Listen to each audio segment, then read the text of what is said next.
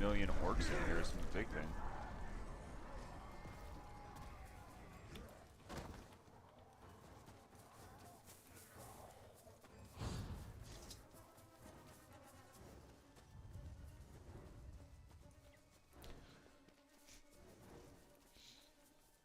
It's a Caragor! Where's a beast I can poison? There'll be some Caragors in here.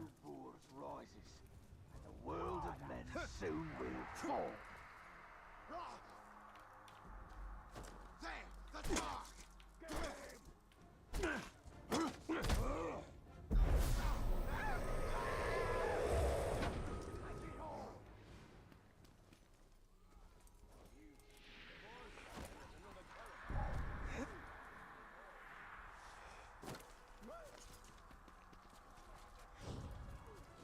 Are you serious?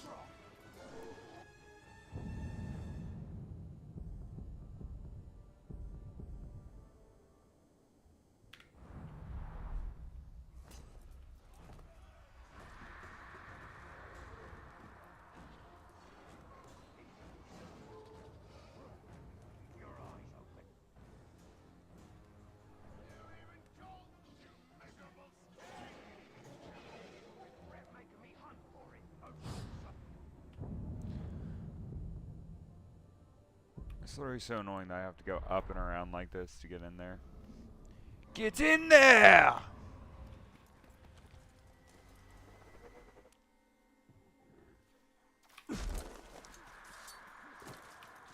Wait.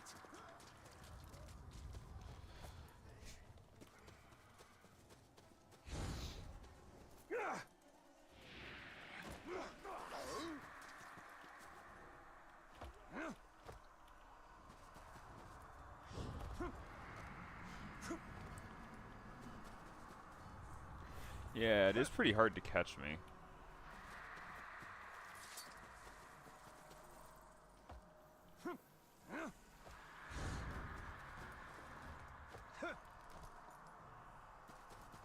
Maybe it's not this way. You have the chance to put on magic armor, probably made by the Dark Lord himself, and wind up like a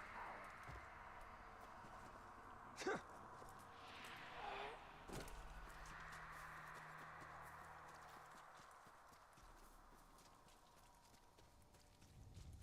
Damn it, man.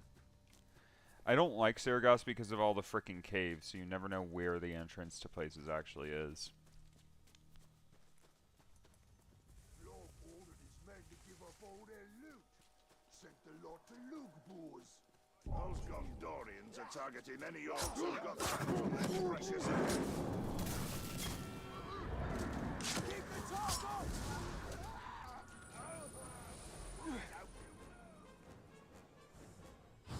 I'm guessing it's gonna be this way. No, I don't think so.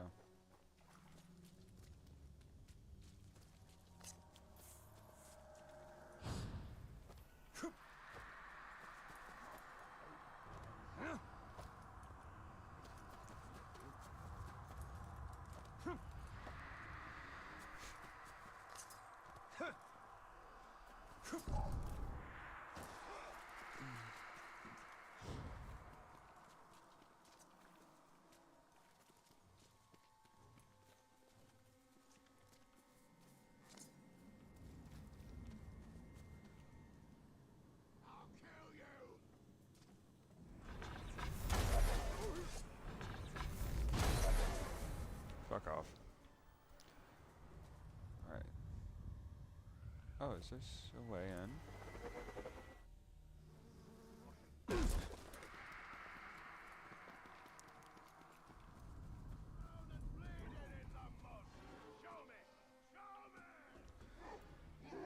Bro.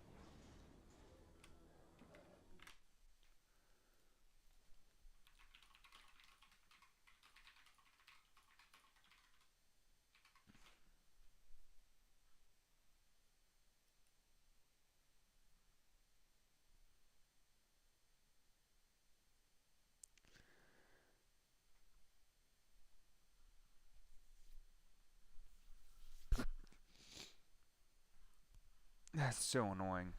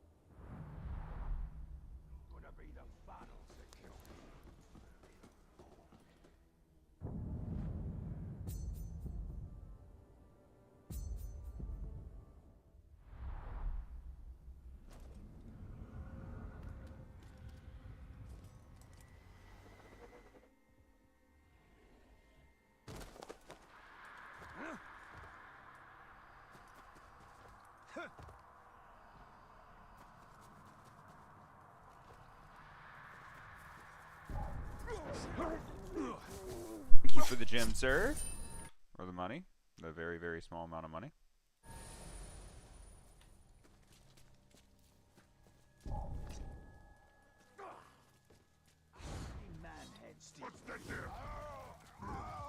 Is that an entrance? That's an entrance, yay.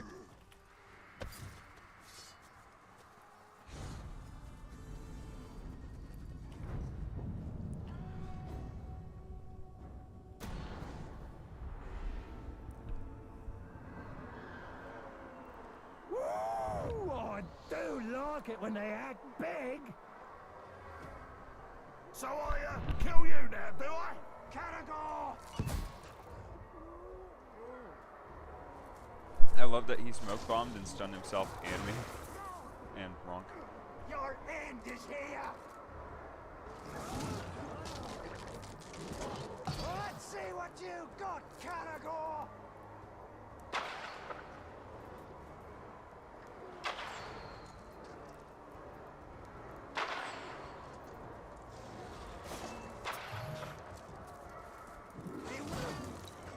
I am the master of pain!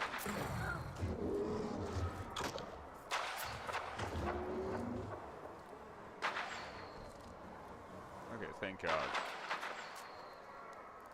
At least the Caragor's gone now. Yes, good.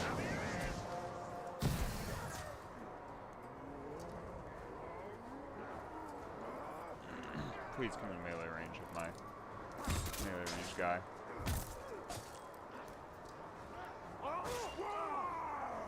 Doesn't matter if you're enraged, you're dead.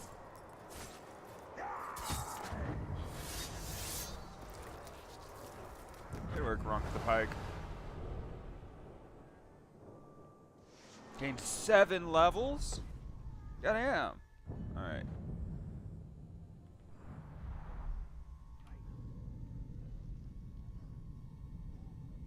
Alright, to army we go. To another battle we start. So we need one more.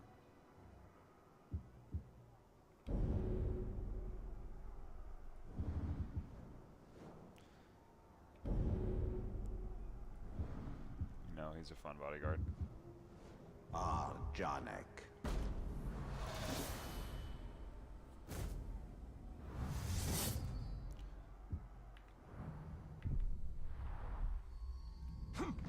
Whew! If I jumped down there, I'd have been so mad.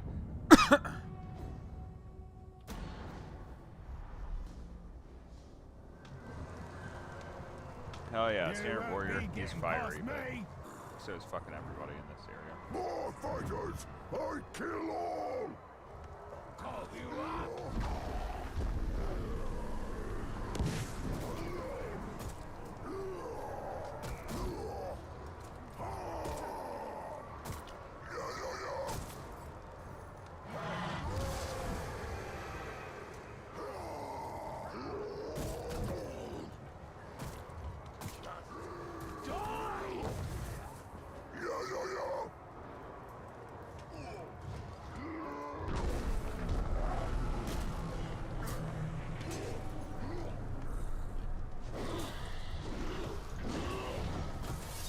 Okay.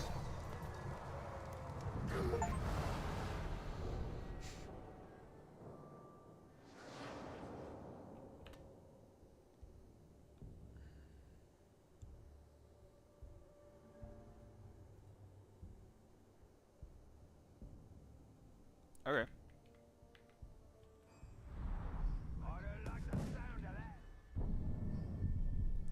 One to go. You got him. How about the poisonous guy? I feel like he's gonna lose, to be honest. Is there anybody that's over like 23? Horza.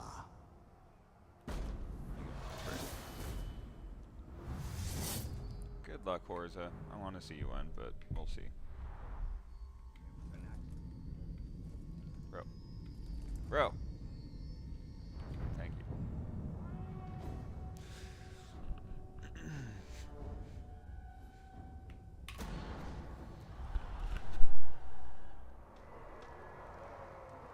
I'll show you how to do it right.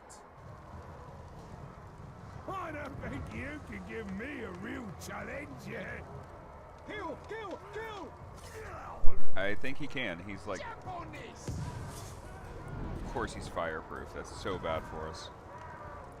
Because the one advantage we had against him.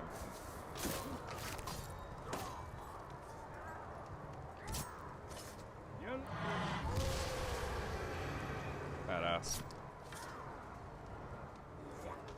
Oh no. Goodbye. Unless my guy pulls out some crazy shit.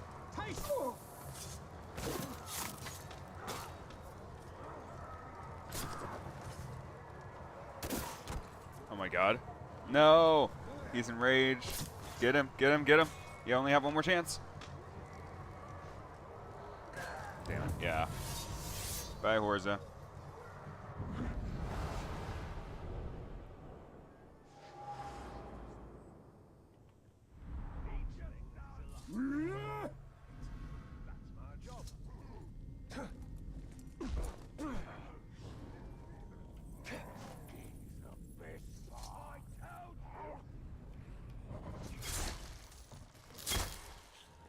Whatever's out there.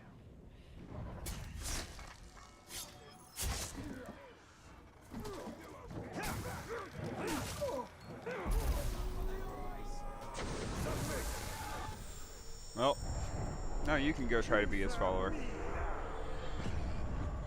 I'm gonna get to go run all the way around again.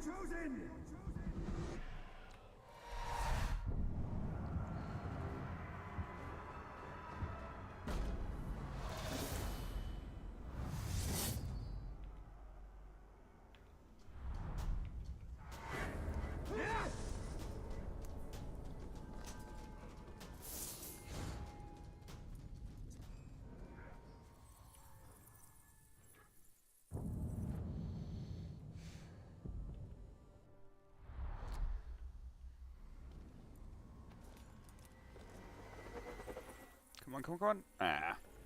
Close enough. Graug right under me. Badass. I love the Graugs, man. Graugs are great. And that's why I have one as my summon.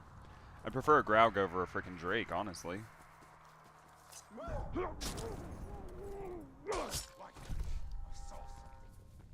you didn't. You see nothing, Jon Snow. Shit. No way we have 2 betrayal missions instead of the 2 annoying missions.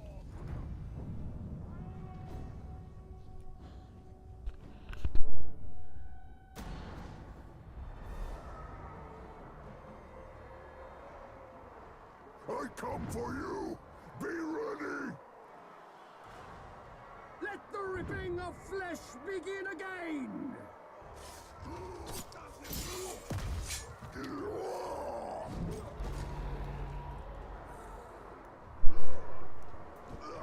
Okay, is he just gonna keep doing that?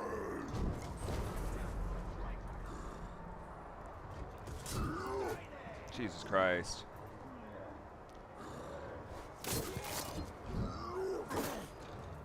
Oh, goddamn.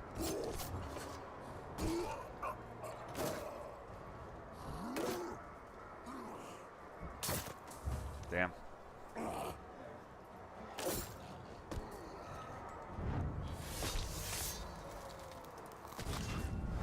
Good work, buddy. You are definitely the Impaler. Alrighty. That means that it's time for these 2 missions. So we'll do this one first since it's closer to the tower.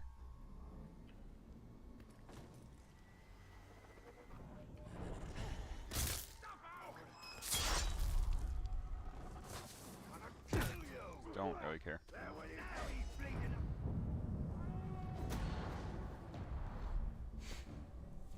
Hey, you! We knew you'd be coming this way, so we made plans. Plans you won't survive to see us finish. Don't know. Don't know. Don't know! Good work, Ogber.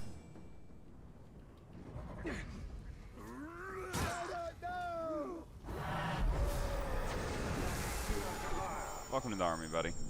Serve the bright lord. I will serve you well. Okay. It's gonna be quicker, I think, this one.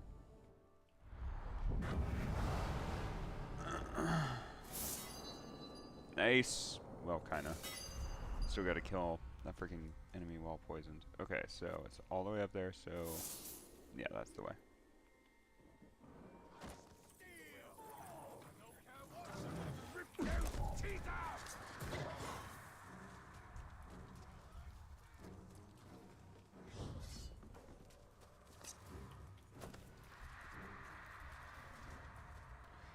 Boom, boom.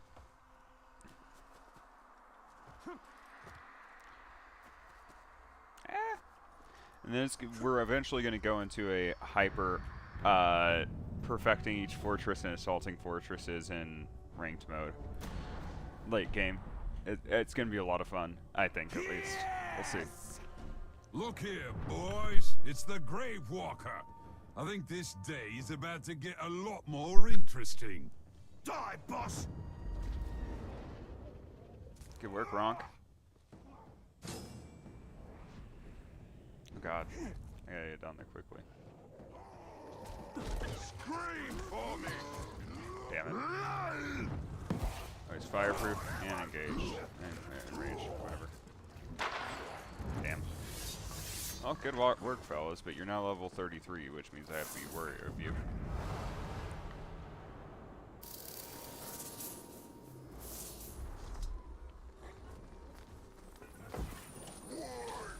Whoa! Why is he enraged? Also, let me see, what level am I? Because I'm a little bit afraid of him being level 33. Nope, I'm 33, we're good.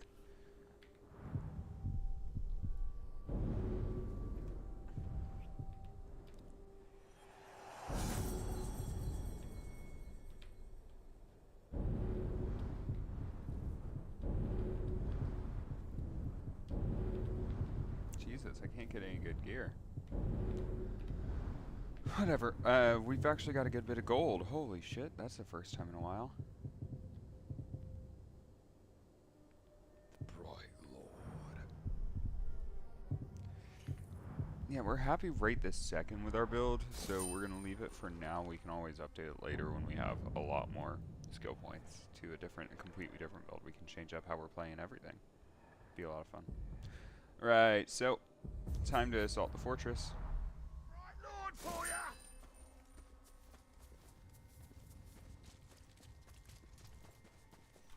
Actually, do I need to make anybody?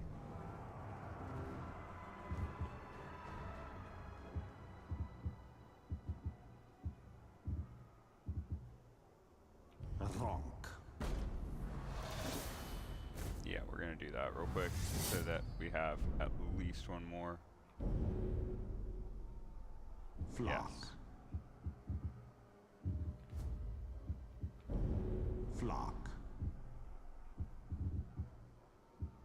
You do anything? Oh, and then I can make these his. Oh, that's so smart. I'm gonna do that after this guy becomes a follower. All right, so we've got a couple more things we want to do first, just to make this as easy as humanly possible. So what we're gonna do is we are going to get 3 war chiefs in, or 4 war chiefs in. Why did I go here? That was not where I wanted to go. I wanted to go here.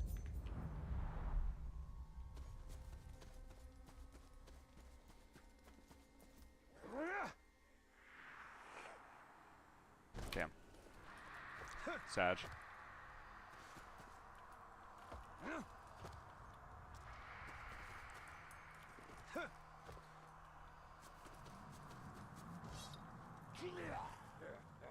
No, I don't really want to attract them. What was that? Yeah, I don't really care if you see me.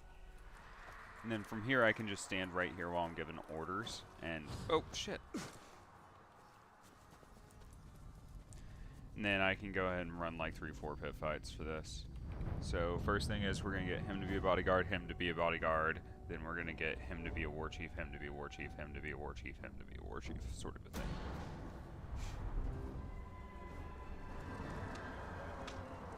Think you're tough, eh? We'll see about that. Come on, I'm just getting started! Please! Good work, Karagor start. Ready, folks?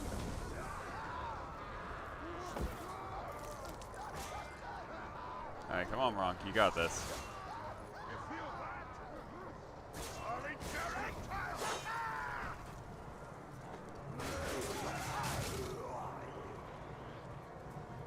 Come on, Ronk, you got him.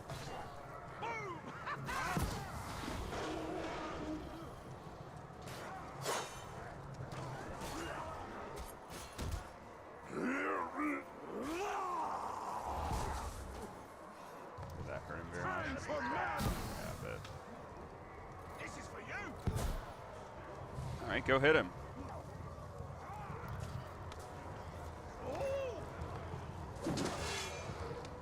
You're dead! Oh my god, just hit him. Don't let him hit you with fire abilities, bro.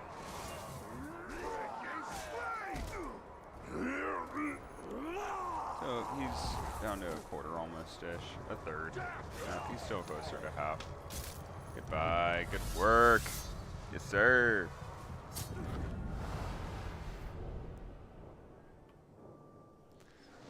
Alrighty. Next up is Army.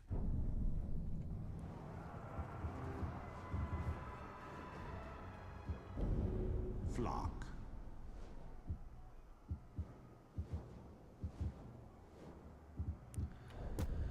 So he stops trying to be his follower, I guess. Perfect.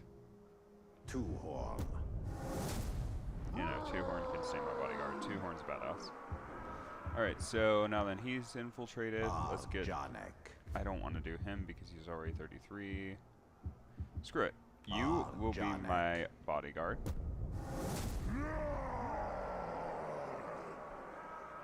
So I don't want you to level up past me. Two horn.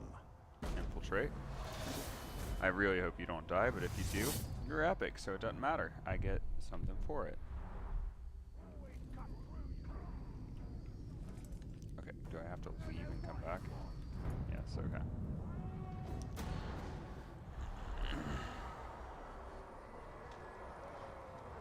The crowd screams for you. I will make you scream for them. You got this. You dare to challenge the tower. Watch it! Dare to challenge the tower.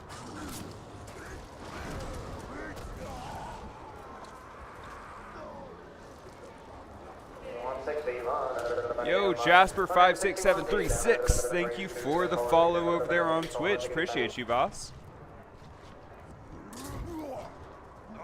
How you doing today? I know there's a bit of a chat timer. Get a lot of bots, especially in the mornings, that just are trying to get me to join their Discord and pay money to get more followers. And if that happens to be you, I don't mean this offensively. I am not even slightly interested. But if you are here to come hang out, I appreciate you massively.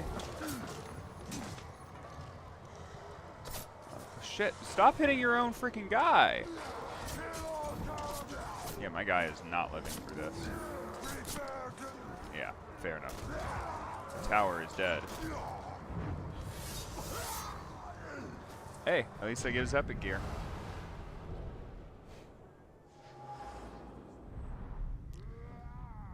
Alrighty. Well, that's brutal. Army. Let's see who else I can get to infiltrate.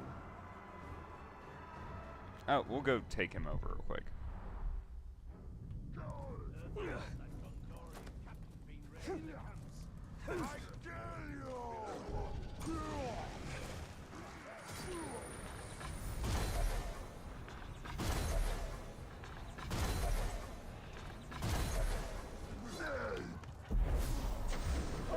Welcome to the army. You're the new one. Swear loyalty to the Bright Lord! Yeah, my will is iron,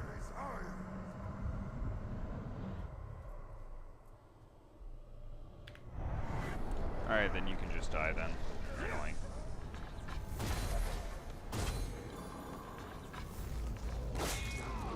Whoa. I'm going to burn a hole clear through you. Good work, buddy.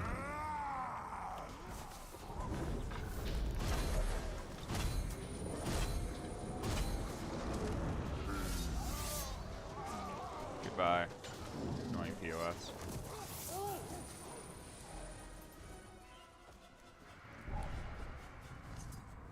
Just like that. They have no idea where I am.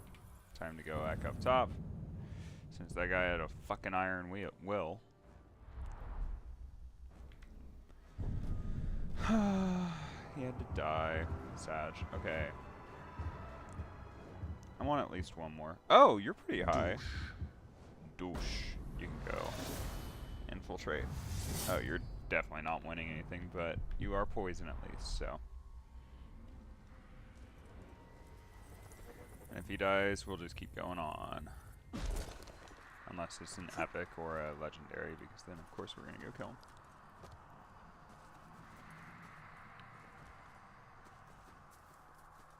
What was that?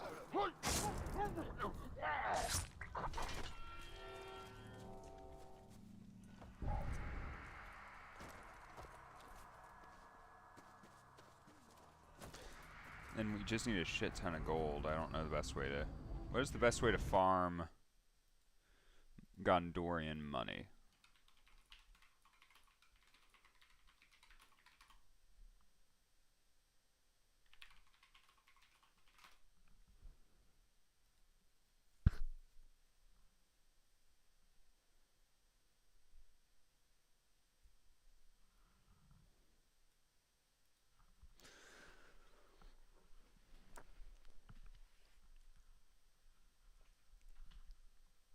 Killing the captain and selling gear is a decent money turnaround. I haven't done this, but others commented how they roam around to online persons, killing captains and selling their gear.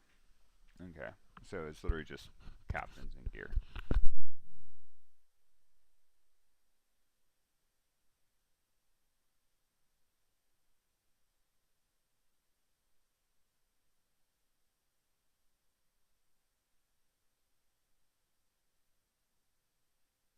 So to me, that actually does make a lot of sense. Especially when you're starting to farm to max out your citadels or whatever the hell they're called.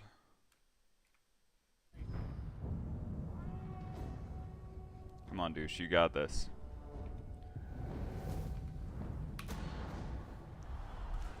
Douche. Wait, does he have a limp? That's not a great way to start.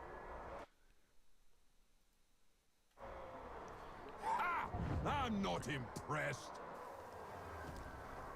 You better not be another idiot who can't fight.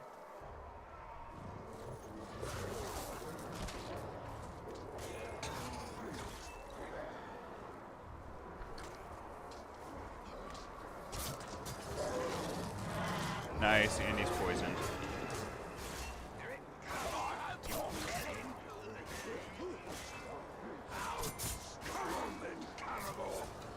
Good work, keep him poisoned, that's all you gotta do. Oh yeah, he's dead as fuck. One more hit and he's poisoned for the rest of the battle. Yeah, he's dead. Good work, douche.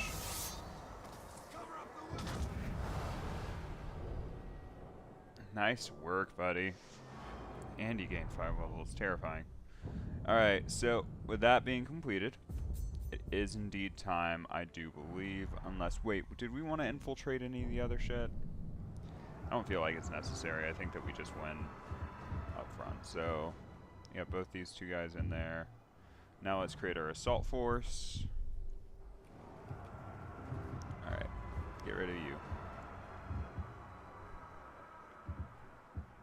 Who are my highest level dudes? You.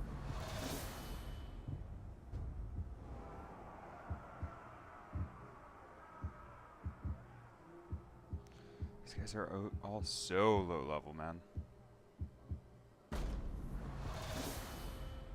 Wait, does that work? Yeah. Okay.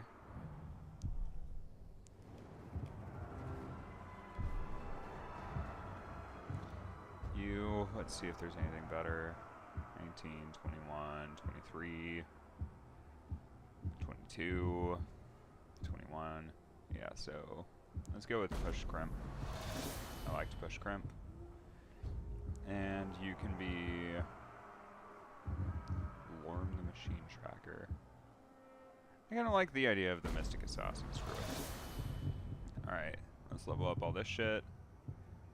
We want Olokai. We want a Savage Host. We want a Poison Beast. And we want She Loves Blood.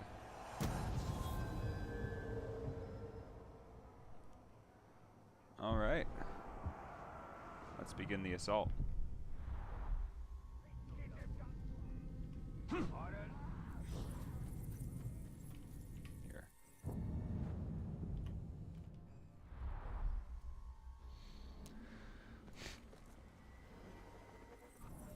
So anybody can go ahead and hit. That'll work.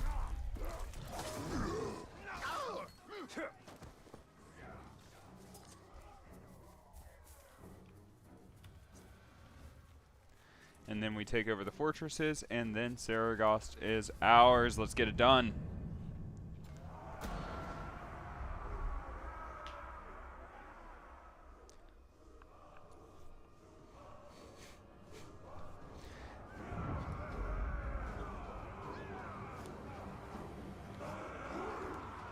And then I think what I'll do is I'll go back to like the jungle island and like perfect it. Up to my level, though. Is that worth it? Or should I just max? I should max out first and then go back and try to perfect it. Dars Gurum fell to this rabble, but we are not Dars Gurum. We are strong, and we are ready to purge Mordor. Tracker's kind of shit for a captain, actually. Let the hordes bellow. Let the drums I can't wait to kill you. thunder. Let all the hills and valleys echo with the deafening clamor of war. What are we waiting for? Let's show these globs we mean business. Such fire, such passion. Too bad all that talk won't stop us splattering his insides all over the ground.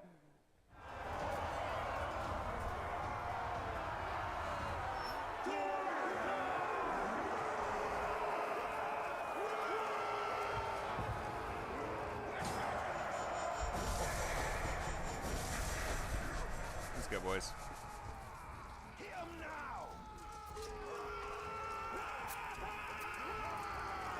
Alright, all our guys are going right, so we're going to go right with them to make sure that we can heal them if need be.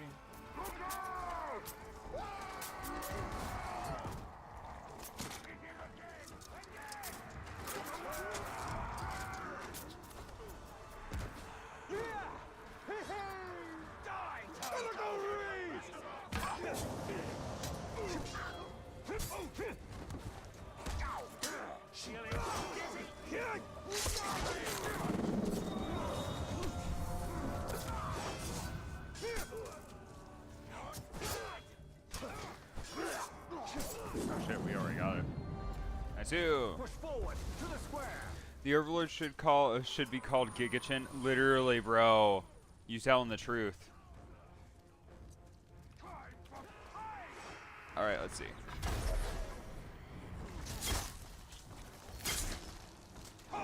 Dude, I love this fucking game, man. It's so good. It's my first playthrough since it first came out, and I've just been thoroughly enjoying it, and I decided to 100% it. Yes, it's on normal. No, I'm not doing like a hyper challenge mode, but I am just loving it. It's so much fun. Ah! I didn't think you were hitting me.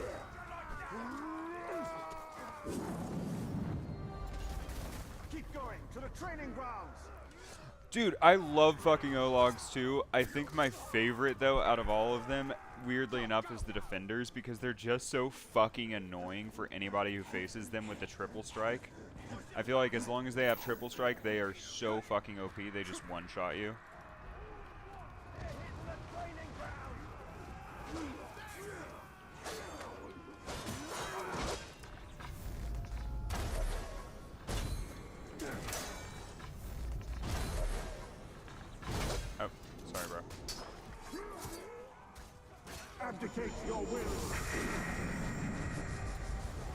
Dude, the O-logs are so much fun though. I love getting like a hunter with an elite O-log host is like one of my commanders with like 2 defenders that have Vault Breaker. Bro, it's just so impossible to get through them. And Stone Skin or something along those lines. Oh. As my fortress, guys.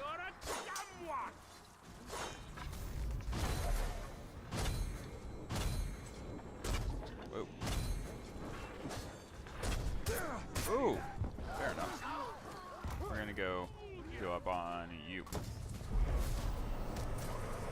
Thank you, sir.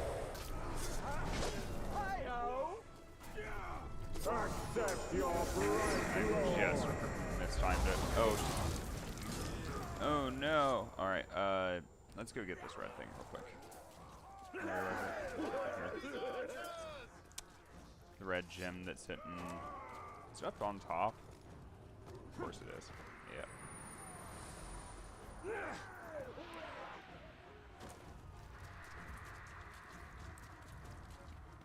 I'm posting links. Yeah, it's very, very uptight about links in particular. If you're a regular, it'll let you start posting links and stuff.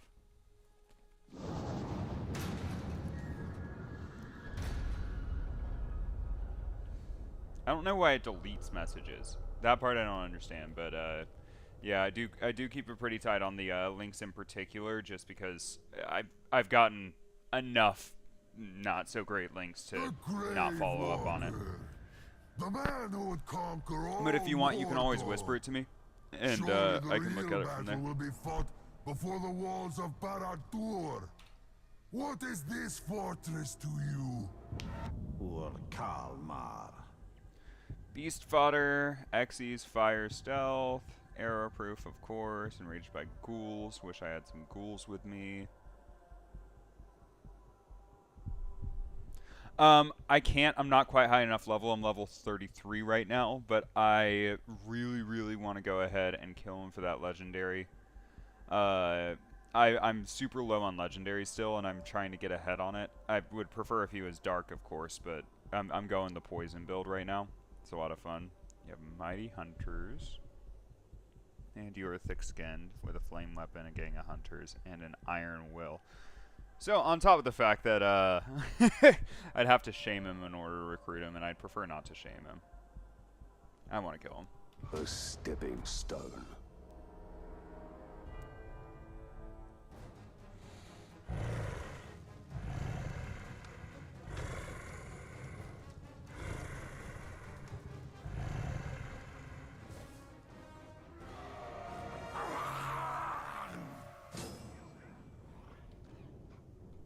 Oh, I don't have enough for it. There you go.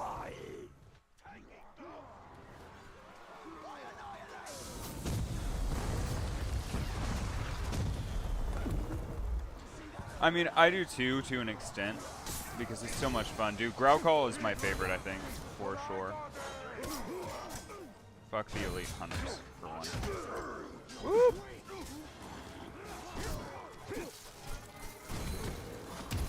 Wait, that's one of mine, wasn't it? Oh well, whatever. I need Elf Shot for that. I'm gonna go and get some Elf Shot, so I can keep him poisoned right now.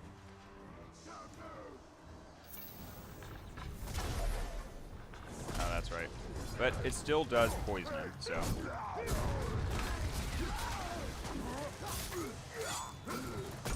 Quick and easy kill.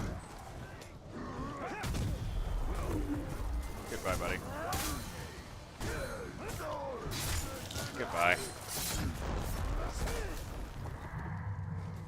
Oh, how do you do that, Jasper? I don't know how to do that. They know neither fear nor death. Is that like one of the advanced missions where, like, if you finish the Altalio missions or the Gondor missions? Oh.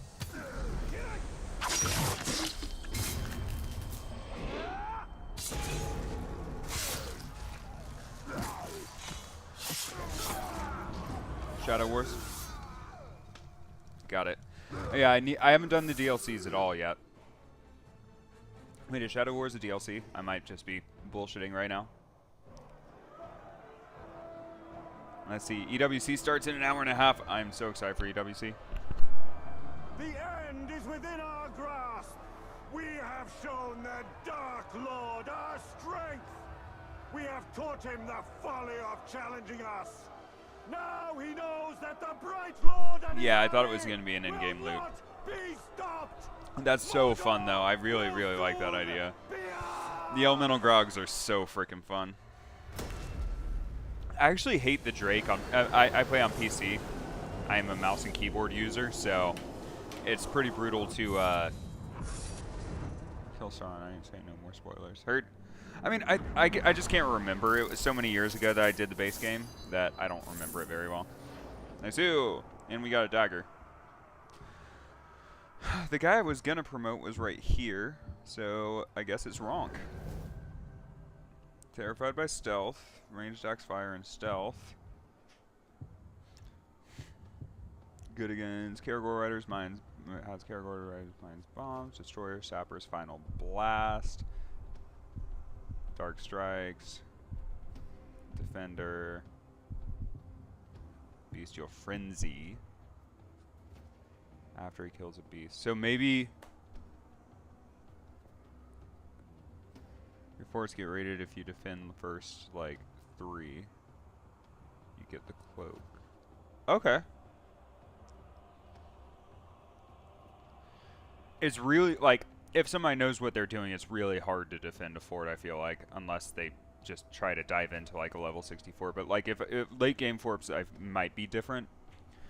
But early game forts, yeah, like, it's all just player skill. Like, you can solo an entire fort pretty easy.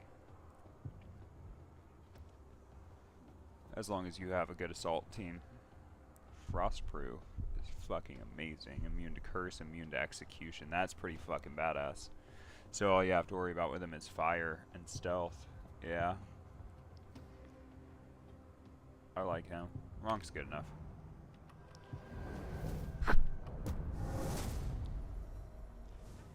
And he's got a Karagor. Fuck yeah.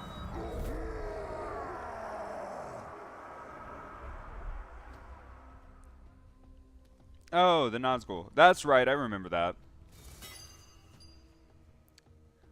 Alright, let's go. Army. Shift.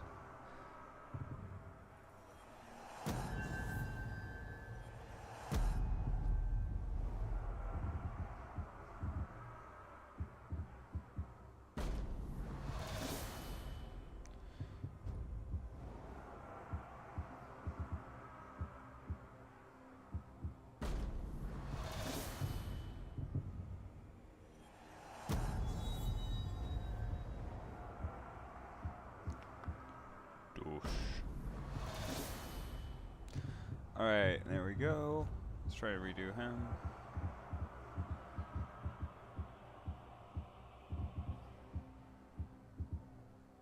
Push crimp. I like push crimp. Righty, now then.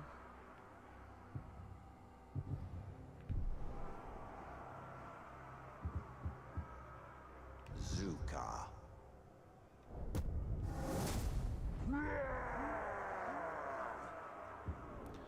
And Clark.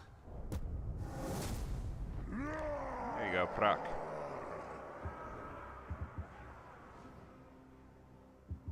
You're probably right overall to save money. But I like to have, like, at least some form of defense early. Alright, so... Nosko.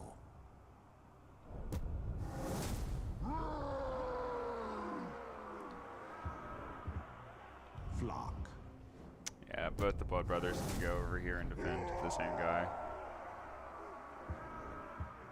Lorm.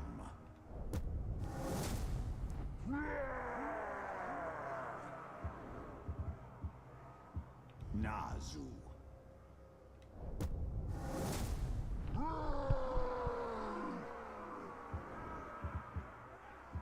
Baga. The Learned Scribe. Oh, Lord. Ogbuor. The mindless is my boy. I love the mindless. You can go with one of the higher level guys. This guy, I fully intend to make a higher level at some point because the mindless guy is fucking amazing. I love him. And that's it. We've got all of our guards on. And that's that. Go next. Character. We got 5 skill points. We'll rework that later on. I'm going to do some research and kind of figure out what I like.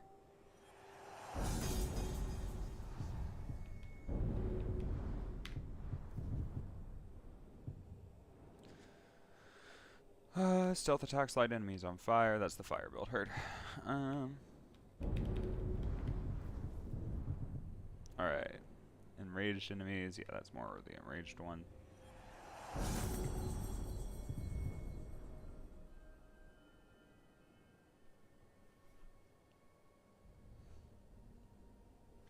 Yeah, no.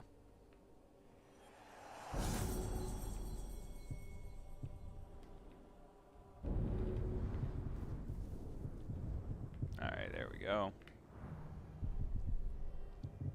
Yeah, that's good enough. And we're gonna go kill all the forts real quick because we've done everything else in the region, so screw it.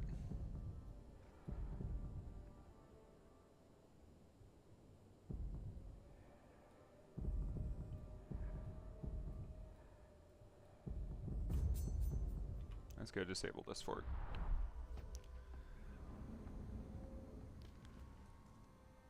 You turn into the what?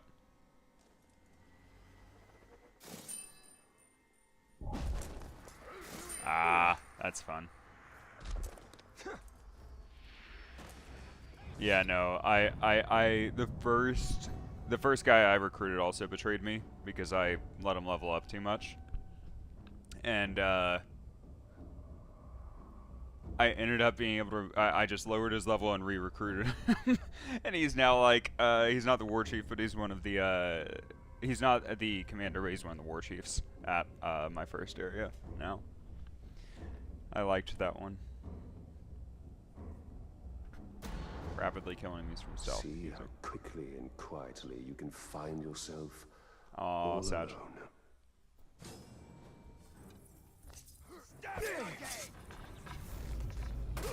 Fuck it. Just do that.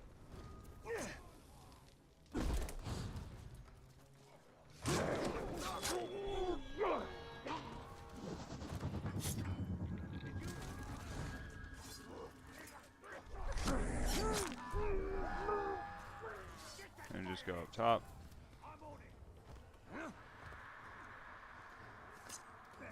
Find the Grave Walker!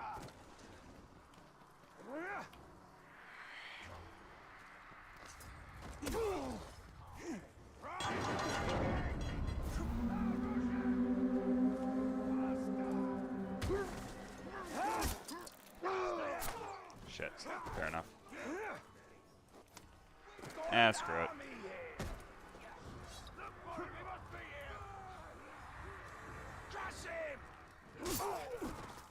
Alright, how can we do this quickly?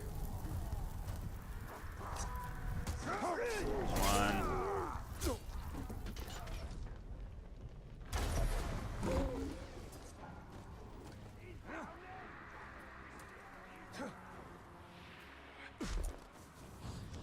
Might not get on the first try, but that's fine.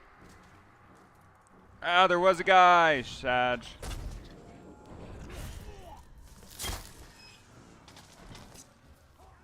There goes an egg!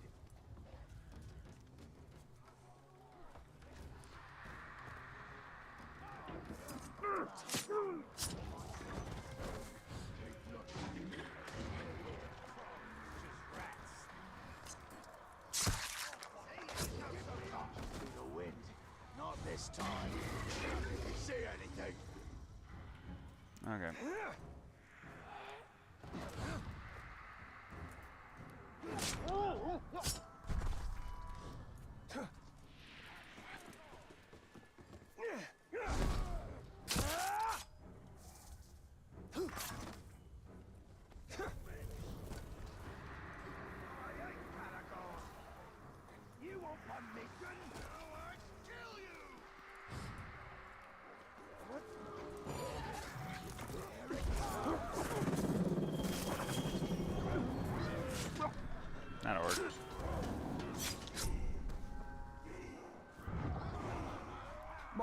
guys are dropping like There we flies. go. What's going on?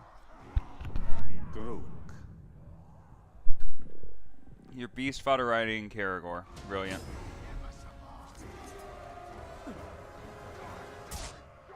Okay, buddy. Let's go find this archer real quick and heal up, and then we'll go for group.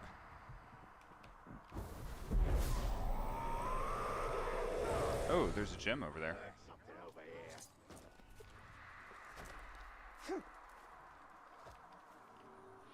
He's come back!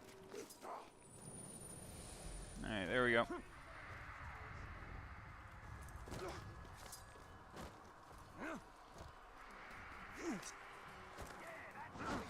There we go.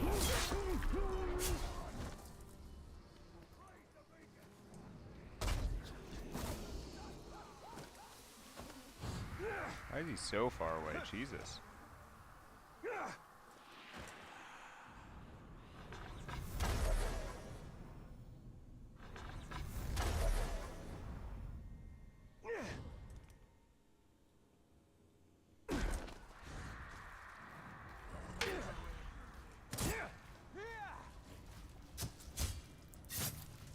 Your knuckle bones will make a fine set of dice, Uh-huh. man-filth. Grook.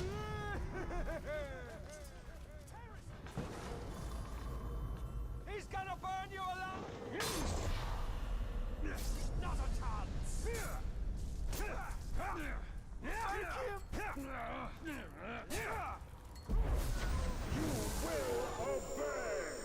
Welcome into the party. Welcome in, Who group. needs gutty? Just stay here and fight. I don't really care. Nice suit. And we got a gem for it. And that outpost is gone. 2 to go. What's next? Do we have a mission for it? Nope. We're gonna go wait up time up here then. You're being naughty! These outposts are a constant nuisance.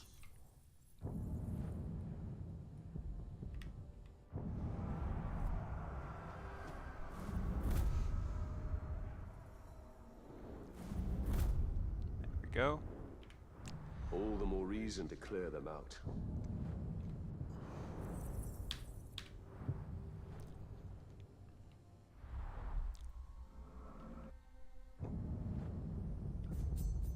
That'll work. Oh, hurt.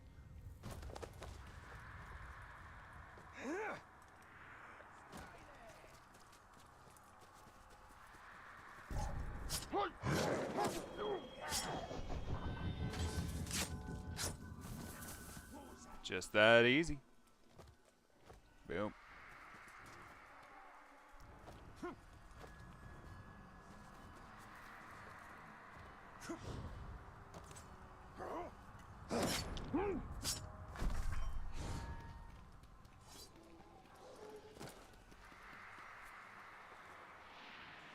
Gross.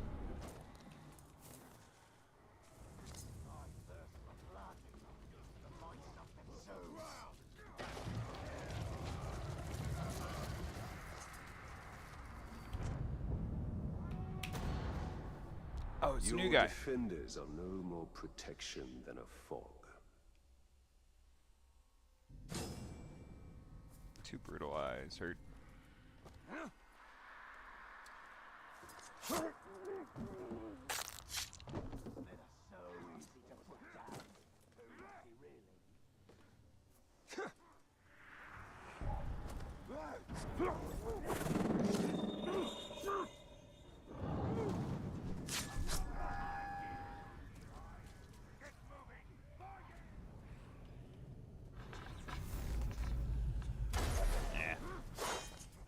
Yeah, can't shoot through walls, unfortunately.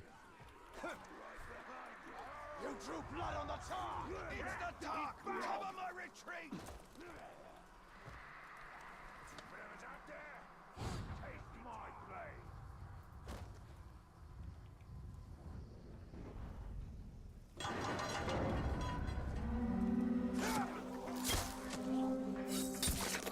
We'll take you apart! No thank Thank you, sir.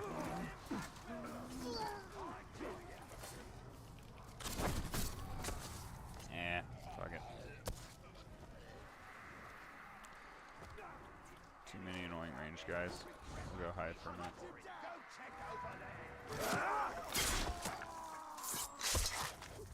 There we go.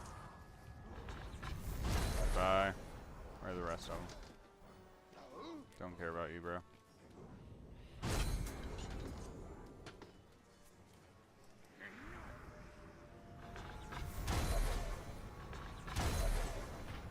Yeah.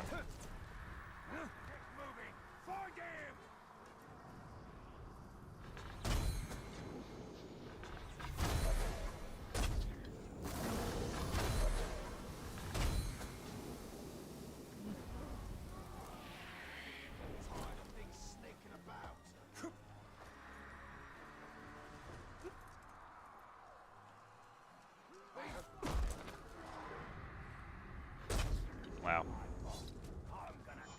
There we go. Alright, let's run this shit.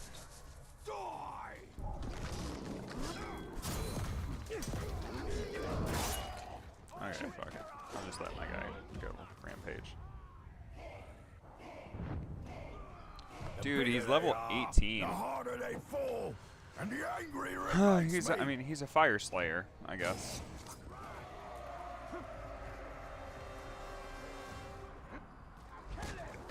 Alright, where's some elf shots? Just like the little ones, but I don't see any big ones.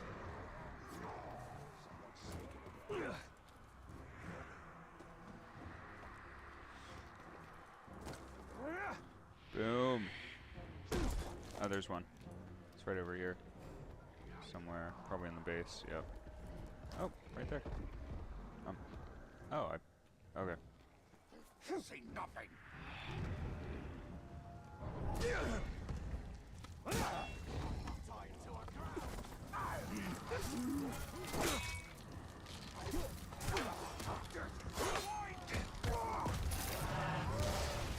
There we go.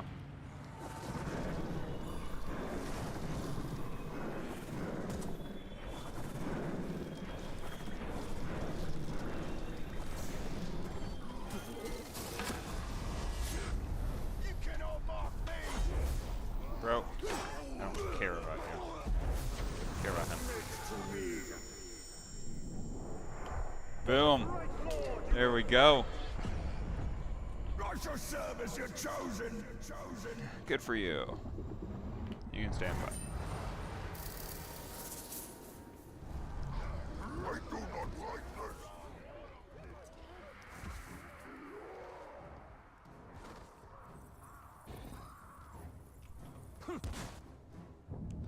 Alright, next up is we go down here.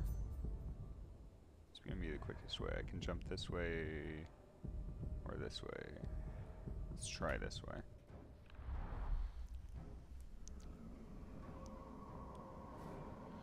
Bro, I accidentally clicked on one ad on my the account that I'm using associated with this Twitch stream.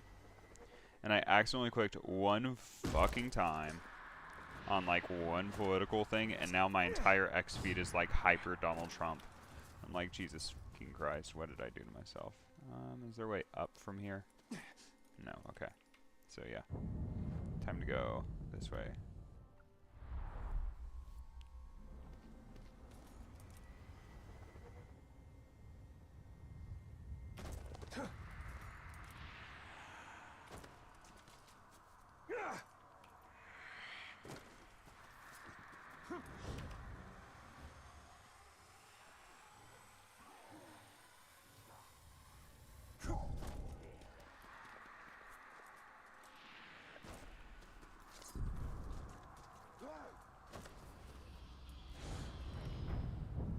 There we go.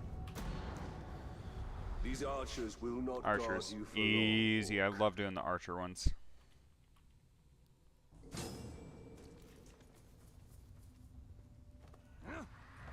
Oh, and I can throw them off ledges for this? Hell yeah. I do hear that. That was not what I meant to do. I see it there. No, you don't. I'd never look. Track him down.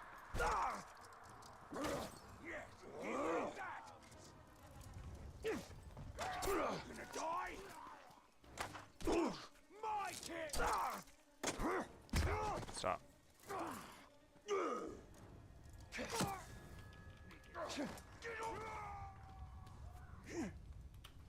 Whoa. I'll do you first. No. There he is!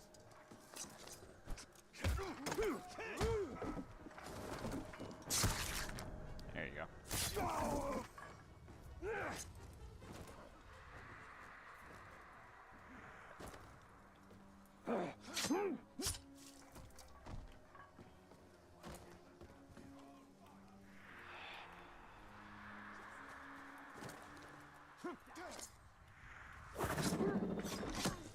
I'll take it. Eyes open. Let's find whoever did this. Just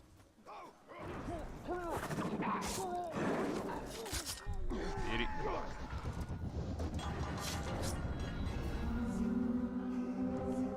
Moo-zoo. Moo-zoo. Moo-zoo. Moo-zoo. Moo-zoo. Muzu.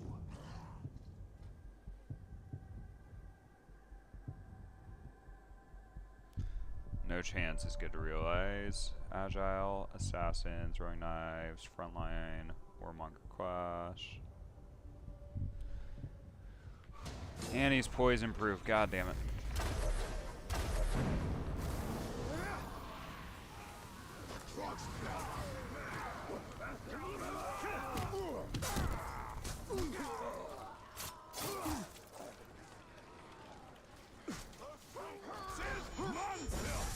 The time for scheming is over.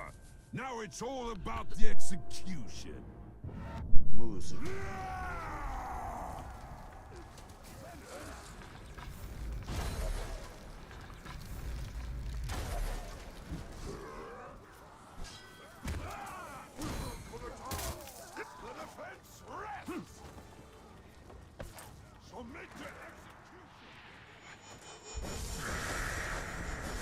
Nice. There we go. Make it super easy from there.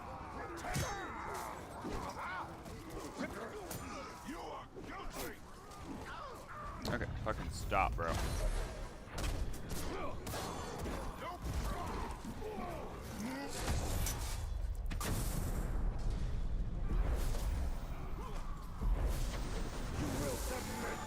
Welcome to the party, bro. abandon your master and serve me. I am yours. I'm shocked. And that's it for the outpost. Wow, 75 gold for doing all that work? Nah, I'm not doing the side missions if you're gonna give me that. Come on now.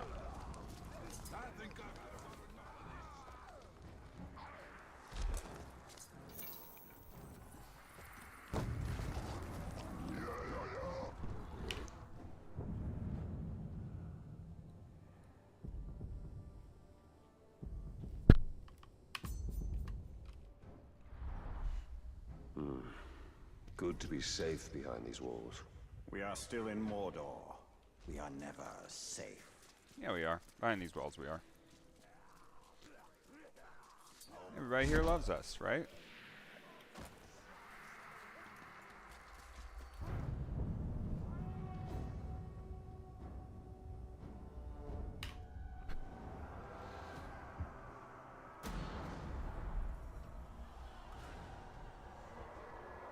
This is when 35 starting, I'm guessing. time is over.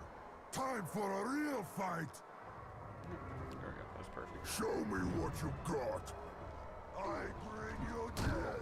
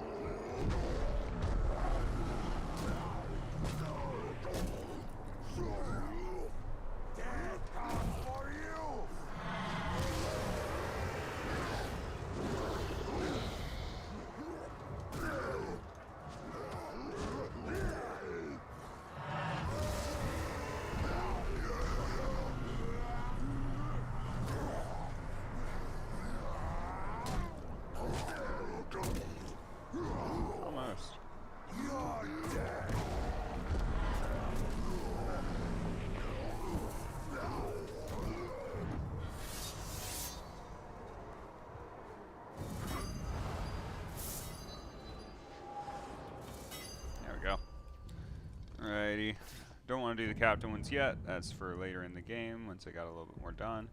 And this area is pretty well done. Let's run next. Alright. I guess it's Gorgoth, or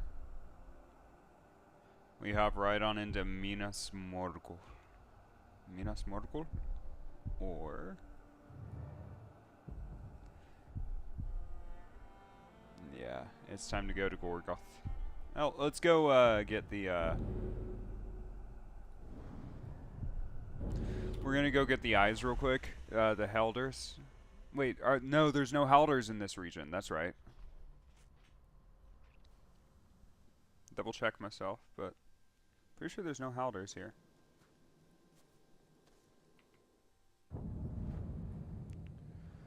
Yeah, or I already got it at the very beginning. That's right. That's how this one works. And there's the 3 forts, the Tower of Sorcery bullshit. Yeah, I know. And this is the level that's a little bit. The Witch King secures his citadel. Yeah, we'll deal with the Witch King later. First, we are going to go over here.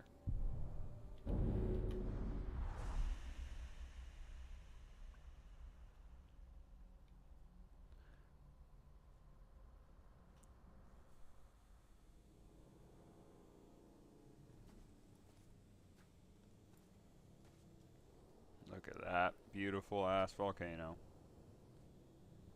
Alright. So, let us begin with the fort, I guess.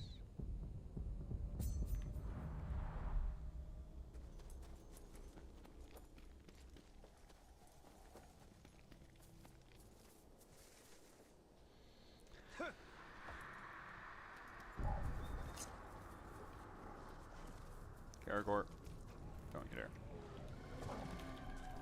Shadow Mount. Shadow Mount. Why are you not Shadow Mount?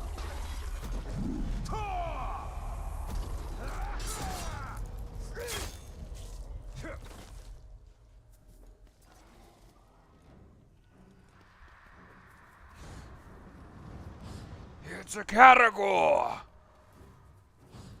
Let me see if I can actually do it in a sec. It's a Caragor!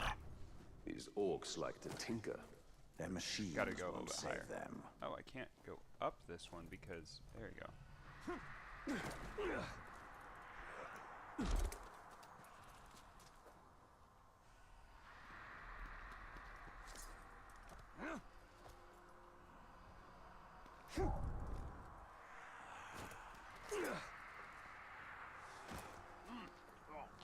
Shit, that wasn't what I meant to do.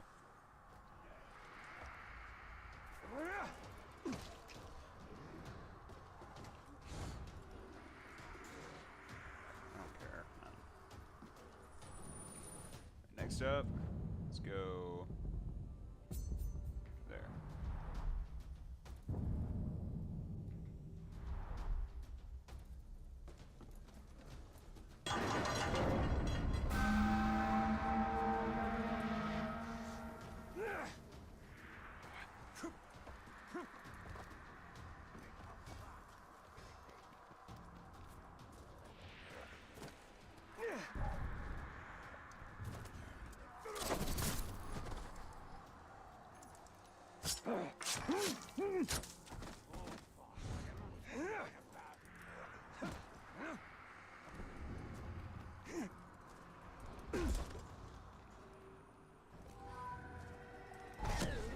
Not quite what I meant to do.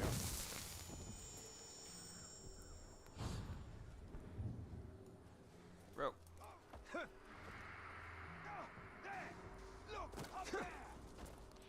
No, bro.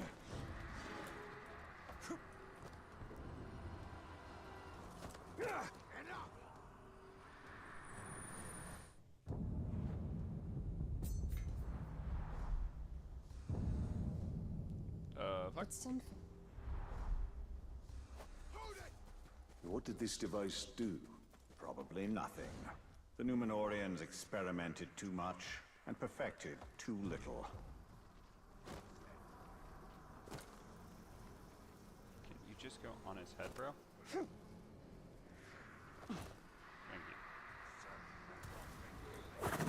you.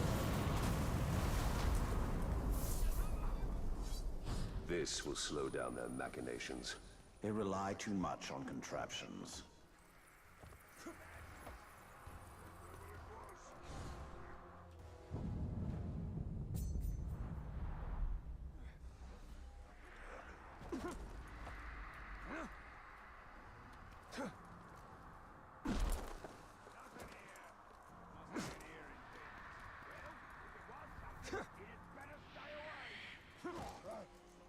The Ranger!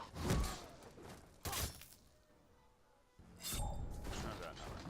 Thank you.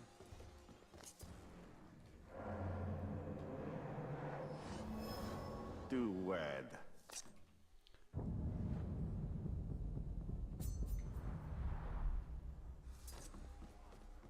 Ranger!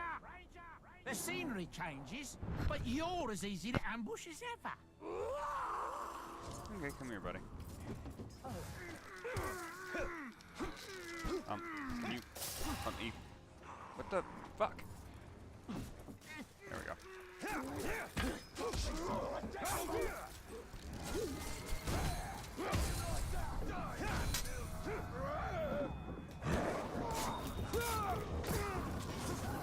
Okay. Polish off! Polish off!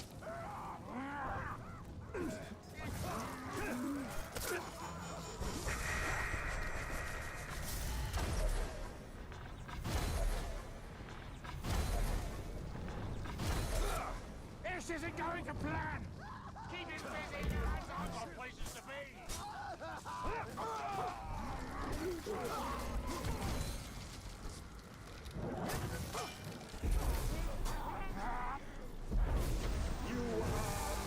Welcome to the army, my brother Zoom. You will serve me. Get out of my head, or I'll crush yours! Crush yours! Okay, then you can just die.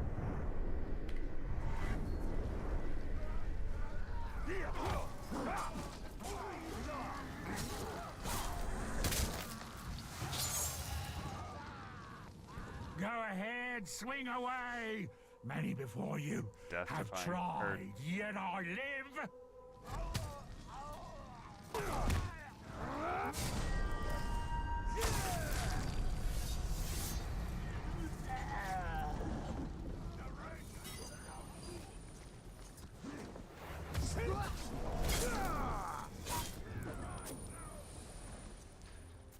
Yeah, we are at about the time where we need to go and start working on our gems. Okay. Thank you, Grog.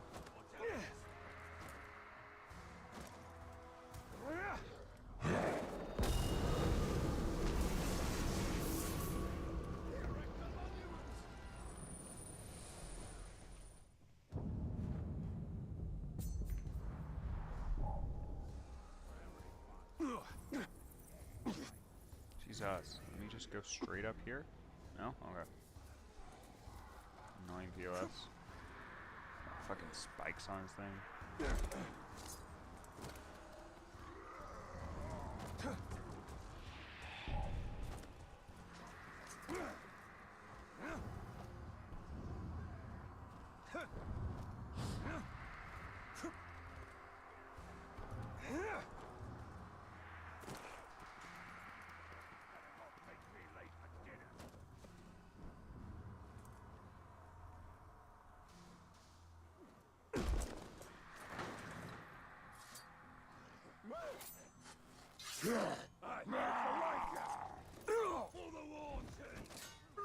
Yo! I let you loose. Chill.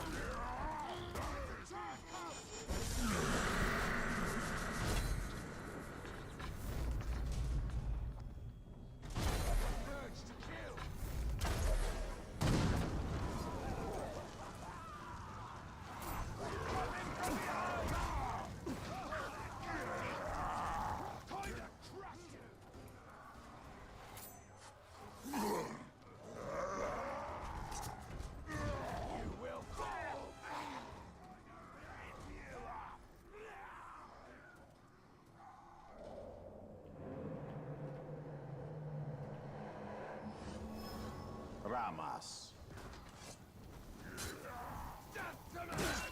Bro. Yeah, you can have fun with him now, buddy. enjoy.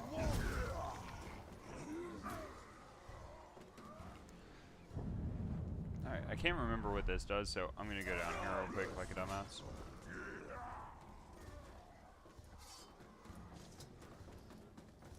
I'm curious.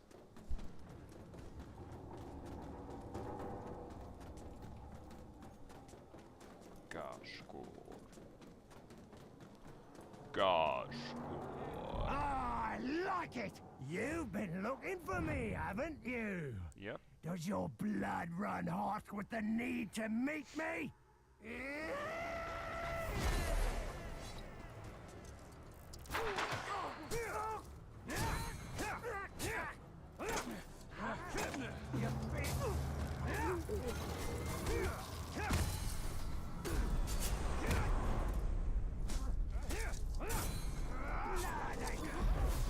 Welcome to the party, bro. The Bright Lord is your master. Oh, yes, master. Master. Watch your back, Ranger.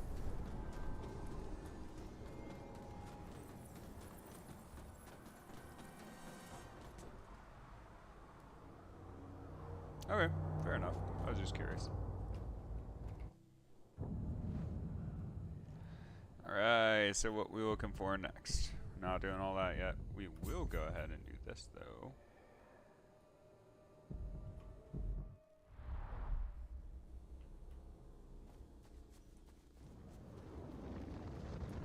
Goddamn. Think the Grave Walker can get past the walls? I'd like to see him try. Oh.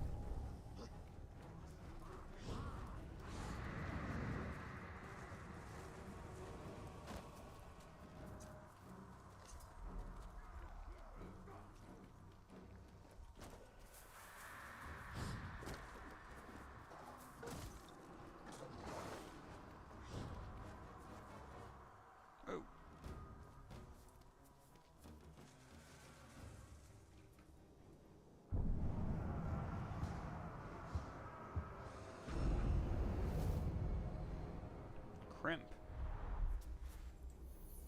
Thanks for that, buddy.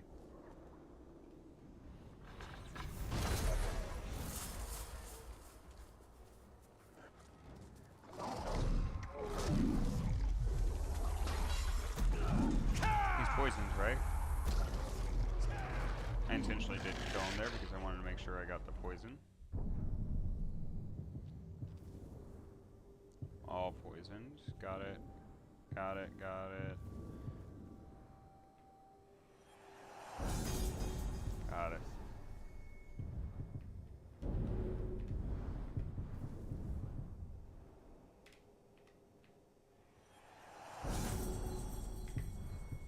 Cool.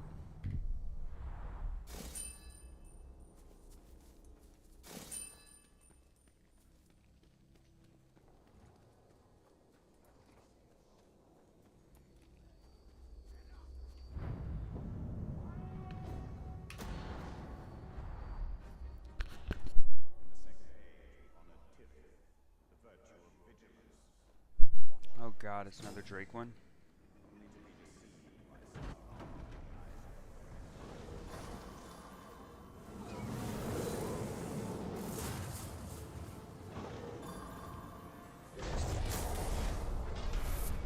That was not what I meant to do.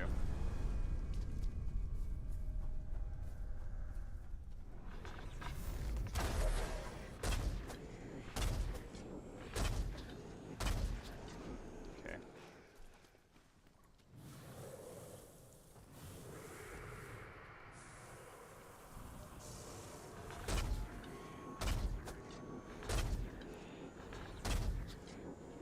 Got him out of shot.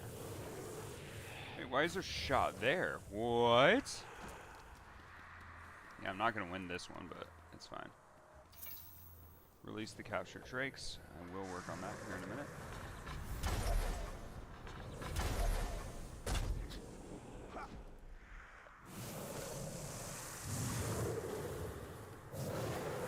How do I release it? Hello? Is there a way? Or am I just being dumb?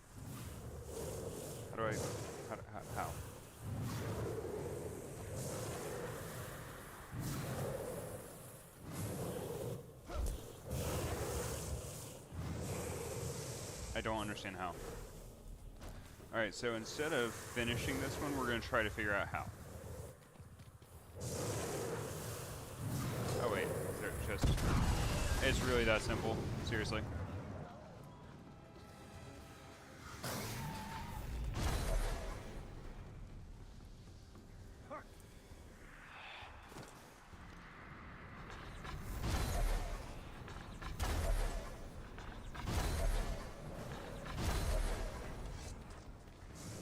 And then it's literally defeat the Graug before it reaches the keep? Okay.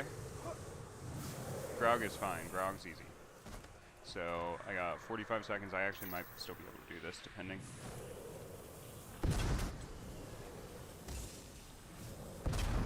Nice.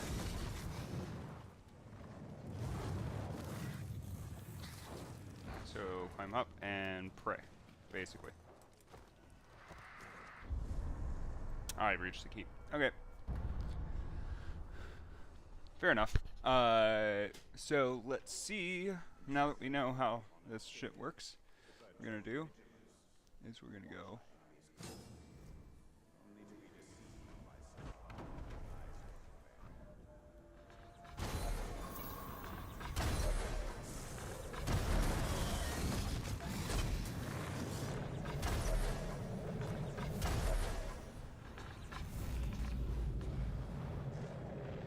Bro. Okay.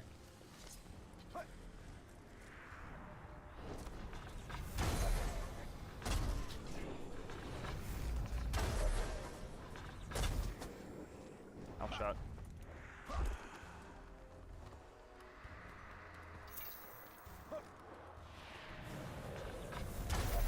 Damn it.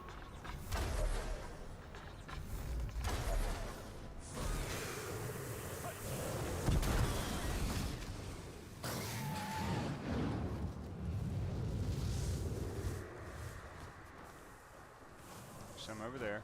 Any others? Yeah, there's at least 2 more sets, so I'm missing 1 set somewhere.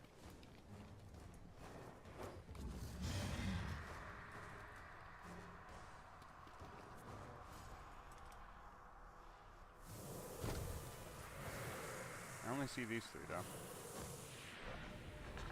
Okay.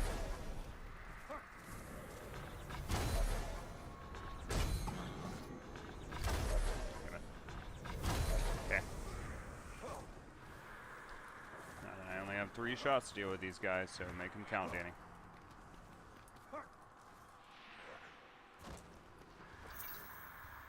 Actually, we're gonna make it literally only 3 shots.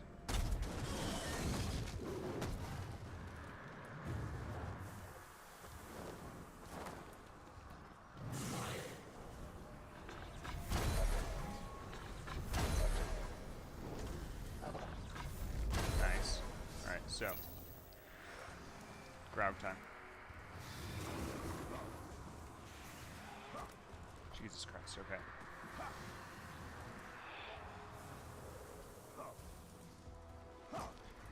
Shit.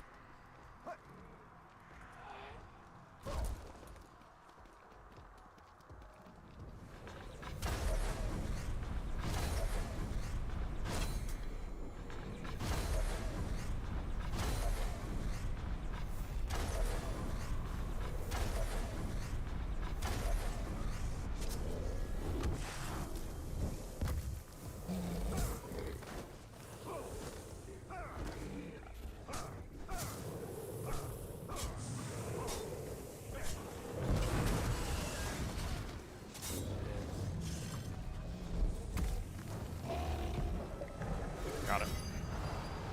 Woo!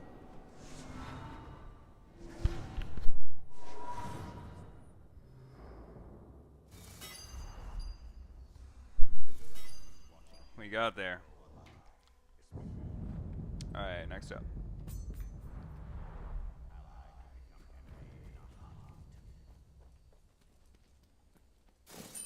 Okay, then it is this way.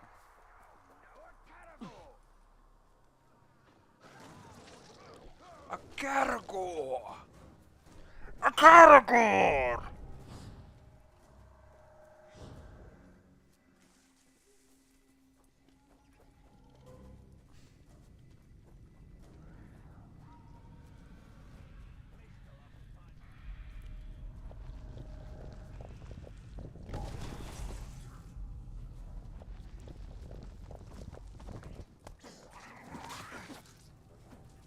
Guys, chill.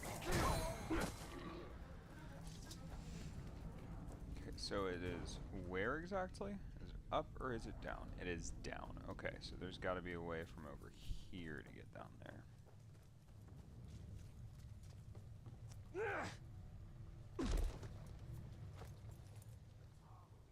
There it is.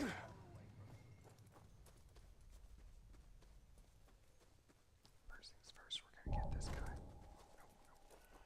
Don't get detected yet. Not yet. Tremble before me!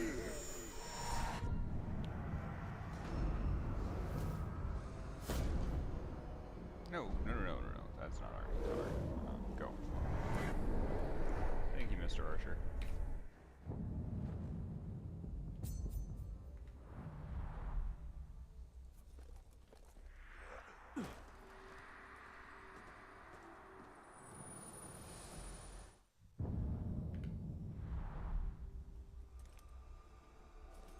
So the orcs have musicians among them. Hardly. Uruks are made for warfare, not artistry. Myself.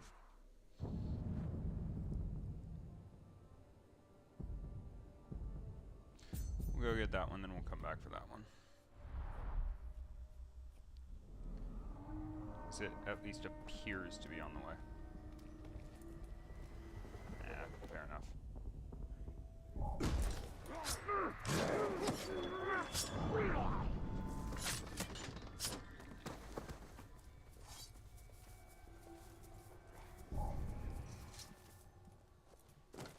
Okay, I'll take that. Fuck that was. Don't care about any of you. See ya.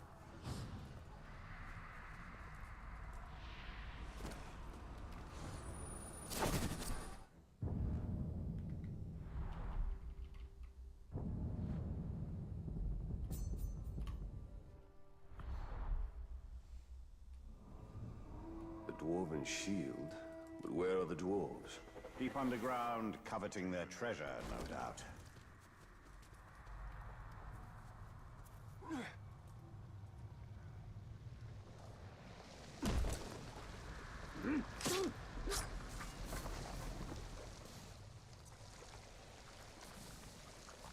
So where?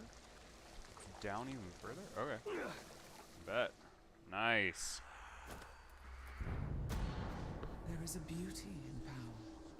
There is a beauty even in violence. But there is no beauty in tyranny. In the rule of one. That is why he must be stopped. I saw a battle upon a tower. I saw the Dark Lord defeated and a Bright Lord take his place. But the world did not. Oh shit. I didn't see that one at all until it was there. She turned away from Sauron, as did...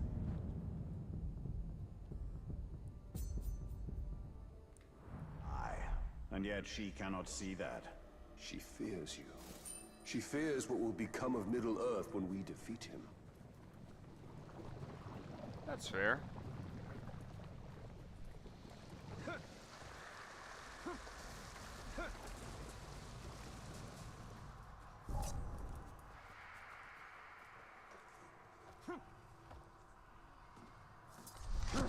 Screw it, I'm so deep in the pits that it might actually just be quicker to go up here. Or wait.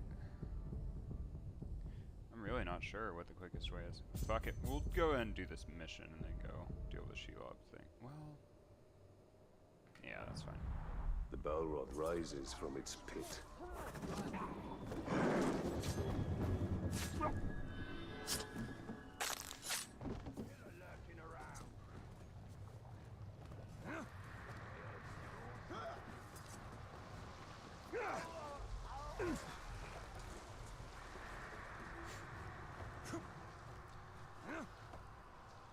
Alright, we're out. Let's go do Shelob first, and then we'll come back for this.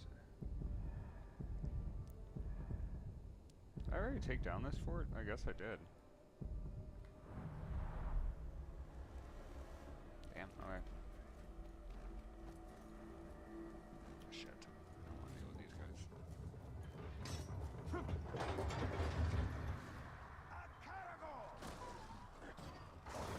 A category! Not my best work. I've never heard tales of these Balrogs. You have survived to tell them.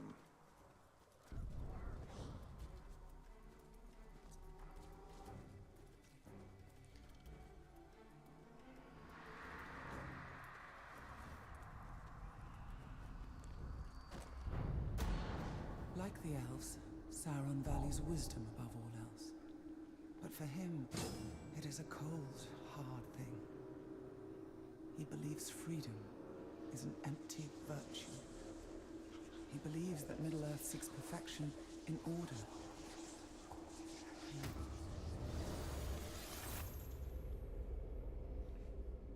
She ought to be a baddie. She is a spider. She is a Black Widow.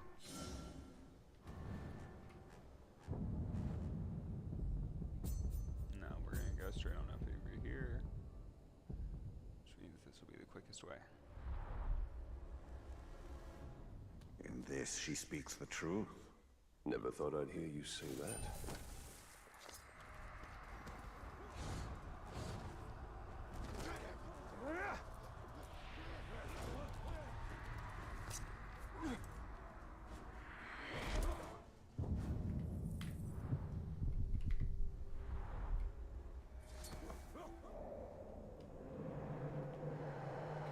Come on. Bro, what's happening with this one?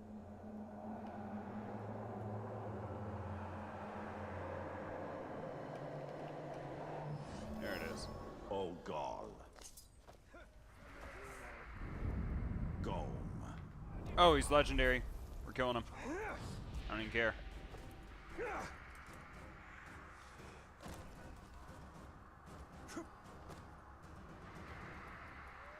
Let's see if I can do a assassin move on him. See if the sneak will do anything.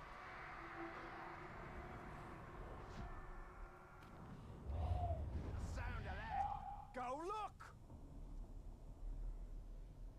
Fuck it, we'll jump on top of the smokestack. No. I suppose it was the imagination. Be quicker next time. These orcs are industrious indeed. Yes, making bricks to build great structures. Or perhaps to bash their fellows' heads in. Northbound. That silence you just heard? It's a preview of what your grave sounds like. Make it.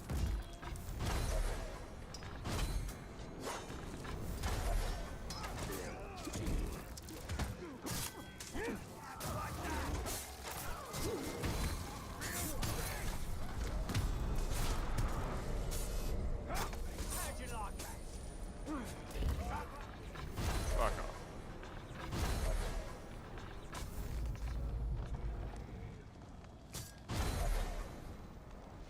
Explode for me!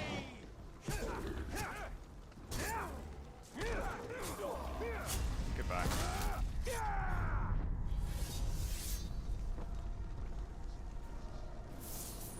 That's all. Thank you. Ooh, it's a hammer.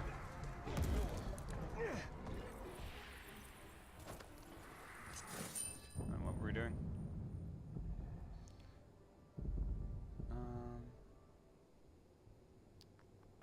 I guess we just go here, go boom, boom, boom, boom, boom, boom, boom.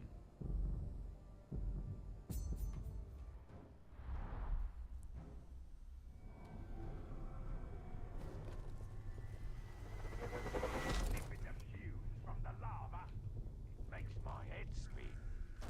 All the time. Who dare we? Sometimes they're so much easier than others.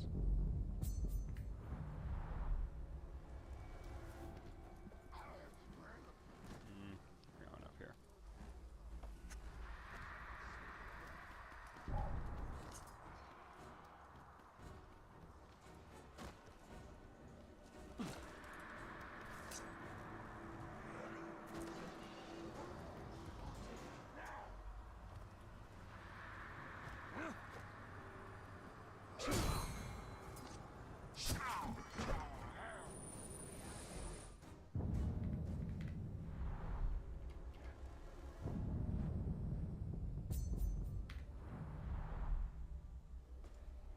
folks can temper a blade, I'll give them that. They produce weapons in mass, but they give little care to each one.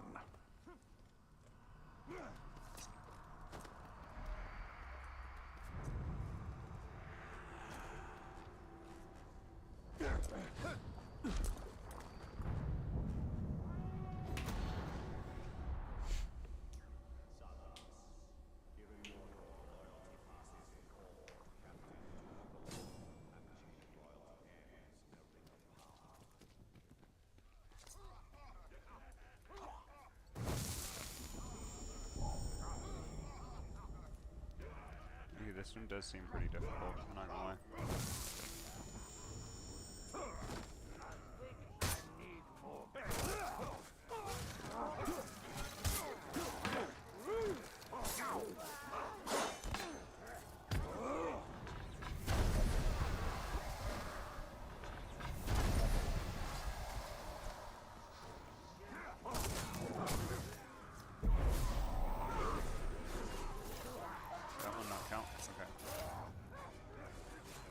So it's asking me to do these, right? Yeah, okay.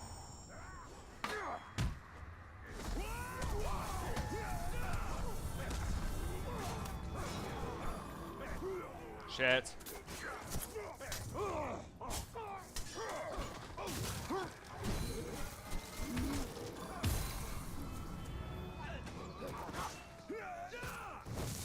Thank you, one more.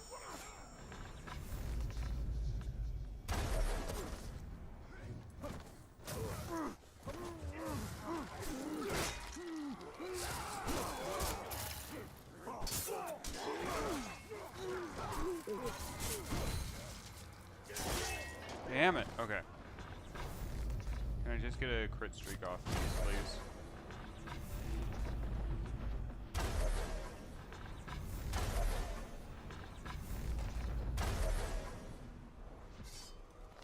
Alright, we just need one more combat and then we can just focus on...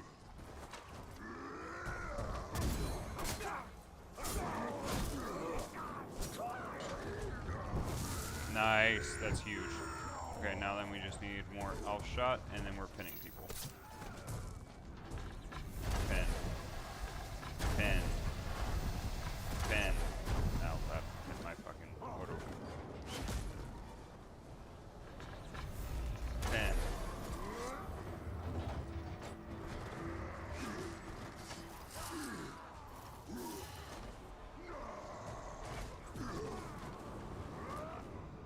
No, no, no.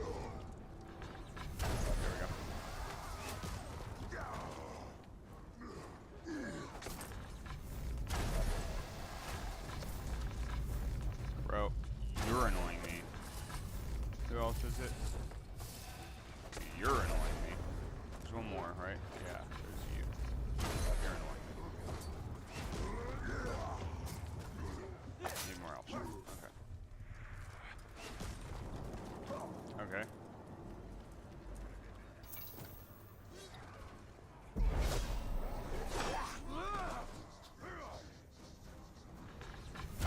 Hit him. Please.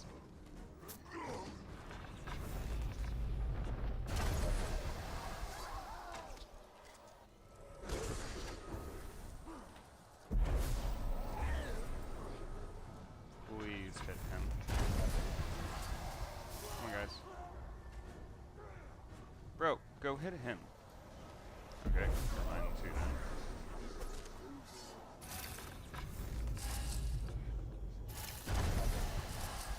Nice, okay, cool. They got it from there. Ain't no way they don't, right? Can you just go up? Bro, Kelbrembor, you're a dumbass.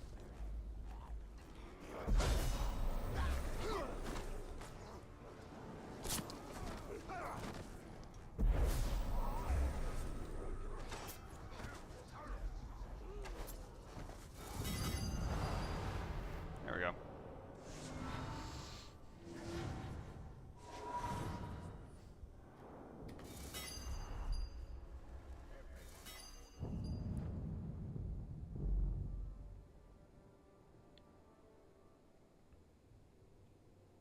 That's fair. Alright, we'll just head straight on up there. And there. Call it a day. Because I think that is going to put us, once we get all 3 of these, I think that's going to take us right up until basically the edge of when we are going to start watching the World EWC, the Esports World Cup over in Saudi Arabia.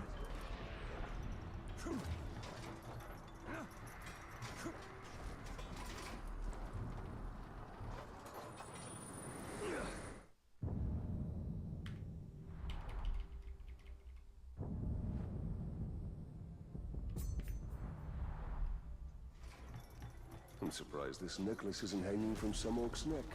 Perhaps their stubby fingers cannot work such a delicate class. Please give me like 1,000 gold. I'll take warrior gem.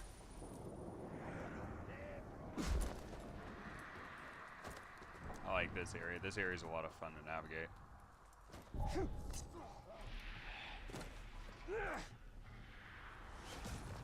There we go. Yeah, for 2.5 seconds. Good luck, buddy. There it is.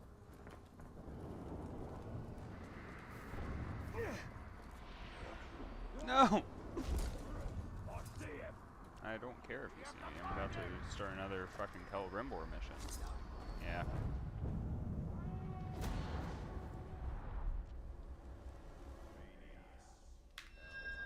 Alright, I'm going to pause immediately, go get myself a drink, and I'll be right back. It is the weekend, so I'm allowed to drink all day. Bloody Mary time.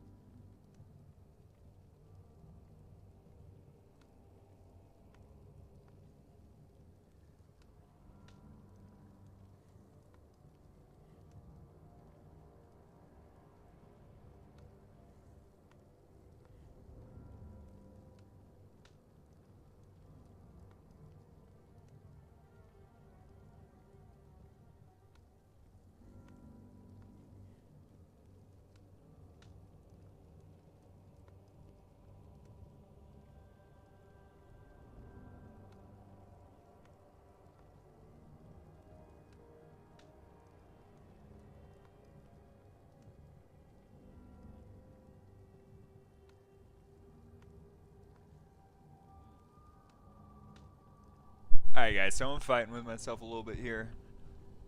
That's a shitty Bloody Mary. We only have V8 in the house, not tomato juice, so it tastes like fucking hell. Okay, wait, what's going on? Defeat 40 Uruks without being hit. Hit 8 Uruks with a single pit, fire pit, or grog barrel explosion. Okay. That's a good way to start. Now then, let's look around. We got a bunch of shit going on. I got hit. Failure. Where did he come from?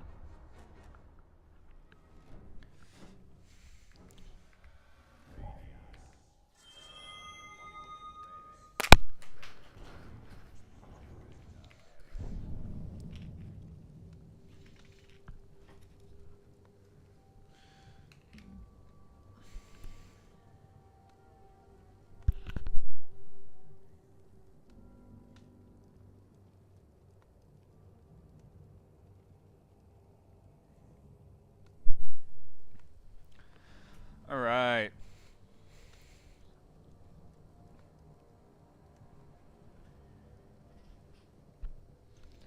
New abilities and gear.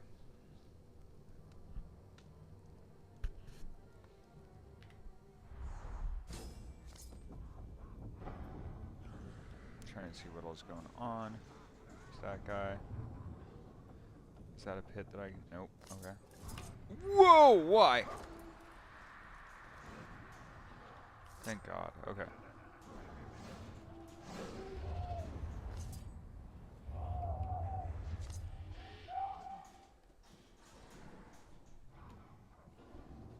Fuck it.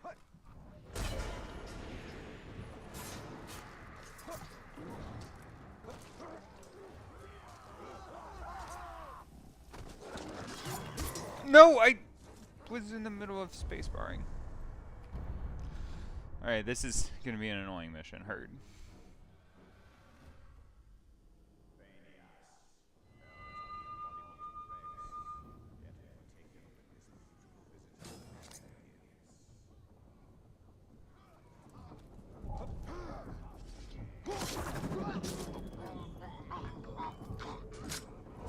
Oh, that's where you came from. Oh, you don't exist anymore, so there's that.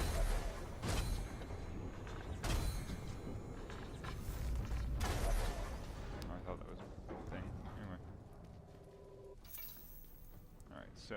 How do we want to do this?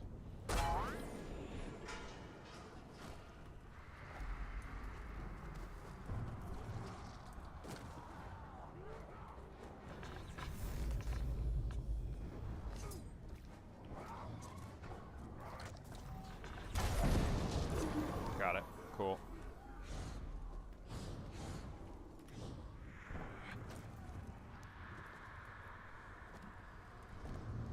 Alright, now then, this should be pretty easy from here, I do believe. All I gotta do is this.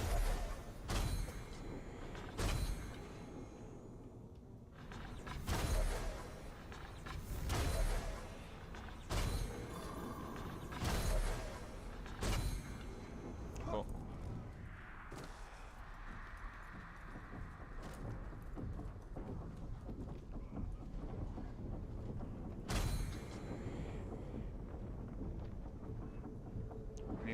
I thought I just grabbed some. What the fuck? Where is it? Where is it? Where is it? It says it's right here. Where the fuck is it? Oh my god, it's a single? Are you kidding? Alright.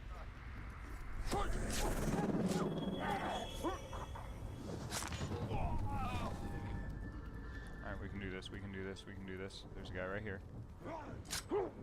Oh my god, there's a guy all the way over there. Are you serious? Okay.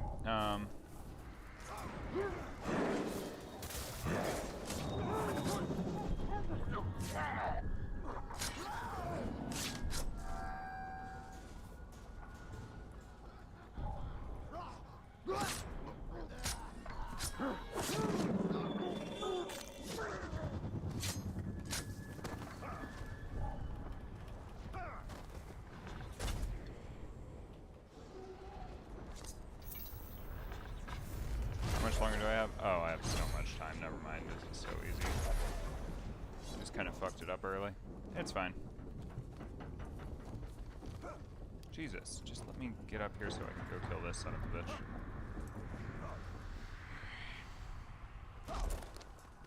Should I make it fun and try to melee range him? Nah.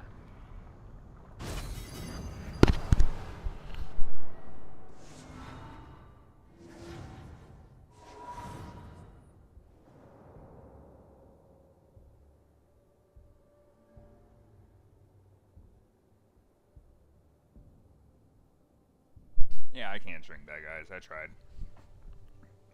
Give me a second. I'll be right back. Ah, shit.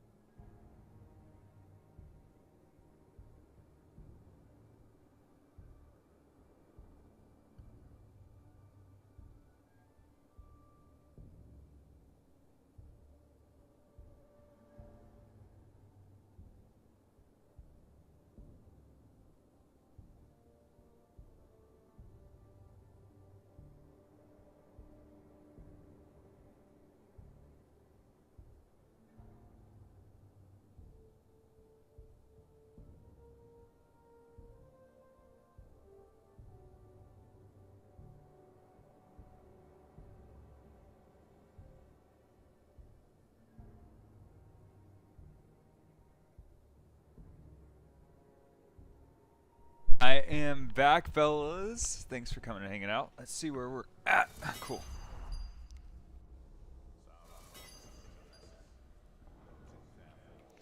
Alright, what else we got? We got this Gondor, this Illithid. That's pretty much it. I mean, we don't want to destroy the monuments, but... I mean, what do the monuments do in Sal?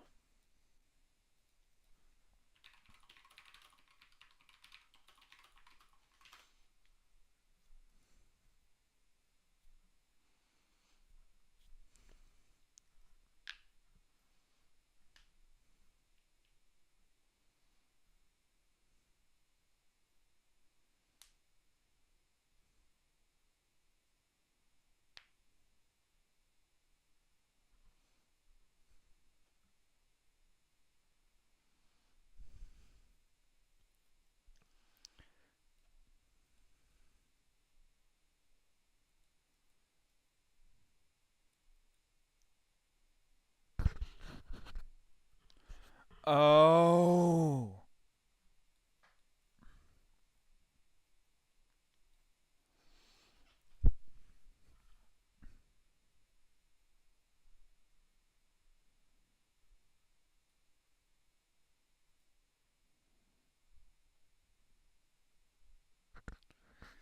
Interesting. And these are, and the Overlord is, if we hit plus for long enough, it'll tell us. Machine. So what does machine do?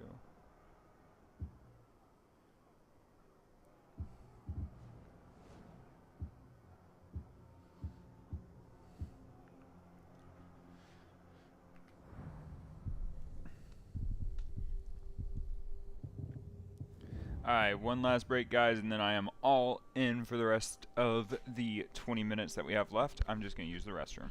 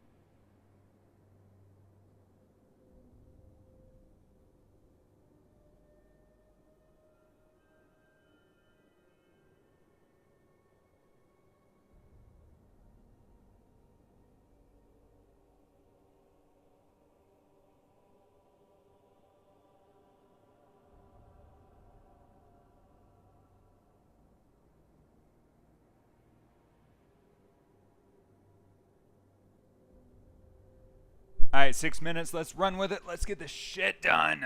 ASAP. Alright, let's go. So we're just that and that. And then go up to the burrow to do that. And I should be able to do that in 6 minutes. I don't care about you.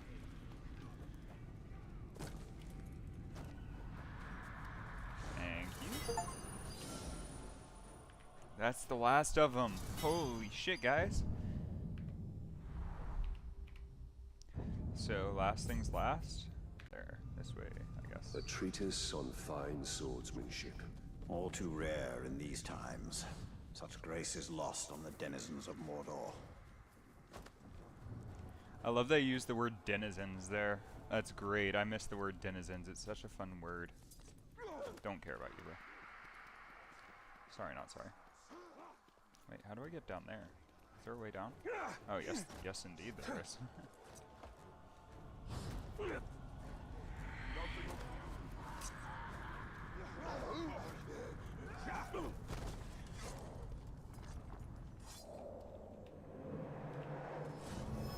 I see you.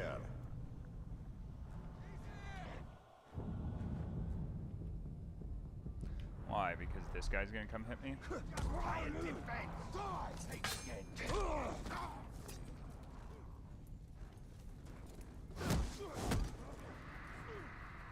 Yes, please try to keep up with me right here.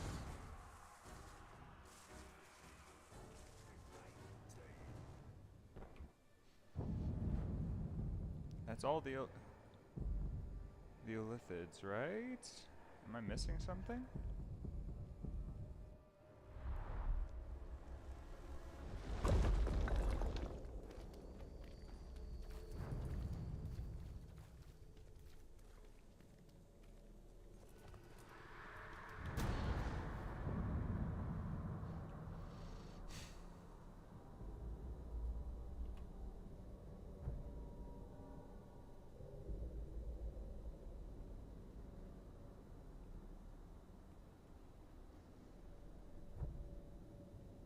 No, no, no, no. That is Lurk. This one is Bulwark.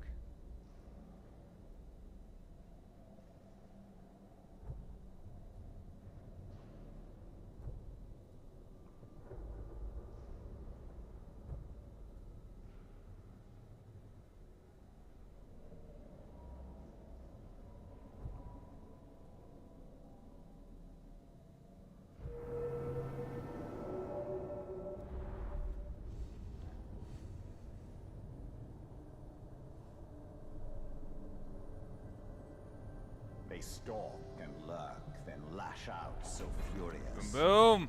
We're almost to the late game, boys. So close. And we did that in 4 minutes, not even 6. Impervious to predations from the powers of darkness, no matter how vicious or how vile. To assail the Bright Lord is to falter and fail.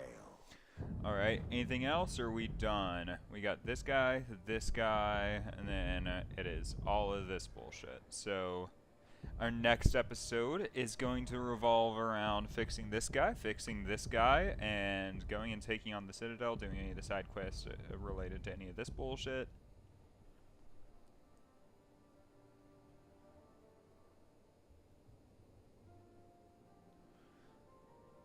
Nice. Nice. Nice.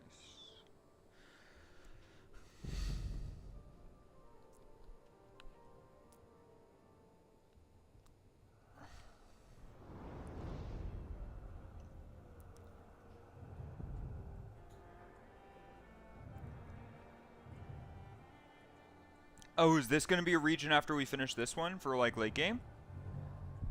Oh my god, it is! Holy shit, I'm so excited. I wonder where the capital is. It's got to be down here, right? By, like, the rivers? You'd think. God knows. You got this, Baga.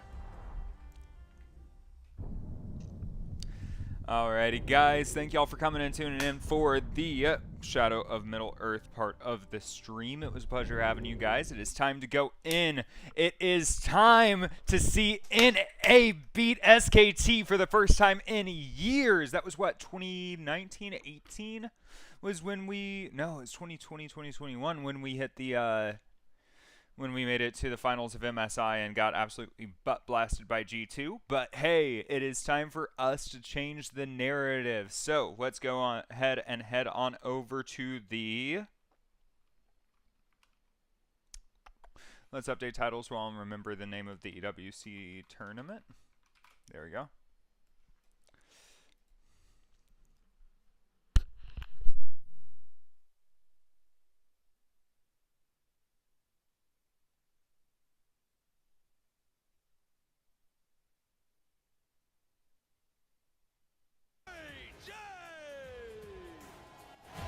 Appa, you got this. Appa's got it. North America beats in this team as the spirit of a region charges their resolve. For today, they face their demons. And their opponents. Ladies and gentlemen, please welcome to the stage T1!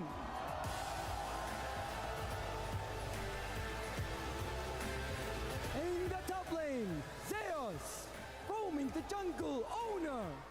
And in the bot lane, Guma, Yushi, and by his side, Keria.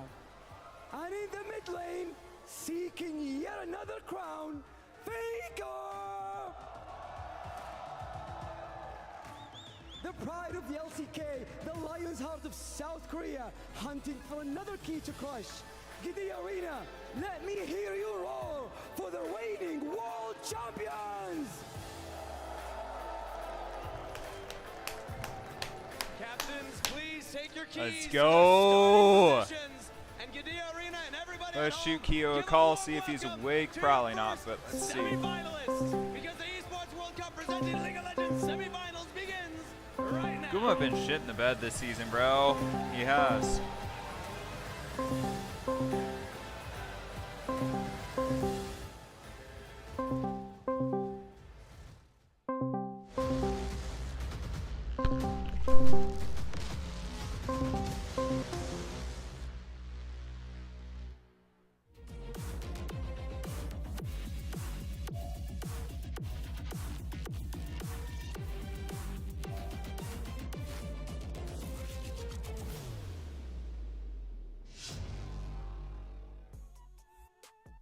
Y'all see what Kangas did there?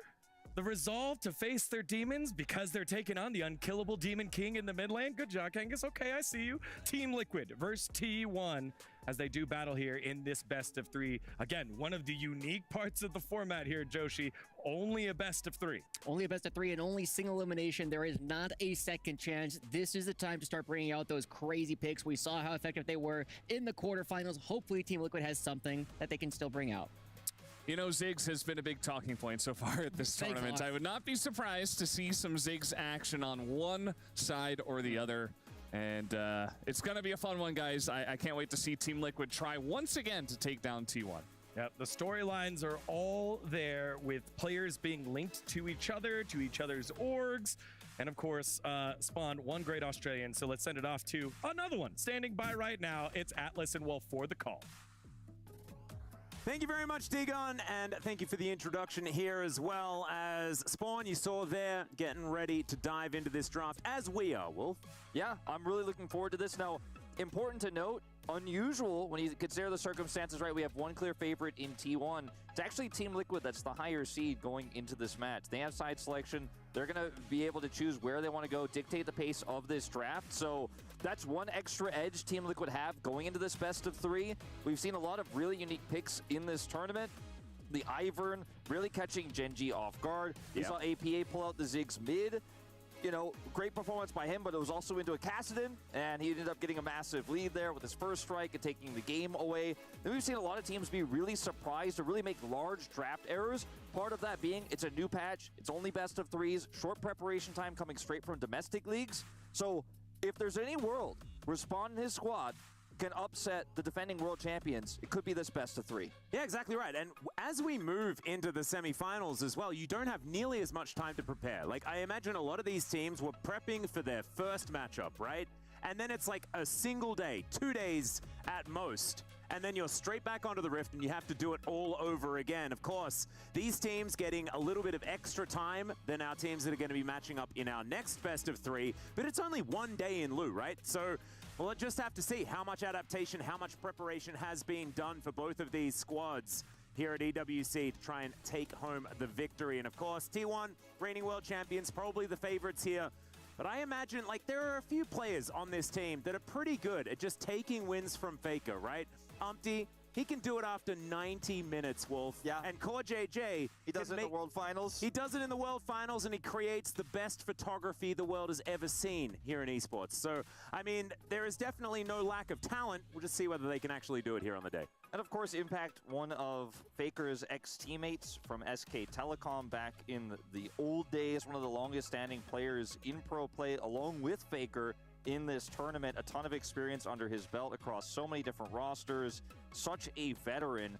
APA coming in as this, you know, somewhat new player to the scene. You know, we heard about it on the desk as well, how a lot of people doubted him, but he's just continued to grow. He's continued to defy expectations. Faker's been dipping up and down in current form, right? Some weeks he looks great. He looks back to his best form. Some weeks he's looking a little bit rocky. His MSI form was not as good as people were really hoping it was going to be, especially when you compare it to his spring season, regular season form. Wow, they even brought the mascot. Yeah, we saw this one a little bit earlier on. Kangas, of course, hanging out, getting some photos and things like that. Team Liquid, of course, out in force. As, yeah, you got to make sure you get your badge out of the way there. That's top secret. Absolutely top secret. Thank you very much. Making sure that he's keeping everything as above board as possible. That's our Kangas for you, Wolf. We are taking a little bit longer to get into this draft, making sure that all of the audio is sorted out for everyone. Faker with his eyes open hasn't even begun the reboot process just yet.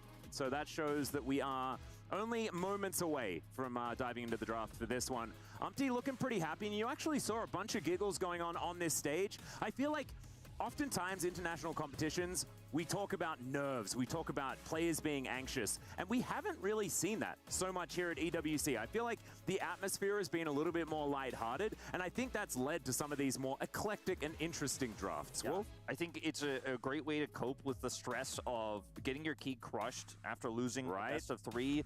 Especially in that quarterfinals, you know, we had the big tournament favorites, Genji, taken out instantly, right? We had BLG play a fantastic series against T1. Arguably, all 3 games could have been won, especially games 1 and 3. Looked great for them. T1 take it anyways, 2-0.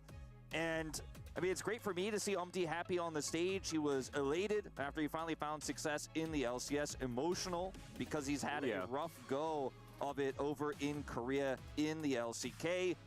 And Team Liquid, I feel it could really make history, though, today if they can dethrone T1 here, prevent that run to the finals. And the tournament format just allows for it. There's the reboot. Yep, it's reboot time.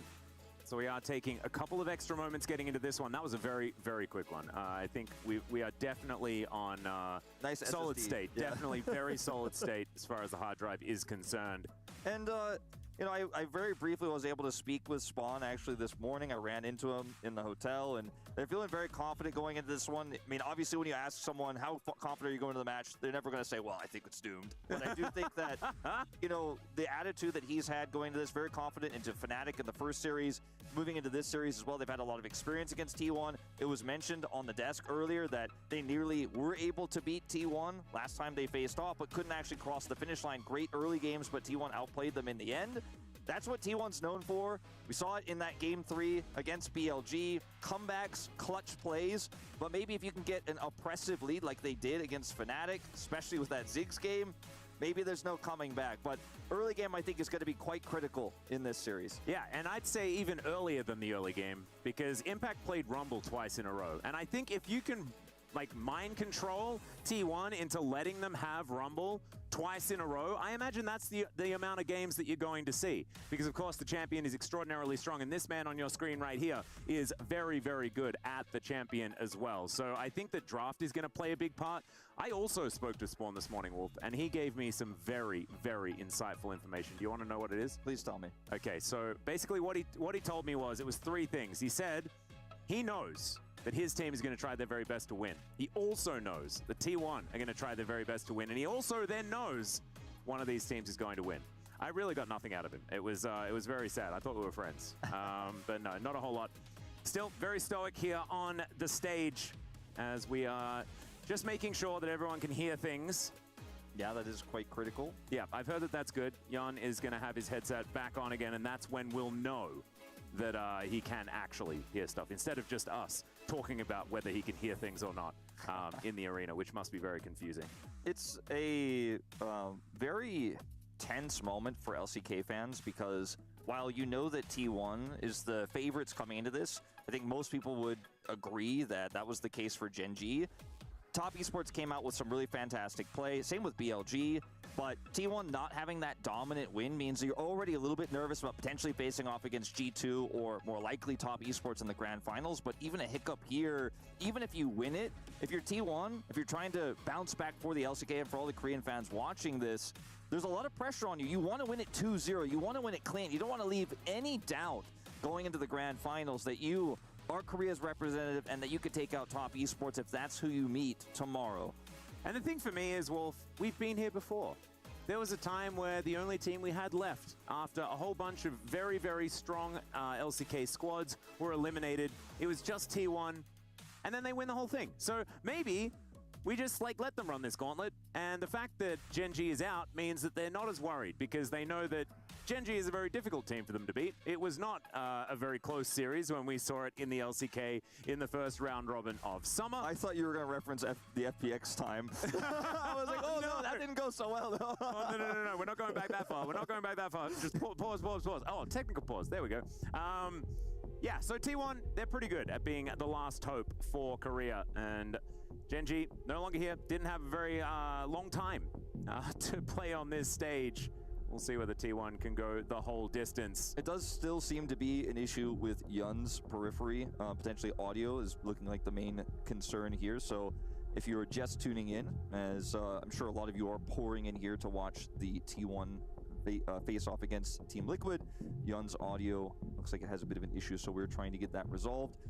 I noticed that he wasn't wearing a headset. Maybe that plays a part. I could probably be down there. That could help with the troubleshooting. Yeah, maybe you could go fix it. Yeah. I'll hold down the fort. I am a jack of all trades. No, we'll let the experts deal with it. Make sure that everything is completely sorted out. Core JJ patiently waiting to get in there. It was really fun shooting that content that you and I did. All right, guys, let's run this shit. We got TL. We have here. We got to wear sunglasses. We don't normally. I know. I should probably take very exciting. TL versus T1. I believe the better T is the one from Korea, but I believe there is more heart than ever coming out of the NA. It's very sunny here in Riyadh. FlyQuest took a game off G2 and almost took them, like they took them to 3 games. They didn't make it easy on them. Get set up to play. We had some interviews of players. So I think that there's a good chance that NA could actually do something here. I don't think it's likely. I don't think it's probable. When it gets to the evening, it's somewhat bearable. I have faith. Dangerous words. I know, dangerous words. I have faith. If you possibly can. But I sense that there are some headphones on heads. Yeah, I see that. I see a mouse. Yeah, some wiggling. Okay, we might be getting ready to dive into the draft here, and here we go. Draft begins. Draft is in. T1 versus TL. Their names are pretty similar. They're 2 very different teams. We'll see who's going to be able to come out on top here, as TL with the blue side, they have a little bit more flexibility in what they're going to be taking away here. Indeed. I will tell you guys that the draft priority has been all over the place this tournament. All right, we're live. We are in draft. People can hear you. The most robust and the most surprising. All right, so banned so far. TL banned Zyra. T1 banned Rumble. TL banned Senna. T1 banned Tristana. No Zyra for owner. No Senna lanes. Faker's LeBlanc also taken away here. Kind of a niche. I don't want to say off meta pick, but definitely you usually go down the rabbit hole of getting those 80s away before this pick. TL banned I LB. feel like that's a fearless pick. I feel like LeBlanc always comes up. And then T1 banned Corky. First pick was TL Sejuani. Extraordinarily high priority. It's very interesting. Last ban going to be that Corky and Sejuani. It feels like it's taken away from Ona, but we know Umpty absolutely. Yeah, no, Ash Sejuani is the best fucking combo in the game, in my opinion, right this second. Go for a Vi rotation. Now, I think given the Sejuani's like in competitive play, Ash Sejuani is my favorite. Tristana gone, the nerf to Talia jungle. Maybe Vi Talia is going to be the mid jungle duo here for T1, but Faker potentially going I don't agree with the Talia in that one. I get Rumble Vi, that's fair. All right, so T1 picks Maokai at EWC, likely to be the jungle pick. Still so many mid AD picks available. Yeah, it is jungle. Jace is still available. That's been one of the ones we played in Korea. The Yone, yeah, but they brought it back up. Maokai's actually been picked quite a few games now. Like a sore thumb to me because we know what Young can do with it. We also saw so it's Maokai Azir. Gen G top esports crushed them with the Ash Sejuani. Well, it's going to be Faker's Azir, of course. Pretty synonymous player and champion combination. We'll see what APA is going to answer. Dude, I love Impact versus Zeus. I feel like that's a lot of fun because I think Impact is still a Korean top laner. But it's what the priority is going to be, right? Does APA allow his champion pool to be hit once again? Do they prioritize getting a bottom lane that's going to be able to go toe-to-toe with Gumayusi and Carrier? All right, Yeon is playing Ziggs. Just lock in Ziggs idea is a pretty good one. I'm down with it. I don't like that because then they can pull out the Dr. Mundo just like G2 did. For APA. Can just try to outrange. Well, this will make it a little bit more clear as no, they're picking APA's champion now in North America, and it's been played, sometimes. No, it's Yeon. It's Yeon Ziggs. Kled would be very fun. It would, but I don't think that's going to be what we do. Oh, you're 100% right. It's Zeri. Zeri is bot. Mid lane now. Zeri is going bottom. I don't think Impact is going to be picking this champ up. Yeah, I was about to say. Why I cannot write? I can see you, Mario. Welcome on in. It got a W. So Mario's back. I guess we can't even really say anything bad about it. As Faker has the last lock in here. All right, Faker is locking in Ezreal Guma. Now, Ezreal gets locked in here. I think you need to look at the Leona. If you so we got Ezreal, Azir, Maokai versus Zeri, Ziggs, Sejuani. Engage. You can set up the engage as well with the Maokai. So on the side of, on the other hand, Team Liquid, what sort of picks are they trying to look away here? Because normally, so T1 is red side, so they have counter pick. Because it is the Zeri here, it could be just something like a Lulu. They banned Renekton first. Is still open. They're going to take away the Renekton here instead, which can be great lockdown for the Azir, great lockdown for the Ezreal specifically. Tough to play into the Maokai, but T1 are not going to take any chances. Yeah, it was actually. I really think T1 just wins because they have a better scaling comp. Wanting to keep that as open as possible to give Carrier as many options moving towards the second round of picks. Mario said he hasn't seen anything good out of any of the picks, and he was ahead of us. Nar got banned. Yeah. I wonder whether this means we're going to have an interesting top T1 banned Nar. I mean, TL banned Nar. T1 banned Cassante. Yeah, Cassante obviously follows the Nar ban. You ban the Nar, feels like, okay, they're trying to grab a Cassante pick here. You want to remove that. Leona still available here. Team Liquid not actually taking this into account. It's been these. Oh, he's talking to Bet. He didn't see any good bets. With Ezreal, the strongest duo, Ezreal-Leona, that we've seen really in the LCK. We saw it in this tournament already to great effect. So. A really big I'm looking. I don't see anything yet, but I'm not counting it out yet because I am being a NA fanboy after how well FlyQuest played against G2. Leona got picked. Leona on T1. Leona, though, they just go straight to the Nautilus. You're kind of stuck in this position as Team Liquid. Yes, Nautilus is still open. Oh, they banned Bard was the last ban. I like the Alistar. TL banned Bard. Versus Carrier. Really full dive here for the side of T1. So TL picks Nautilus. Nautilus also a great option if you're worried about dives coming through. Great to lock down the Ezreal. Nope, he didn't. He picked Rakan. I prefer the Alistair. In terms of lane, I really do not prefer the Rakan. Core JJ, this heard. is a very risky game that Core JJ and Yun are playing. Nah, yesterday I did not end in a profit, Mario. I ended up down about 15%, but I was also going for some weird bets. I have calmed myself down. I went down about, I think it was down 15% total. However, there isn't a Talia on the map just yet, and we know that Rakan's worst enemy is the lady that throws rocks all over the floor. Yeah, so exactly. That for all three of the G2 and A ones. Pretty excited about that. The Jack's going to be locked in. So Jax is in for we'll see what he's going to be playing because the Twisted Fate is left up and available. Blind. It's awful into the Jack, so it kind of blocks that out as well. I wonder if he's going to be happy to play something like a Camille here. I mean, they have a lot of lockdown with that. No, he doesn't. He picks fucking Jace. Earlier, very powerful with the Maokai because the Maokai root sets up one guaranteed empowered shock blast to come All right, through the so gate. T1 comp is Jace, Maokai, Azir, Ezreal, Leona. TL comp is today we will make profit is what Mario says. Yes, sir. Let's run it, Mario. We got this shit. TL is going to be Jax, Sejuani, Ziggs, Zeri, Rakan. If it was a Ziggs in the bottom lane with this Rakan, at least you'd have the wave clear to back it up. Zeri, though, going to feel very vulnerable down here. And if you set up a stun, get that Zenith Blade, the empowered Q coming through. I think if TL picks Ashe, Nautilus here, they win. This much damage early, too, and the Ezreal can poke or out like Rakan. comp-wise. Very tough to play. I think the mid lane, as it kind of has been for Team Liquid Thoughts? so far this tournament, is really the key point here. How much of a lead can APA generate in this lane matchup against Faker? How much gold can he get with first strike? What kind of leads are we going to see? Against Fnatic, he was able to take several turrets, tons of plates. He was too big to fail. Not necessarily sure that's going to happen against Faker. Yeah, I'm a little bit worried, especially about the bottom side of the map. I can't keep my Over eyes 2.5 has decent odds. So we're saying, can TL take a single game off T1? And like you say, APA needs to get a lead, but I feel like there's even more pressure being placed elsewhere on the map. And perhaps, you know, we've been talking about these laners.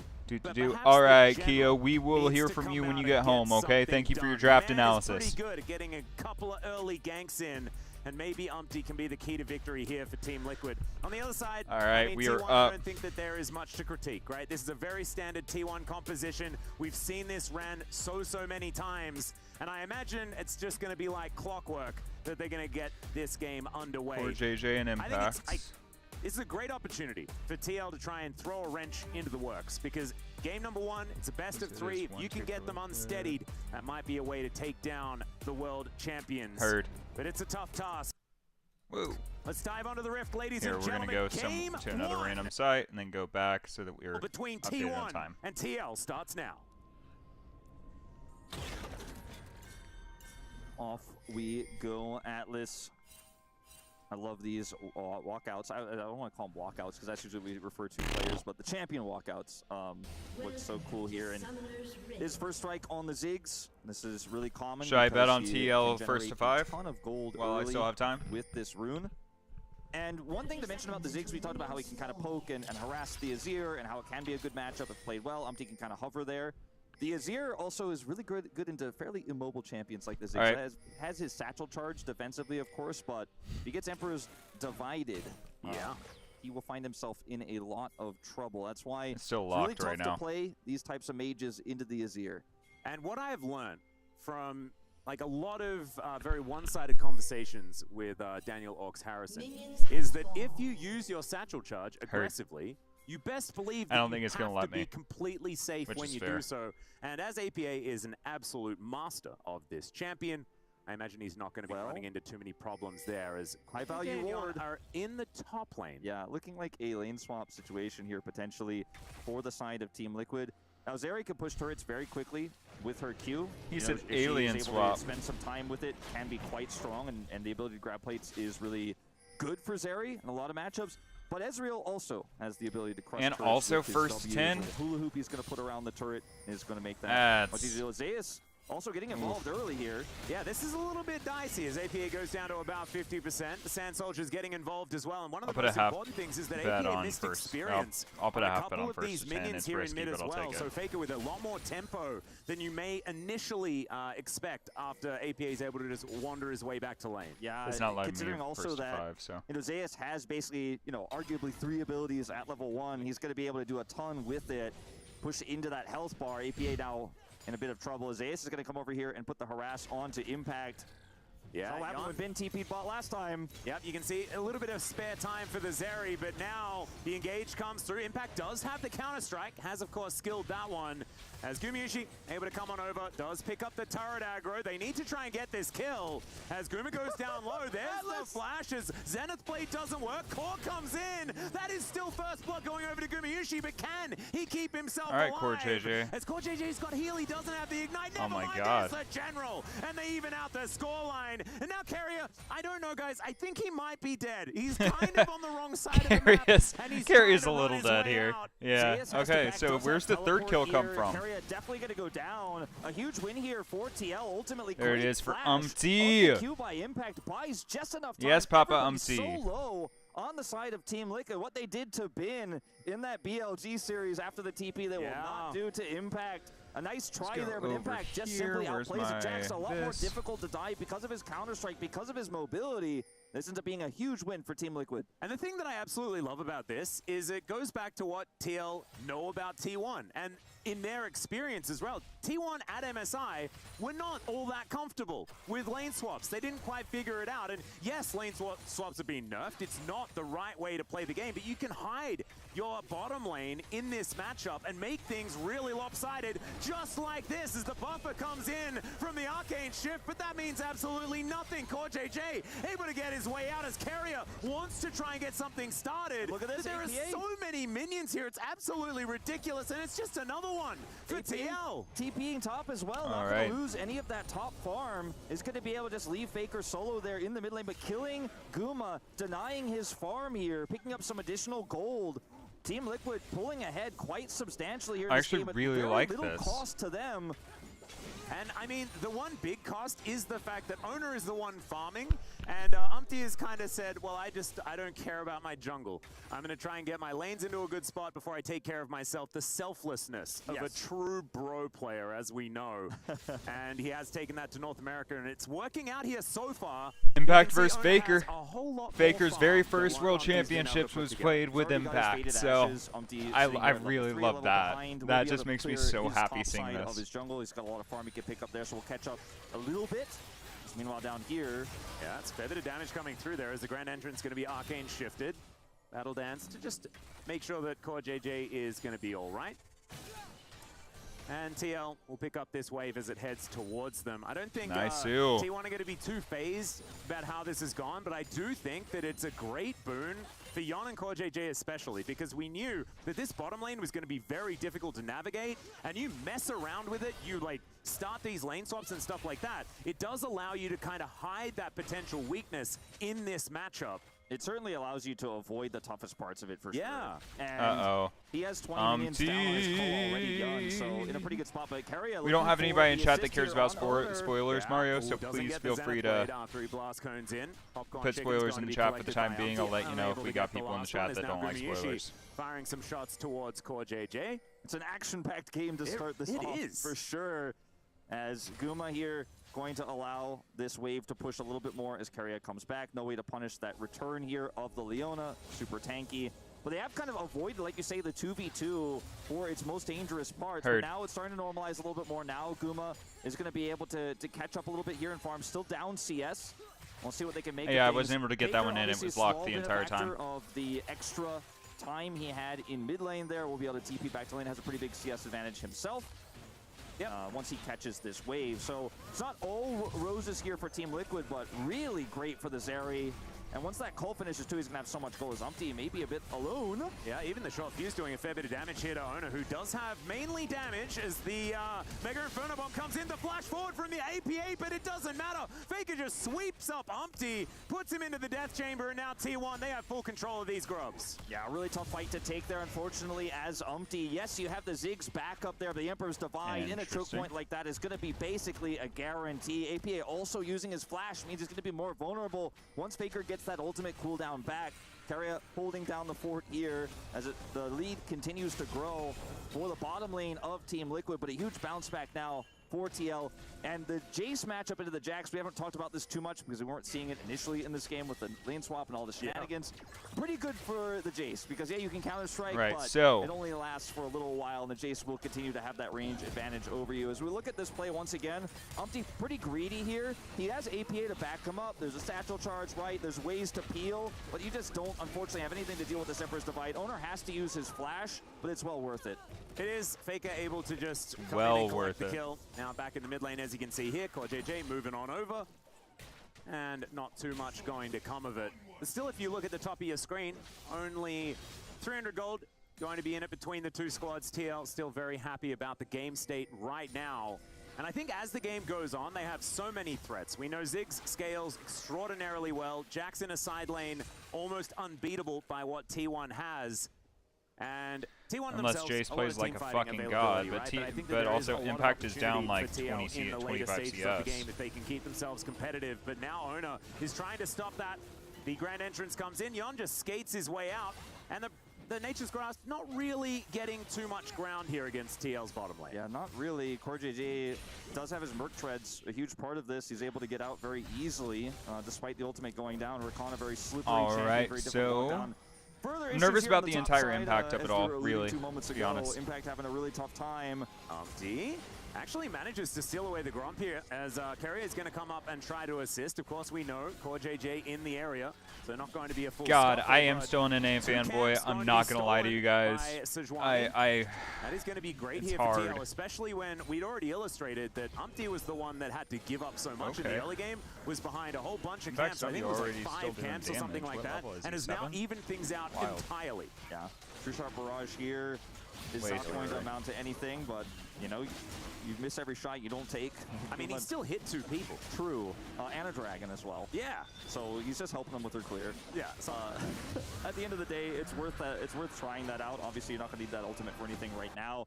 Both top laners just teleported back. In the stadium, so you have how very that looks. lopsided top side game state that's favoring T1. Bottom side, pretty huge advantages for Team Liquid. You mentioned Umpty getting that farm back, but Yon has maintained this CS advantage, has that extra kill, obviously in his belt as well. There so we he's go. 500 gold right now in this bottom lane. And I think some proactivity is going to be needed here for Owner. Without his ultimate, you know, wasn't able to do anything in that interim, but maybe could make an impact here either top or mid as Guma continues to farm things out. And do you know what I'm fascinated about, Wolf? I'm just wondering whether APA said anything in ult chat yet. I am really curious. I imagine that Dagon and the gang are probably, you know, staying on the ball there. But I'm so curious as to what it is. Very much looking forward to finding out as Keria and Gumayushi closing in onto Yon, but he's Zeri, so he just skates over the wall, and everything is absolutely fine. Now a potential gank here as Owner moves towards the top side, lurking in the fog of war. Faker coming over to threaten that at the same time bottom there as I had Impact. I believe in you. Ooh.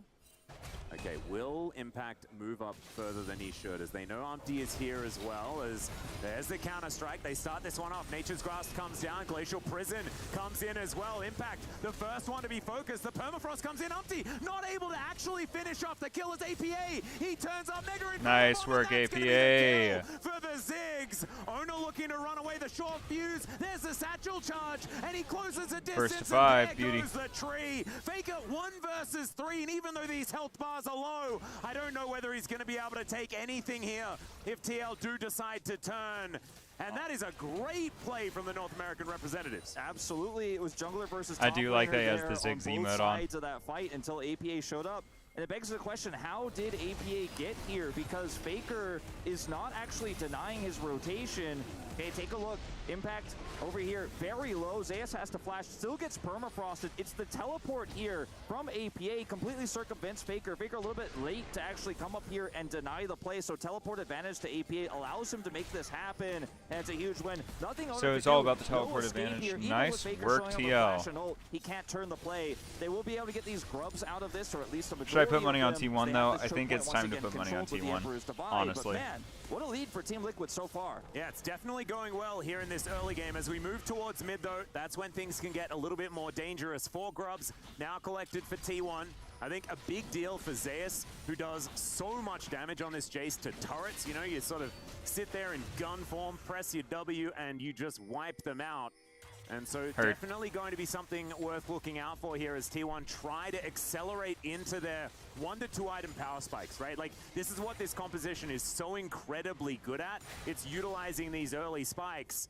They might be able to get something done. Unless Umpty has something to say about it as he moves towards the top side. There's going to be the special delivery. He's been tanking up this turret for such a long time. Grand entrance is what locks it down. And the TL flare pops up above Umpty as he walks his way out. It's another kill for the North American. There we go. 6-2, the kill score now. Yeah. All right. Impact and Carrier traded flashes down here on the bottom side as well. Looks like Carrier trying to go a bit deep there potentially. We got the tail end of that, but they do end up trading flashes. Impact here just going to hold down the fort. Kuma should get this plate relatively easily, but a Ziggs alone with a turret is a big problem. Owner going to commit the ult here top side to try to chase him down, but won't be successful. And Atlas, this game is wild. But it really is the kind of early game we were saying Team Liquid could come out with some surprises. They could play a great early game. They could get a lead. They've checked all those boxes. It's what happens next around these next few objective fights where Team Liquid need to solidify this advantage. We saw them do it at MSI. We saw them get those advantages. We did not see them close the game out. But this Ziggs is so huge so early. Not quite as big as he was in the Fnatic series in game 1. Well, yeah, that's because going to be a huge Fnatic. problem here for Team T1 to deal with. And it feels like it's not just a hands dip, it's not just matchup dip, it's just macro calls here from Team Liquid. They came up with a clear plan here. The execution has been crisp, and that's what you love to see from a North American team taking on the defending world champions. No, absolutely. And I want to go back to it. I think, like, commending the preparation is what we should be focusing on here, because Team Liquid, they did their research, they did their homework, and they came up with a great way to tackle this T1 squad. I think the early lane swap, even though they didn't get a massive lead, they put enough weirdness into this game to allow Yon to have a 20 CS advantage up against Gumayushi. APA going to get thrown underneath the turret here, but Umpty is there to protect him. Doesn't land the ulti though, and down goes the Ziggs. I don't think Umpty's going to die here, but Core JJ finds himself on the wrong side of the map. Battle Dance gets himself out as Umpty comes on over and gives him a target to head towards. So it is just APA falling down, but it's T1 finding a bit more tempo here on this map. Yeah, I think APA getting a little bit of greed there because he knew Umpty was nearby, but Faker flashing the Arctic Assault there. They have enough damage. And that's going to be the Dragon here going over to T1. It wasn't in the mid lane where he got punished on the Ziggs to this Emperor's Divide, but in fact in the sides. We're 1-1 apiece. Hextech Soul is the Dragon. An amazing Dragon for both teams. You can see the Ziggs poke, but also the Ezreal and the Jace here for T1. They're going to see a lot of action on the bottom side of the map for these next few Dragons. Not to mention Zeri. That's a lot of electricity, Wolf. It's going to be going everywhere as Umpty going to get slammed by the Bramble Smash. God, I want Yon to pop off. Use it on the Raptors. Looks like Owner is not going to be pursuing Umpty Mario, I have not because the odds have been so shit. Honestly, the odds have been like I get 80 cents for like, for instance, a dollar bet I'm making 13 cents. It's not worth it. And then Faker as well, Satchel Charge doesn't save him. Flashes the ult here. I don't like to talk about the units that I use, but I talk in units. He doesn't feel too bad about it. He just knows he got outplayed. Yeah, don't lip read that. It was a naughty word, but still, it was a decent attempt, right? Because APA gets caught at just the wrong time with the Satchel Charge. Could have almost been him just getting out scot-free, and that would have been a huge advantage for TL. Not exactly the end of the world, though, for the North American squad right now, as they do collect themselves. The Rift Herald do T1. Zayas. Ooh, Umpty, you have to hit those. You have to. And even though he lost his mid laner, he did collect the even odds right now, heard both of the solo lanes on T1. So maybe set up for some sort of fight here as we look towards the next. No, bro, it's so bad. Of the game. Right, and the scary thing about this game Oh, state yeah, for no, T1 okay, never mind. is that, yes, It they've just got great changed wave clear, they've got a Ziggs significantly. on the side, which is always terrifying. T1 will need to respect it, but T1 have the Herald, and the Herald can allow them, if timed correctly, to get a lot of control over that bottom side of the map. They were able to pick up the Herald top side, so they could just put their focus bottom, as long as this Ziggs isn't given too much free time with the turret. So Faker is going to be in this position where he's going to have to sit bottom kind of alone. They're going to hover top side here. Yeah, I'll put it on T1. On this Maokai to keep the Ziggs at bay. The Ziggs gets locked down. Zeus has enough burst damage to take him out easy peasy. So this is where T1 really need to solidify their control over the bottom side. Keep that Ziggs away. All right, I decided to put only a quarter unit on it because they should have I'm still an NA fanboy and I would love for them control.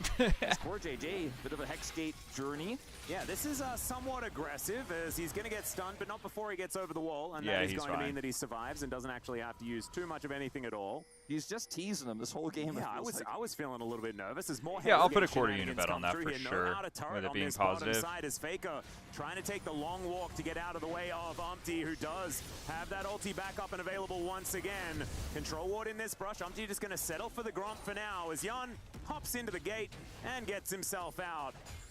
So I feel like, tell me if I'm wrong, guys. I see we got a few lurkers on all of our different platforms, but tell me if I'm wrong. Please feel free to follow so that we can start chatting. Yeah, I did. Okay, cool, perfect. Nice, that was a full unit on that one. Yeah, really nice. Actually takes Carrier for a ride with him. Doesn't need to cleanse. But we'll take some damage here. But please hop into the chat for me, guys. I love talking with you guys about what all's going on. Herald at the ready. And this is where But I feel like one thing that's different in Korea compared to NA. Here, we're going to turn the volume down so y'all can hear me a little bit better. So T1, or specifically Korean teams, generally speaking, think about series as series, whereas NA plays game by game. They tend to think of it as 3 best-of-1s, whereas Korea thinks of it as a best-of-3. So they don't mind losing. They want to do their most comfortable comp. Then they tend to move into a slightly better comp for meta. Then if it goes to game 3, they go into like specific counter picks that they are feeling. Whereas NA tends to just go comfort picks, comfort picks, comfort picks, back to back to back. And when or they try to go into a weird counter picks game 2 that just don't fucking work is how it usually feels. So that's why I feel like NA struggles so much on the world stage. Also, they just don't play as clean of games. But not exactly a key target as the bouncing bomb doing a lot of damage here to Ona, who is pretty squishy on this Maokai for now. Not going to be the end of the turret, but it is very close to going down. Faker going to go topside to try to catch that wave. A lot of minions lost actually for T1 coming down for that Herald play. Remember, he does have the teleport to go straight to Dragon, but T1, because they didn't... Mario, I really appreciate you coming in and hanging out the past couple days. It's been a lot of fun having you. When we get back on, do you usually, just so I can match what you usually watch, do you usually watch NA, EU, LCK, or LPL? I'm guessing since you're based in Europe, you might be doing more European ones. T1 need to make something happen here in mid lane, or this Dragon may be lost. Well, Solarflay is going to come on through, but it's Umpty. He's able to tank that one up very comfortably. Mega Inferno Bomb is massive, and Ona just gets taken Nice. down. Good work, NA. Absolutely nothing. You watch everything, perfect. So if you do professional betting, this is more of a side hustle for me, but I do really, really enjoy it. I love, specifically I do a lot of, I used to work at the Atlanta Braves Stadium for the Major League Baseball. Fair. And so I did a lot of betting with the MLB. I also did a lot of betting on American football when I was in Australia, funnily enough, because I was watching every single game. So I kind of knew what was going on, the meta, who was winning, so on and so forth. But for now, I don't watch. I've only just restarted watching like everything I can, and that's usually for me LCK and LPL. I tend to mostly stick to LCK and LPL with a little bit of NA and a little bit of EU. For me, the only EU teams really fun to watch are like SK, Fnatic, and G2. and only when they're playing each other. Because SK just seems to be the upset team of the region. And also it just makes me think of Forgiven, the OG ADC that was super toxic from Greece. No recourse. And down Guma goes, down goes the turret. Team Liquid eyes on Baron control right now. And it just seems like T1 have no entry. Yeah, and I think that they just need to tidy things up, right? Like T1, it was Faker on the top side of the map. The Azir is so incredibly powerful in these 5v5s. Yes, yes, 100% Mario. I 100% agree with you. I only really like an A because I understand how they work very well. LPL is the best one for me, too. I just actually no, that's a lie. LCK is the most profitable. LPL is the most profitable for me because there's more games and I watch more games in LPL. LCK is more profitable for me because I understand the region the best. LCK makes the most sense. It's very, very, very basic the way. It's not basic the way that they play, but it's very, very clean the way they play, and you understand how team fights are going to work from the beginning because they play very, very classic. Whereas LPL makes it messy intentionally because that way they can change the way metas work so easily. And also just the supports in the LPL are the best in the world par none. I swear to God, the worst LPL support is better than every other region support. They are the best engagers in the world. Like, they're insane. Goodbye, Core JJ. And the unkillable Demon King himself is going to come over and say, stop with the funny business, guys. Did I watch what games today? It's time for us to find some advantages, and they're going to need to find a whole bunch of them as Faker going to have that back stopped. What region was on LPL? See what they can utilize with this added tempo that they do have now on the map. And every time you do that with Ziggs, when you have first I'm hopping back on here. Yeah, LPL. It's actually just gold generation. I didn't watch today. So to TLDR, too long, didn't read. I basically, yeah, I did see that was coming up. I decided I didn't watch just because my girlfriend is flying out today, and I wanted to make sure that I stayed with her for the morning this morning because it's only 11:45 in the morning right now for me. So I decided to spend the morning with her instead of I didn't even look at what sports bets were available just because I wanted to support her for the morning. She flies out today for a month and a couple of surgeries and such. Me too. I'm taking her up to Fort Lauderdale Airport tonight. They've got a business airport up there that she's flying out of. She has surgery coming up in a couple of weeks and a couple of appointments, and I'm flying up not this week, not this coming week, but the week after to go be with her for that. But yeah, it's been a little bit stressful, to be honest. I hope so too. She's got a very, very minor form of cancer, but it's still sketchy. You know, it's cancer. Everybody's scared of the word cancer. A little bit of a scuffle between Carrier and Umpty right now in the river, but I want to go back but to she'll the be draft fine. because I want to look in at what our initial take was. Is I'm going to be interrupted. That's going to be Zenith Blade connecting onto Umpty. Frost Armor and the Aftershock means that he takes less All right, Appa. damage. Appa, you got this shit. You can actually win versus Korea. I know I bet against it, but come on, boy. The one thing that I think, okay, never mind. Umpty just wants to continue making fights happen. I'm sorry, man. I can relate. My mom also just got cancer. Literally within a couple weeks of my girlfriend. It was brutal. That's why I'm doing this now. I actually decided to start streaming because I love doing this. I love talking to people and hanging out, and this is my favorite thing to do. I love playing games, watching games. I'm a musician, sure. I'm an alcohol expert, and I enjoy like high-end cocktails and bartending and stuff like that. But what I do with my time when I don't have to work is play games and watch games and all of this. So I decided to give it a try since I'm in this weird interim stage where I really can't work full time because I've got to bounce back and forth between where my mom lives and here with my girlfriend during both of their cancer treatments. So I decided that this would be something that I might as well go for the time being. Hell yeah, let's go, Appa. Let's go Impact. They're out, and they got Drake. That is sole points. Oh my God. Does NA win? Come on now, Mario.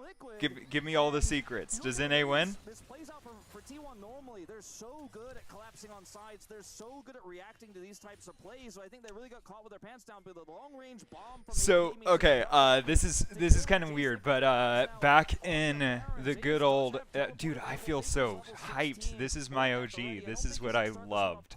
I loved Curse Gaming in Season 3 and 2. And Curse Gaming was Curse. They always got fourth. It was Saint Vicious, it was Cop, it was Voy Boy. It was such a fun composition. Good work, Impact. Heard. Okay, so it's going late, which means T1 will probably win. You're right. Yeah, really beautifully played. Zeus almost dodging it to the skies there, but unfortunately not quite able to get far. But Curse turned into two different teams because there was Curse and Curse Academy. So Curse Academy became Team Gravity, and Curse became Team Liquid. I preferred Gravity. Gravity and T1 or Team Liquid eventually re-merged, basically, and to TL and TL Academy when the academies got brought back in. And TL Academy, their roster ended up becoming TL. So I guess my OG team was Team Liquid. Like, they were my favorite team to watch. I just got cash out on my first to 10. Thank you, sir. I'm excited. Hell yeah. Still taking a lot of damage back, and look at that extender beam. Oh yeah.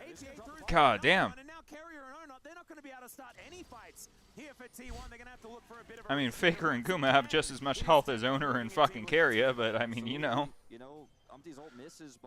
What the fuck does does Azir have a fucking does he have a Warmogs or what? Does do they both have Triforces? Oh, I know it's Leandre's, but still. They're going to try to come over and punish, but guess who's there? It's APA, who has, by the way, TP. So the macro game here for Team Liquid is absolutely immaculate. You love to see this level of control. Very different, honestly, similar in its oppression, but different to the way that Weibo got GG which way? TL T1. If it's the same score, I think TL, but I will never 514 TL heard. If it ends right then yeah. But otherwise, the big thing for me is T1 is the best comeback team in the world. They are the best team at coming back from behind in the world. Team Liquid strength to strength right now, not letting go of this amount of pressure. And I want to give you guys at home and Team Liquid is Curse, which is the biggest choke team in the world. So it's very, very, very hard for me to believe that unless the game just ends. I never think the game is over when it comes to Team Liquid or T1 until the Nexus explodes. Unless Xpeke's in the game or some shit like that, or it's like Bang hitting that fucking Ashel halfway across the rift sort of thing. Holy shit, I'm almost a esports historian for League of Legends. Oh my god. This is an immaculate lead from TL. This is really oppressive, and it's hard for TL. The fact that I can call out all of these plays in games is fucking insane. I'm just realizing, like, I'm not as good as the casters, but for somebody that isn't doing this, hasn't done this full time for a decade, ever, but specifically, like, meaning that they've done it for a decade, I'm pretty impressed with how much I'm remembering about OG League questions and stats. Could be doing the Baron. If you lose that against the Ziggs, it's basically lights out. They're so far behind in gold. A straight up 5v5 team fight isn't going to be easy. It's going to take a heroic Emperor's Divide, an overextension. That's why Team Liquid are not pushing their advantages too far, playing it safe, playing around wave clear. They are grinding T1 out of this game. Yeah, and T1 are just catching the waves where they can. You can see Faker down here towards this bottom lane, staying out of vision as he spots Core JJ on his way over. So mid lane of T1 not 517. they're still not finding any inroads, right? So this Wait, is I wonder if there's any over-unders on total kills, because then I can throw it to like 34, 35. they wanted to, and Umpty is still pushing forward. He finds that ulti as JJ gets into the backline. Guma in so much trouble, but he's able to arcane shift to get himself out of dodge. Map duration has some good odds, but that's the only one that's open right now. Trying to deal with Bristle, ridden by Umpty here, as Faker gets into that mid lane, but they're unable to really find too much. So keeping Wait, let me see if I can cash out the T1 bet that I put in. It's a quarter unit bet, so it's not too bad, but still. I'm still well up. I'm not going to allow it, and they're going to rush over here. Keria, you know, now down in ultimate, doesn't have flash here, but they are going to just try to rush it. Faker does so much damage to this Baron, but can they turn? Yeah, full information now goes over to TL, and T1 Holy shit. And that's with no setup as well, as the extended beam comes on down. Faker looks for Yanni, finds the flash, and gets the Zeri in the end, but impact. There goes Faker. Ex-teammate Gumayushi still trying to fire forward, and APA, he's Appa. basically an AD carry himself. Goddamn. Alright. I will be back in a moment. I'm not sure how long. Thank you for hanging out, Mario. If you gotta go, you gotta go, but give me a minute. Oh, the satchel charge is gonna save the Ziggs with basically nothing. Yeah, there's those 2 thumbs up that we were expecting. And Zeus comes in, and he is going to be falling down. Leap strike from Impact gonna get that one done. And TL, I think they're gonna win this game. I think they are. I mean, Zeus is bought enough time for some of these respawns to potentially come through with Hex Gates, but Faker 20 seconds left, no teleport. APA gonna head straight back into the fray. Now has his Crypt Bloom online. He is just so huge again. And this is not just a Baron. This is a Baron to Hextech Soul play here for Team Liquid. T1 had to do their trademark Hail Mary Baron, but against that Mega Inferno Bomb, they were all stacked up, and just look at it fly. They try to split like the red team they are in this game, but they're not going to be able to get out of the region. Meanwhile, over here, yeah, a little bit more of a fight as the Nature's Grasp comes on down, but look at the AoE damage coming out of this Ziggs with 4 items. Extend the beam to finish off Owner, and even our observers were surprised by the damage that one did. Used to Maokai being a little bit more tanky than the damaged version that Owner is piloting this time around. And the Dragon's going to go down. That's Hextech Soul. Triple stack Hextech Dragons. Yon's going to have a lot of extra electricity as we're going to check this one out one more time. For reals this time. Yeah, triple bomb here. Owner avoids it, but it means he's isolated here. Umpty says, okay, we've got our first target. Force him to flash. Look at the follow-up here from Core Data. Now, this is great from Zeus. Perfectly placed Shock Blast after Faker's ult comes out, so at least they take out the Zeri, so no real further damage can be done. Otherwise, Zeri maybe just runs away with this fight and they get even more. But still, it's a small prize here for T1 as end up knocking Impact out of this fight. Or Impact, sorry, knocking Zeus and Keria out of this fight. As Zeus buying so much time here, but it's still not enough to stop the Baron. It's still not enough to stop the Hextech Soul, and now the base is open. Looks like game 1 upset complete. Team Liquid completely unlocked here at EWC. And it's this 15-5, bro. 15-5, and you said it hit 17-5 with the Baron push going on. Goddamn. Yeah, it's GG, isn't it? CL1. These Ziggs compositions just an absolute, like it's a symphony to watch them play these ones out. It's a well-oiled machine that we're witnessing. We gotta get Kiyo on the line, bro. These inhibitors now. There's another Glacial Prison. This one going to connect as Mega Inferno Bomb onto 3 once again. The quickness locks them down, and APA takes them out. It's a double kill. As immediately it's the tanks, it's the front line, and they are removed from this battle completely. The bouncing bombs impossible to avoid as they just keep. Hello, sir. How we doing, Kiyo? I say impossible to avoid. I mean, they can avoid them, but Dude, they just this is an upset, man. And Oh my goodness. What is going on here? Guys. Hey. Guys. Hey, so I won 2 out of my 3 bets on this game. Oh, nice. They've got this cannon minion here, Baron empowered. It's It's 5:23 live, apparently. They fucked him hard, according to Mario. So Oh, yeah, Mario, hey, Dude, you better stop typing these kill scores in chat, motherfucker. I'm gonna find you. Okay, I'm out here watching. All right, Stop Mario. fucking spoiling, Mario, bro. we're What back are you to talking people that don't like spoilers. I told him to go ahead and do spoilers because there's nobody in the chat that cared at this point in time. I like to hear the spoilers. That's fair. Okay. Well, you get his Discord or something. I mean, well, I guess he's watching. He's one of the boys. Mario is one of the boys. It's no hate. I'm joking. I'm yoking. He a little bit. You can ignore him. I'm yoking. All right, but so I put money on first to 10 kills for TL, thanks to Mario. Oh, really? Yep. And I put TL win at first, and I cashed it out to double myself, or to almost double myself, because of the odds, and put it on T, and then I put a bet on T1. That was a quarter unit as well. And then that was the one that I'm guessing I'm gonna lose. For the TL one. For the TL one, I had caught it fairly early, so it was plus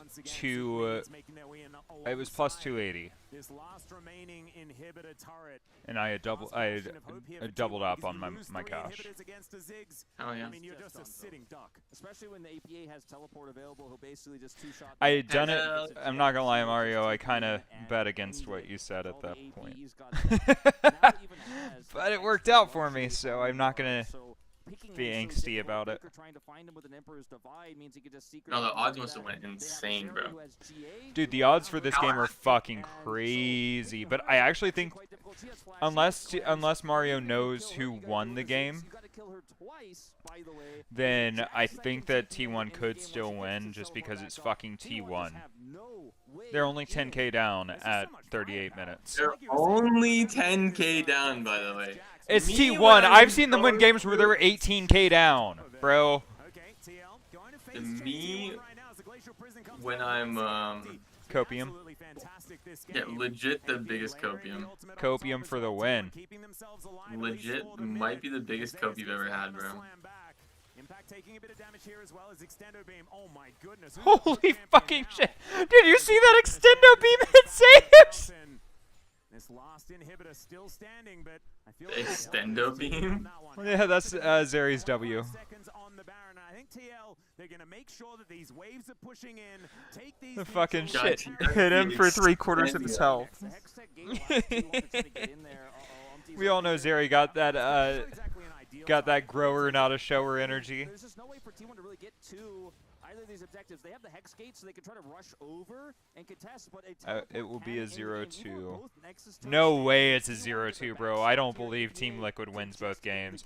I'm guessing that Mario's in the second champ select, and he thinks that they won the second champ select. The second champ select has not started, bro. He's just saying that. No. He's actually watching live. Like, he's in the stadium. No, but they're not in, buddy, they're not in the fucking second champ select. I promise.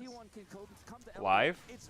All right, let's go to X. Let's go to X real quick. Let's see what the Twitter vibes are like in Saudi Arabia. What city are they in Saudi Arabia? On the Elder or on their Nexus, and they have elected for the Elder. I'll start that one up as it spawns. They have positional advantage. Banana Brush. See, he said no, it did not start, buddy. Okay, never mind. He has the foresight for sure. All right, Team Liquid, they're fighting this fight. Oh, Owner gets the Elder Dragon. Hey, they're fighting. Okay, but they're Jax, fighting. They're fighting. Fighting. They got Elder Dragon and they still. NA is fighting. It is so over. I cannot tell you more. Bottom 2v2. It was TL pulling the strings, the puppeteers of game one, start to finish. Yep, that's GG. Game. Oh my god! On the screen it says match win T1. I saw that. It said match on the match screen. They updated it real quick. They just didn't know what to do. It was in a completely different folder. It was impossible. That's so creepy.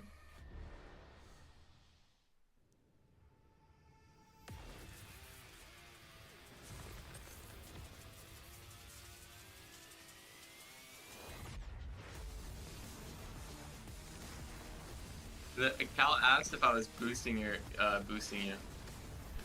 Not, I mean, I have no idea. You just like to play on my account, right? Yeah. Yeah, no, Have you seen your account recently? No, I haven't. I haven't logged in. Here, I'll show you. I'll send it on Discord. Heard. I'm mostly looking at Sheep Trader Jack account. Yeah, it's the only one you need to look at. But that's what I... Got it. Holy fuck, dude. Yeah, I guess you're boosting me. Never mind. Oh my god, how many games have you played? Well, I haven't played that many. What the fuck? Let's see, you played 1, 2, 3, 4, 5, 6, 7, 8, 9, 10, 11, 12, 13, 14, 15, 16, 17, 18, 19, 20. I'm like 20, bro? You played 20 games on my fucking account. No shot. Really? Exactly 20, yeah. Holy shit, bro. You're having fun with that account. Hey. I wanted to see, since I haven't played League since last season. Yo, totally fair, Mario. I appreciate you. Since I haven't played League since last season, last I was split. gonna see what my true rank was and climb through all the ranks. I'm definitely not an iron player. I'm pretty. Wait, do I get to play on that account still or not? Up to you. Okay. Okay. I just don't want you to get like fucking master on that account and then be like, no, it's my account. You can't touch it again.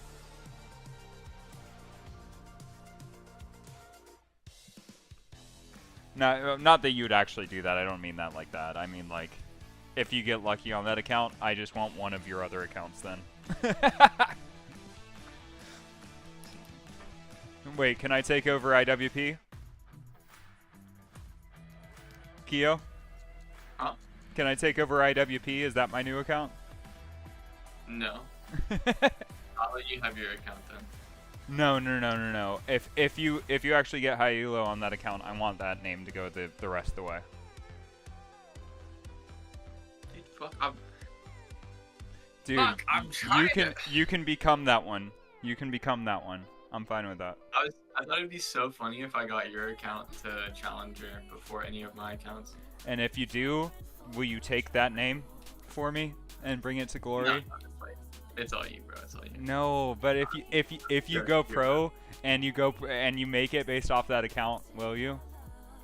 No, because I'm Kiyo's Sphere, bro. I always will be. Even though it's the band account. You know why? Because Kiyo means pure in Japanese. Yeah. So Kiyo means pure, and then sphere, like the world. Like I want a pure world. So what does crescent mean? I have no idea what crescent means. I would assume just like the moon, like a pure moon. It's so a crescent moon represents silence and peace. So pure silence or pure peace, which is what I want to give all of my enemies whenever I play the game. Pure silence. Despite the many curses that might have been happening by some of our casters. However, T1 get it done.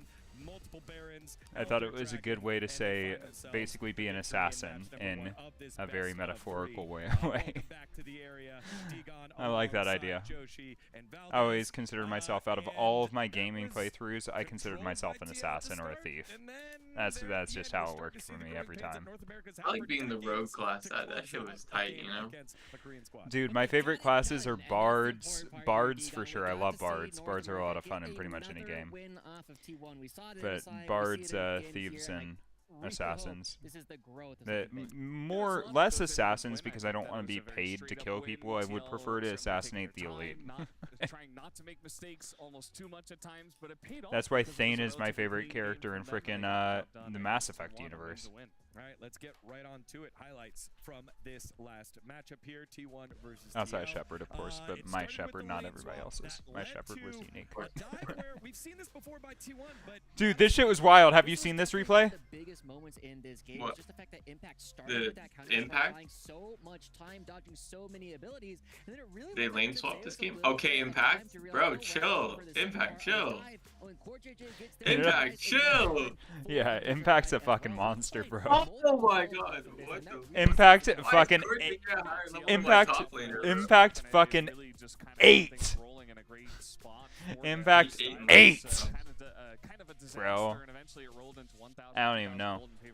Alright, time for me to go get another drink and my nicotine. I will be back. Happy weekend, by the way. But then they go ahead, roll with the lane swap, find a little bit of a lead there.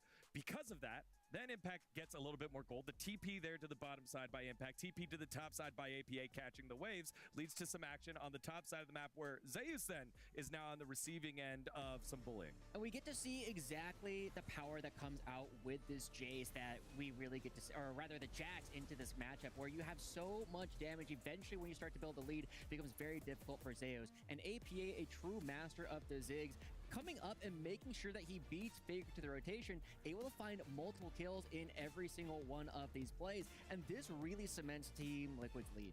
Yeah, I mean, the double kill for the Ziggs is just gigantic because he really runs away with this game, and T1 really never had a good answer for the Ziggs at all in their draft, I mean, especially from behind. So you look at it, APA's popping off, you can't really access that backline very well from behind, and T1 were just kind of lost for what to do.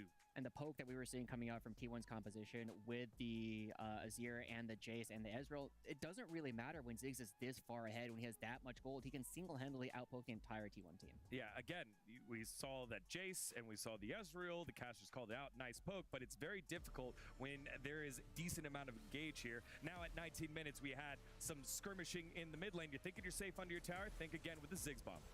Honestly, I was kind of surprised that Team Liquid was able to find all of these kills. This looks like T1 making those classic plays where they try and find any advantage that they can, but Team Liquid is just around the corner ready to punish them. Yeah, I mean, this kind of looks like what Gen G was doing from behind in Game 2 up against Top Esports, where they're like floundering, they know they're behind, they're trying desperately to make plays. Guma in this game mostly invisible, and in that moment he's like, all right, I've got a moment, I have to punish the Zeri, but it ends up just being another death for him, and Team Liquid getting even further ahead. And then from there, we fight over on the top side of the map by Baron. T1 make that desperation call that a lot of teams do to bait out a fight, but again, you got a Ziggs that has huge AoE, you've got the AoE stun by Impact, and this is the resulting fight. And I'm not gonna lie, I was a little bit frustrated that was T1 that was the one who actually started up the Baron after Team Liquid had so much time to go for it, and this fight, I was very worried about it. Of all this, we got to see that Jan ends up getting caught out by Faker, and then towards the end of it, the fact that APA lives with a sliver of HP after face-checking this Jace really gives the lack of gold, no shutdowns going over to T1 that they could potentially mount a comeback with. Yeah, it definitely still felt like TL weren't super clean, super confident in their victory, but it was safe and sure that got the job done. So, you know, it is what it is. It took forever to take the Baron. It was eventually T1 that had to start the Baron for them, but TL, I mean, they still won. They still punished it. They were still ahead for the majority of this game. Yeah, very, very close margins, including that last little bit there, APA on 1 HP. I was screaming here in the studio. Everyone around here over at Studio Village definitely heard us here. Now, you all at home voted earlier for our STC predictions. Obviously, a very heavy T1-sided vote. So now I ask my analysts here. Are we sticking with our votes here, or are we changing it up? I think that was a full time to release the copium. We got to see Team Liquid take the first game off of this. They did it in a classic Team Liquid style. They got every single pick that they wanted, and we have been seeing that, well, LPL has had great meta reads so far, and NA has also come out with some things big here, too. I'm looking at Team Liquid to take this series. Valdez? I think T1's still going to take... I still have to stay with them. I think they are very reliable. And one thing I want to see is Ziggs get banned because they didn't really seem to have a good meta, well, draft read, I should say, in this first game about how to deal with it exactly. And they let it just go over. They didn't respect it at all. They should know that APA is fantastic at this pick. I think you just take it away and you move on with a more balanced draft for games 2 and 3. Yeah, part of me wonders, again, what will the answer be? We did see focus in the bans in the mid lane. However, APA able to get his comfort champ, and the team was able to play around it. Game number 2, will it be the decisive one for Team Liquid to win against T1? Historic victory, or will T1 battle it back and force us to a sudden death? We'll find out after this short break.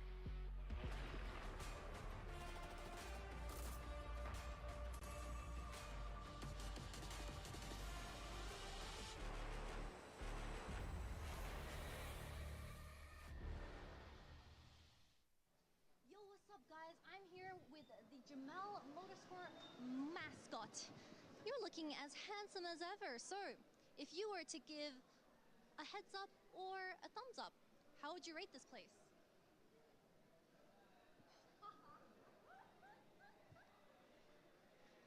Let's take you guys on a tour on what you can do in this recreational area. So for here, there's gaming chairs with connected controllers that emulates being on a race car itself.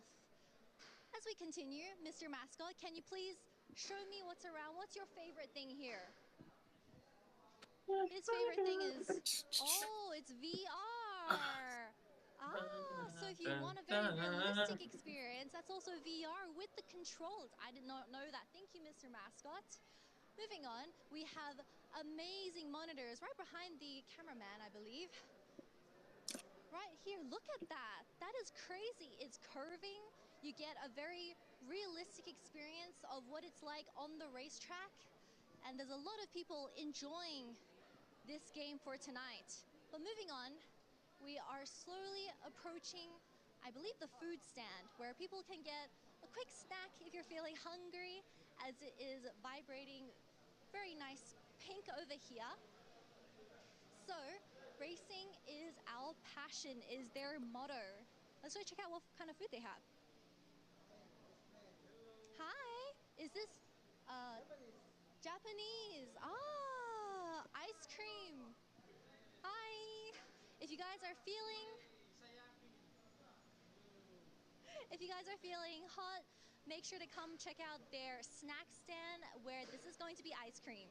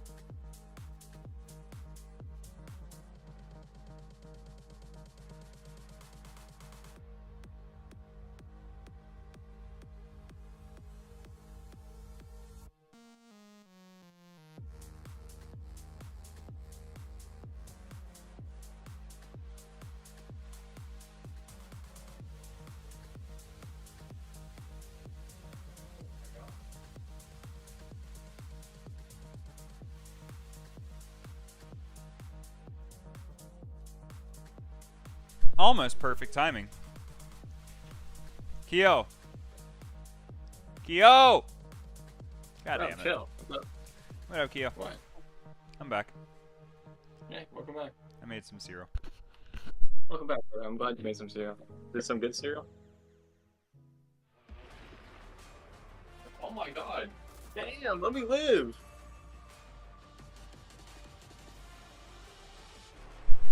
It's the OG. It's Honey Nut Cheerios. Welcome back, ladies and gentlemen, to EWC. I'm Atlas. What up, Faker? We're getting ready for game number 2. Faker does not look happy to be there. Not that he's mad that he lost. He just looks pissed off that he had to go to this thing. Dude, he's not pissed off that he had to go to this thing. That is not what I need to say. What I need to say is, can the LCK stay in the Okay, tournament? I'm actually gonna I'm gonna call you in the car, okay, man?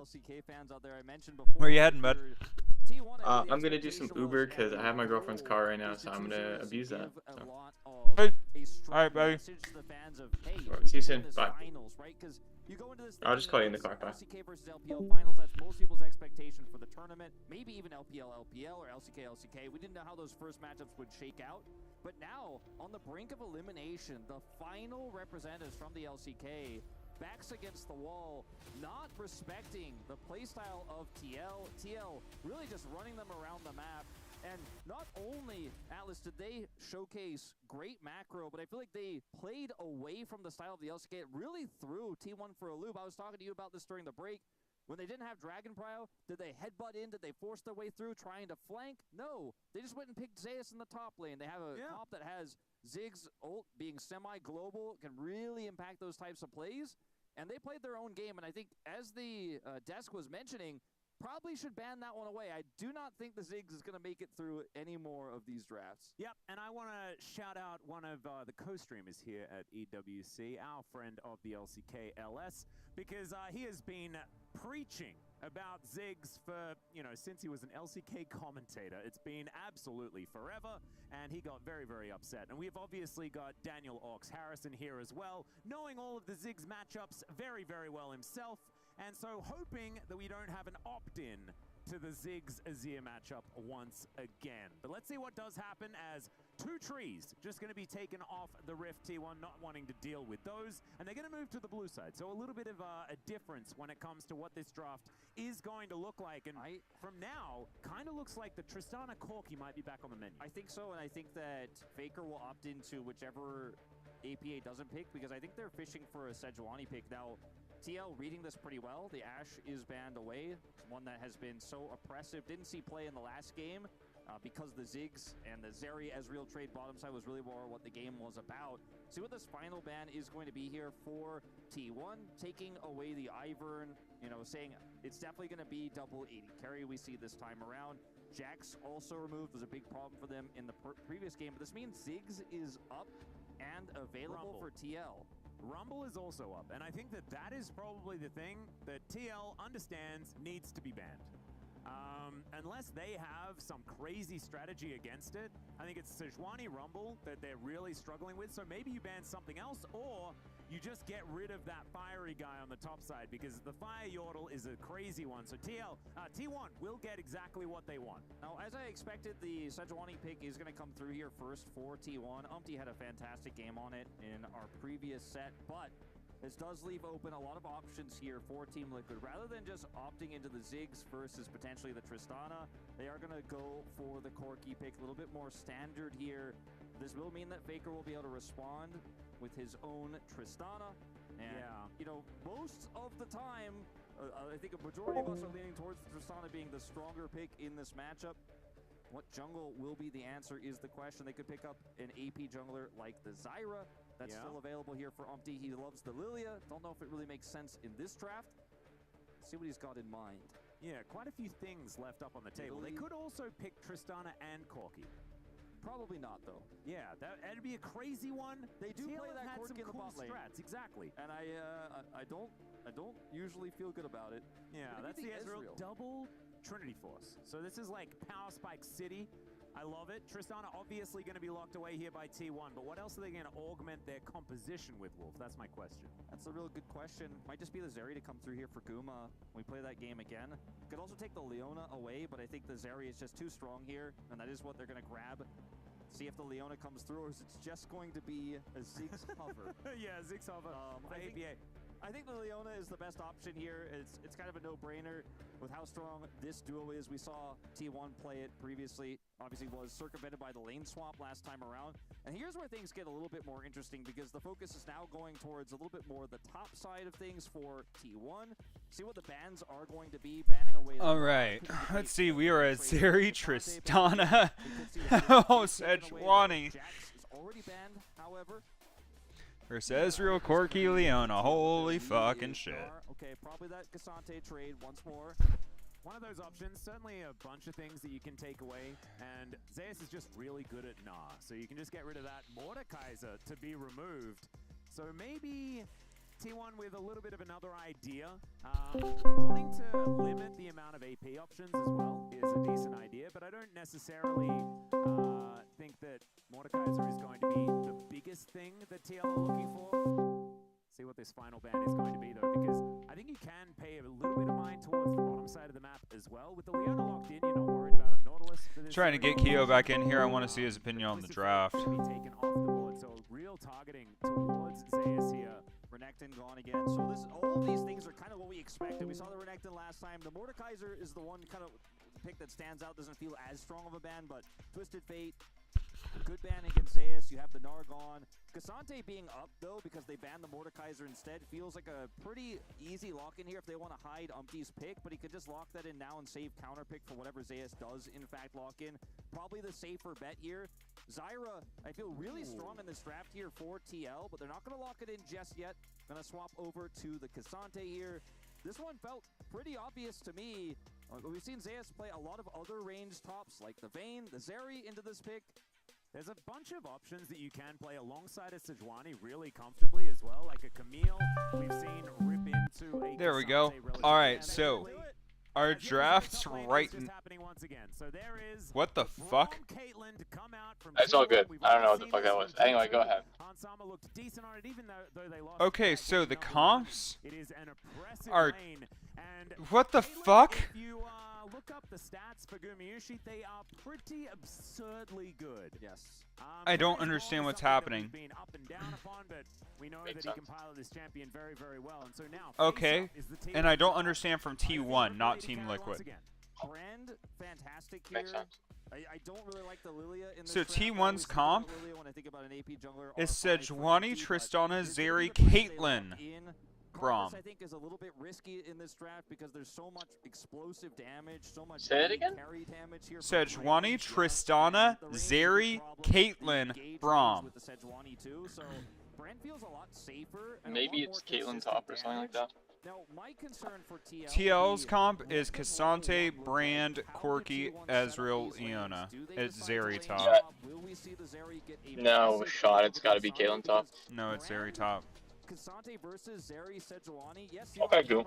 Okay, Zeus, let's see what you got. Finicky 2v2 there in the top side if not played correctly. Yes, you have a ton of damage output as the Brand, but I mean, so I've actually seen Drew2 play that matchup a couple of times because, you know, he's just that guy. He loved playing Zeri on release. I don't know how good Zeri is nowadays, honestly, but the matchup's fun. At a certain point, though, Cassante becomes, like, unmovable.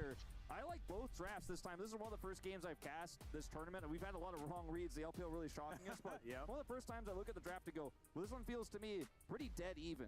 Yeah, it's a little bit more even than what we have. The casters is saying the draft is dead even, and I'm like, I don't understand. I bet Mario said he thinks TL is gonna win. To see the fist bumps there from Tom Roach and I mean, I think TL will win the series for sure. See whether TL, You think TL's gonna win the series?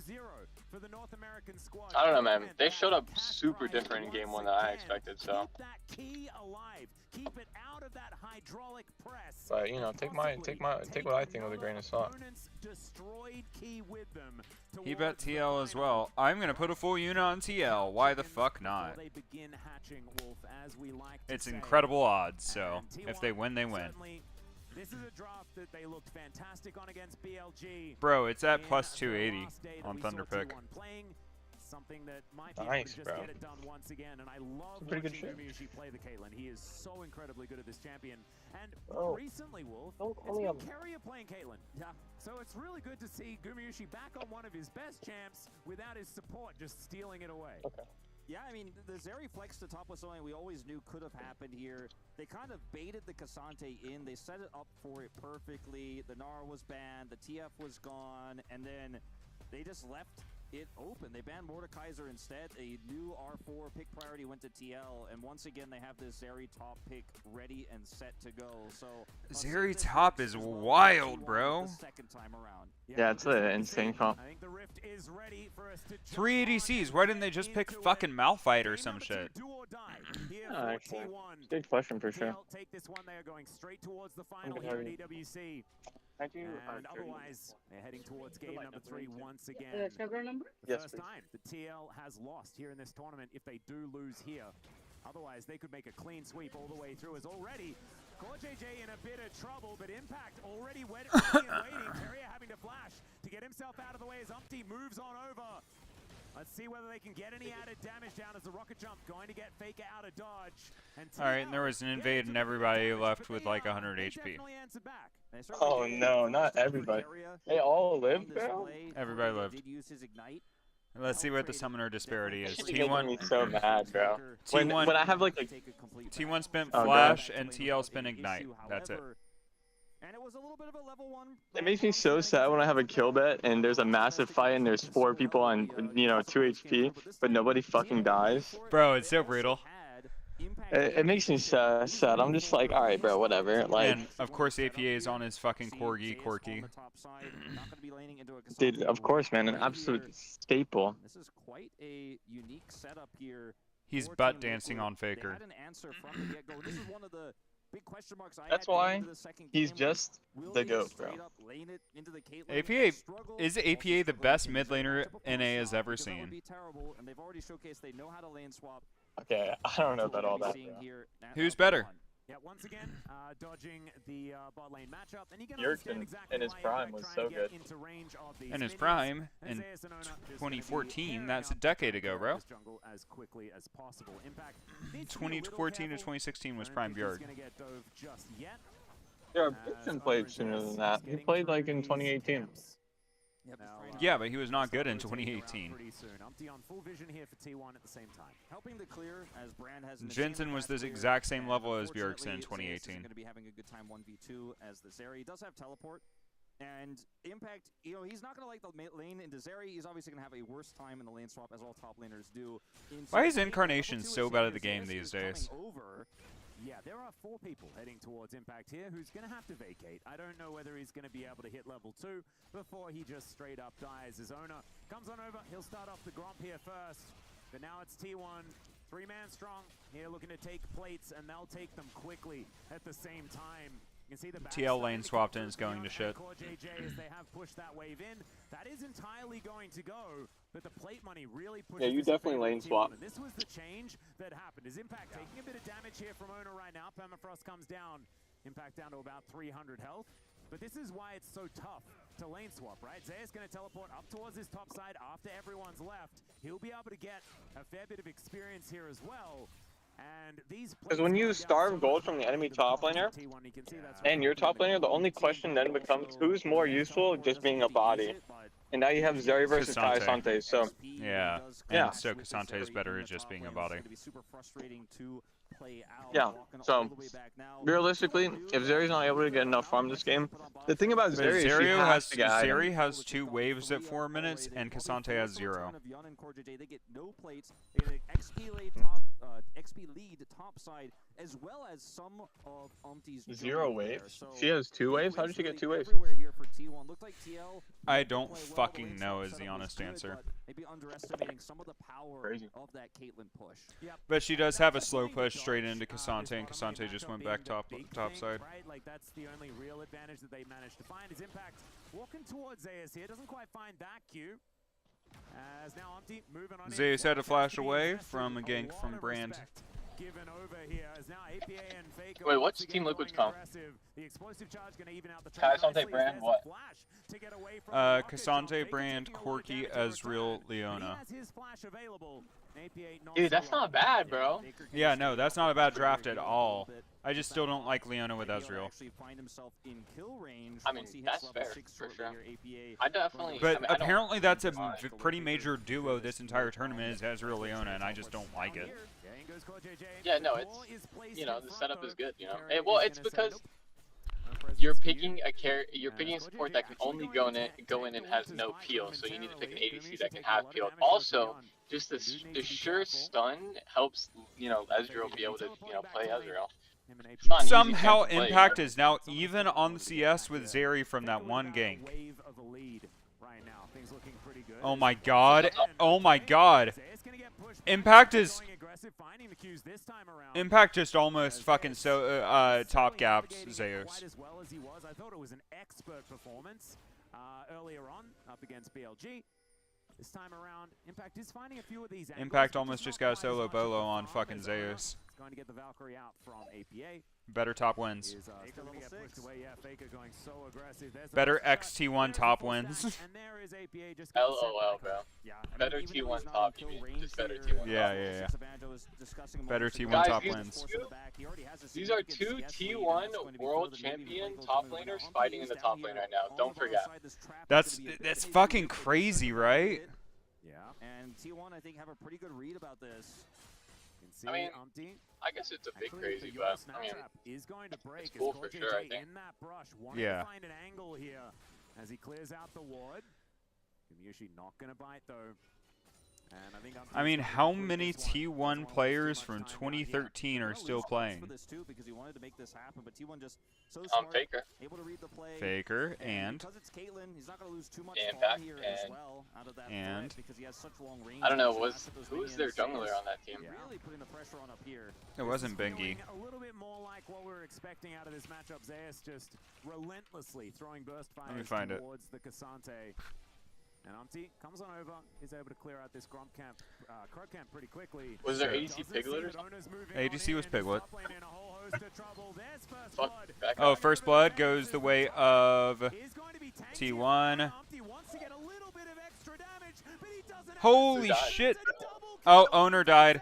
Zeri got a double kill on Impact Umti, but Impact has teleport. Zeus doesn't, so he goes back to lane immediately, and Umti was able to pick up owner. So Zeri got first blood and another kill? Yep. GG. Well, top lane's fucked, yeah. Not quite able to put that pressure back on just yet. They know most likely, I mean, was dead, so Core JJ is also unless Impact can hold the wave right there and then freeze it and then stun lock him. But if Zeri gets a crash, it's probably just grab. I can't see the game right now, so I'm only speculating. Yeah. Okay, yeah, it was Bengi. I was right. Who's their support? Wolf? Pumandu. Who? Pumandu. I remember Pumandu. He was a big Zeri player. Not Zeri. What the fuck am I? What's her name?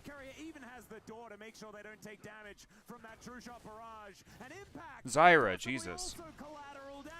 Okay, T1 wins. T1 wins. They're 3K up. They just got a fucking triple kill. Oh, well, that does not seem good for Team Liquid. Tristana just got a kill. Actually, it was only one kill. It was Tristana killed, but they ended up 2K up off of it. They definitely have a comp where you have to be ahead to win, so see if they keep it up. I definitely have faith in them to keep it up. Oh!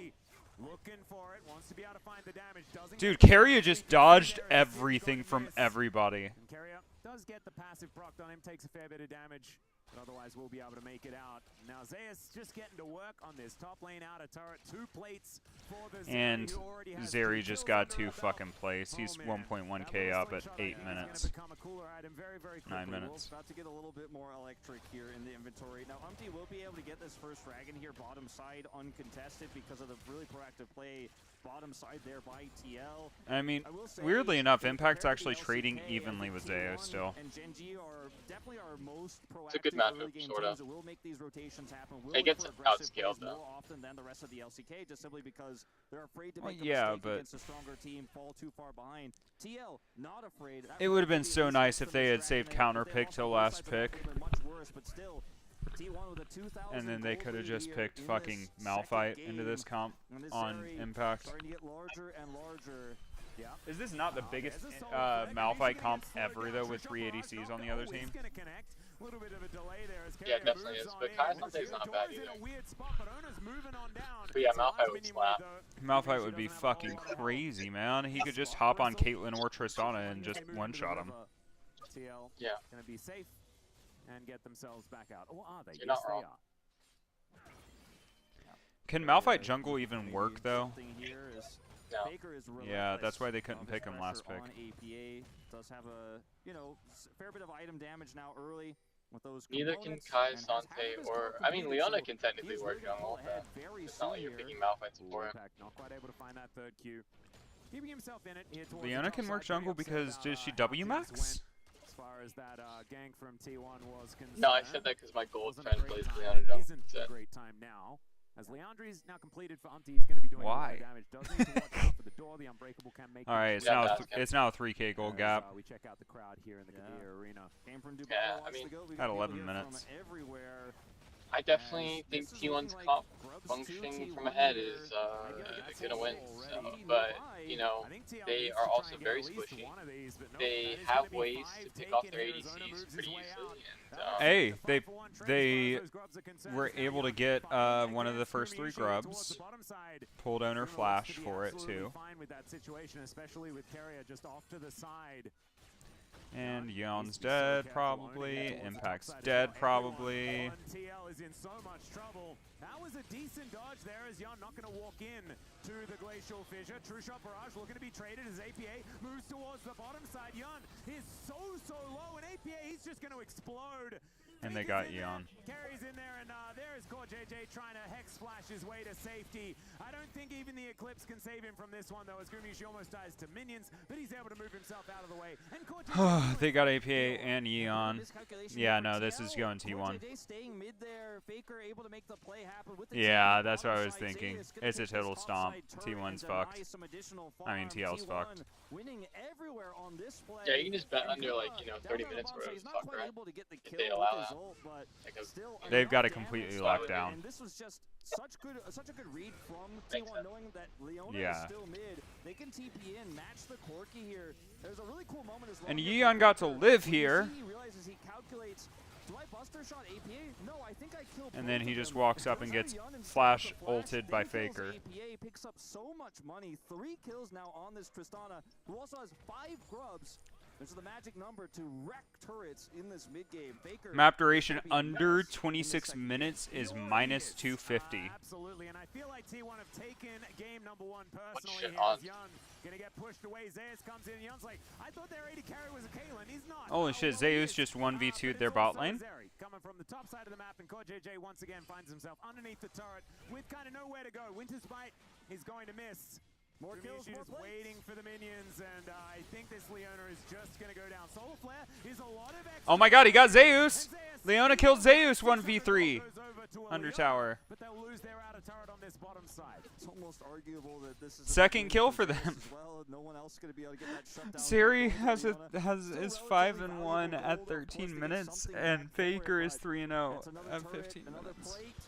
And T1 in full control right now. You can see him sounds right to me, man. Top side is Shadow, but Yun's in trouble. Yun is just gonna get and Eon just died under the inner tower. Able to give a good old thumbs up before that one is now T1 to try and counteract the play. Let's see whether Impact can find anything. The all-out does go down onto Ona, as the ultimate from Carrier is pretty good there as well to keep them at bay. Impact and Carrier just 1v1'd Impact, bro. Firing shot after shot into the back sucks for him. APA moving over though. Let's see whether this Corgi is going to be enough to be the difference maker. And the answer is probably not yet. T1 just walk it off. And he didn't die. I mean, this is a bit of a, Jesus Christ. It's a tough call to make for Impact, because if he stays topside, he gets an additional. Who's Carrier playing? He's able to maybe get some gold out of it, but he commits his TP. That's crazy. Ain't no way. You gonna drop the food off at somebody's door? No, I'm here to pick it up. Some nice ass floors. With a pushback though, looks like they'll be able to secure their second Drake of the game. We'll see what soul it is. I've seen you. Take a big comeback in this one for yeah, TL. you would Bring us to the 2-0 win, the upset completion. It's Infernal, so at least, you know, extremely valuable soul. They've got a 2-dragon lead on, but I don't know if this is going to be the last dragon they take in this game or not. I'm kind of leaning that way because there's just no map control whatsoever. 6.5, 7k down. They are now 7k down at 14 minutes. They could do no wrong with this lead. Certainly feeling like we're getting angry T1. I feel like we got angry G2 yesterday after dropping the first game to FlyQuest. Angry T1 are certainly out here in game number 2. Enchiladas. This is immaculate gameplay. This is what we were expecting from the world champions. You know, in game 1, I mean, what we're expecting in a grand scale, but they did just lose to KT, so there needs to be some caveats. But after taking down BLG, it's definitely good. No, true. I mean, in game 1, it was TL game to play their game, their playstyle, their game plan. T1 had to react. This time it's T1 playing their game plan, their playstyle. The Zeri top flex, Guma's Caitlyn, excellent handling of the lane swaps, good map movements all around. You can see the gold lead reflected here. That's a lot of 80 carries with a lot of money, Wolf. Yeah, it's 3 of them at the Bro, top these of people the are charts. so lazy. He just Uber Eats and he lives a mile away, bro. Go walk here. Dude, 3 ADCs, bro. 3 ADCs have the most money in the game. Zeus, then Faker, then Gumiushi, then Owner, then Umpty, APA, Yeon, Impact. Against BLG. Damn. Honestly, I thought you were gonna say Carrier, and I was gonna be like, holy fuck, so doomed. No, Carrier is the second to last gold in the game. Carrier has more than Core JJ. That's it. Try and catch them Good. unawares with this At least support is not that broken, guys. Haha. At least not in the anywhere outside of the LPL. True. And the brand is still lurking. Now going to be following these minions forward. Can this flank angle actually work out as Jan has to get himself out of the way? Teleport. Supporting the LPL is just stinging me hard, bro. Oh, they picked Zeus. They picked Zeus. It went on Umpty. Talking about there, Wolf, because that could have been a much larger shutdown if it hadn't already gone over the core. True, but it's still a big kill here onto this area. Oh. He's going to dive into 3 people.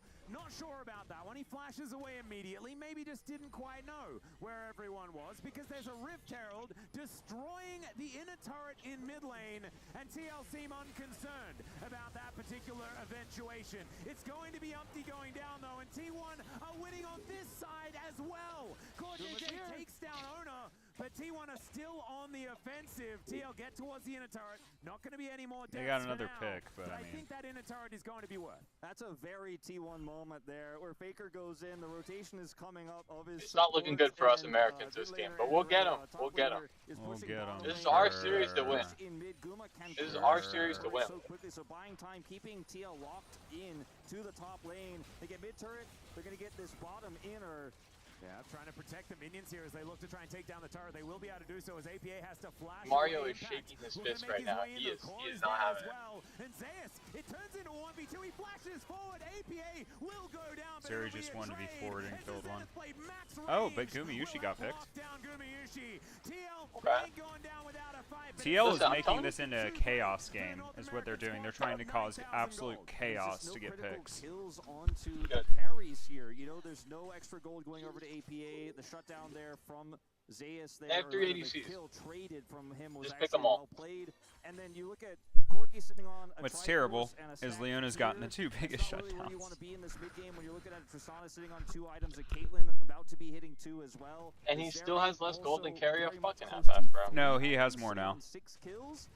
And so yes, you got some shutdown gold. Yes, you got some He kills has back, and more it's gold. Not just TL going quietly into that good night, but at the end of the day, this Tristana with 5 grubs, we talk so much about this. It is This now tournament in the 6 LCK, towers to ever 0. regionally, in every domestic league, this Tristana can be such a problem. Baron hasn't even and she spawned yet, certainly bro. is. Zeus knows he is doomed here. Yeah. They're back in the game. Well, I don't know, Mario. I think 6 towers to 0 is not back in the game unless they get fucking Soul. Soul and Baron, and they might be back in the game. It's 11 kills to 6. They got 2 Drakes. And T1 has 0. It's 19 minutes. This is the problem here for TL is if the shutdowns were on the right champions, if the kills went over, maybe you could see a world. Area might be able to find an opportunity here as the Glacial Fissure comes down. Doesn't really do too much there as it's eaten by impact. And now CoreJJ taking a lot of Did you hear that, or is that just me? That's just you. Okay, good. He'll have the door back and he'll be able to protect the go to the mid lane. In the meantime, Erner's looking to 1v1 Jan, who does have the cleanse available for the Glacial Prison. But the fact that Erner can kind of walk in front of 3 people. And Zeri just killed a bot inhib tower at 1945. The bot inhibitor. How far T1 are in the lead. Yeah, and we talk about Zeri's They're ability 10k to at fluctuate 19 minutes, sometimes with but honestly either that's getting a slowed kill down. in the mid lane, and it's like, okay, AD carry's gonna maybe get some extra T1 play got points Drake that 3, early on mid, which or, is Drake okay, 1 maybe for gonna them. grab an early turret because you can hurt Oh my god, T1's trying to, TL's trying to rush down Baron. They have no damage, bro. They have no damage. T1. Yeah, they don't have enough damage. What? Yeah, now CoreJJ actually gonna get tagged by the Winters. That's a T1 classic, bro. He does have the rocket jump. He kind of learned from what happened last time around, though. Doesn't want to dive in on top of 3 people. And T1, they do exactly what they want, right? They get them off the Baron, stop that from being traded potentially. Stop the Baron, that's it. TL to go Fucking back. And so carry a solo stop the Baron, by the way. anything from this play, we're approaching 10,000 gold. Smile. The lead for T1. And they're going to start stacking. It could be a 4 stack of Infernal Drakes if this game goes that long. I don't know if we're setting up for a game that long with a 10,000 gold lead, but you know what? It certainly could. That's an extra backup plan, you know, potentially. Maybe they'll kill the Nexus first, but after they kill the Nexus, they'll go back and they'll kill the rest of the dragons. Yeah, they'll just not press continue and go back to the post-game screen. Do you want to keep playing? Yes, please. Faker just we've all been in that teleported situation, top. you know, you feel like you've got such a great run going that even though the game's kind of over, you want to play with those cool items. If TL wins this game, they are now considered the crown champions of playing from behind over T1. Definitely, there's enough damage here for T1 to No, I just think T1's comp requires legitimately 0 mistakes. They have also this Caitlyn trap. Really tough for TL to close the gap. They're not going to That's how I feel about it, at least. I mean, I agree. in mid and continue to push. I mean, they've made plenty of mistakes over the course of the last 10 minutes, but Clear and started up again. Yep, Look at the Caitlyn traps now. All of the traps just going to be lining the choke as teleport actually going to be invested here from Zeus. So T1. Zeus just TP top. They're all coming top. It's a Baron fight. Baron's at 6k, 5k, 4k, 3k, 2k. Let's see whether the general can be the hero. He flashes through, but he's unable to lock it down. And now T1 are going to get there. T1 got Baron. The brand is being taken out. CoreJJ so low, but there's Wait, holy shit! TL just wiped them for the post-Baron fight. Completely wiped them. GG. No, guys, this is what happens. Zeus lived. Zeus lived, and Umpty died. Is just so fragile in these moments, and yes, you get the Baron here, but They got Baron, but lost 4. Coming into the fight, they have a Leona pushing through, got over the trap wall there, and was able to close the gap, and then T1 are kind of trapped there. They win the 50-50. I mean, it's practically a 50-50 in this case. Umpty's not quite able to steal it, but they Holy can win the shit. ensuing fight. I did laugh. I did laugh, Mario. You're right. You called my ass out. The gold lead here, but these types of fights, if you can win a few of these, maybe TL could get back into this game. As you see CoreJJ. What do you mean? You laughed? I laughed when he said that TL got is back in the game. No, TL's always been in the game. Their comp is way, like, even when they were down 3k at 11 minutes, I was like, okay, we'll see. Like, their comp has to be played legitimately perfect. They have 3 ADCs. Like, they have so much damage on Team Liquid side. Bro, too, Brand did 5k damage in that fight almost. Yeah, Brand is fucking disgusting, and they have no HP bars on their ADCs. Like, playing ADC versus Brand is like so, like, it just sucks, bro. Where? Standing stalwart in that front line. T1 just going to get these waves in order, though. The one last Baron circling around Zeus here. Now imagine, you know, 60% of your team is ADCs, you know, it's like, fucking, how do you play? Just gonna run circles around TL here. Brand presses, he sneezes on you, he presses E, W, and then one person gets hit by Q and you're just fucking gone, by the way. Like, you get sneezed on, you're dead. Or at least, like, you know, 70% of your HP is gone, you have Ezreal fucking Corki, like, and then you have Kai Sante and Leona. Wait, Zeri just flashed into 4 people and insta-died. Yep. Game's probably over. For TL? No, for T1. Oh my god, TL's gonna win! Yeah. Did you not think they were gonna win? Yeah, let's see if Yun can catch Faker here. No, I didn't. Bro, this whole time, I thought they were gonna win. The moment you said Zeri top, I was like, oh, okay, probably over. Like, dude, I've been saying it, like, there's no way that their comp is playable. You can really start to feel the lack of a true frontline here for T1. As Kiyo, when he's got the door, he's a frontline, but when it's on cooldown, it gets a little bit tougher. Owner's isolated here by Impact on the other side, and there just isn't the same amount of consistent damage here to deal with Impact, even when you have 380 carries. Once Guma jumps in and makes interesting decision there, let's say, the damage output, unfortunately, to break through this Cassante is just not there. And that's the trade-off. Yeah, you have 380 carries, so yeah, maybe you can toss one in. Can't toss me, don't for me. Frontline. Randuin's is done. He's got Warden's Mail as well. He's so incredibly tanky. And I think T1 still massively in the lead. And the next engage. I would agree. I think TL are also going to get a little bit more scary as this game goes on, right? Because we haven't really spoken about the damage profile because the game kind of went completely out the window very early on. So items weren't necessarily a relevant thing. However, you mentioned the amount of armor that Impact's building. You can also see a Warden Mail being picked up. Danny. Yeah. Say it with me, are you ready? Yeah. North America! North NA. America! NA. What is it? What is the TL chant? We're so fucking bad!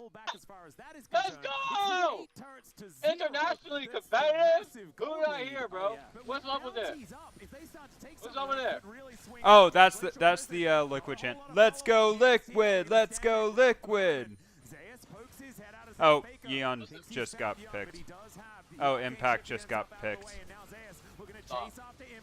Umti just got picked. I take it all back. All separately. I take it all back. Uh,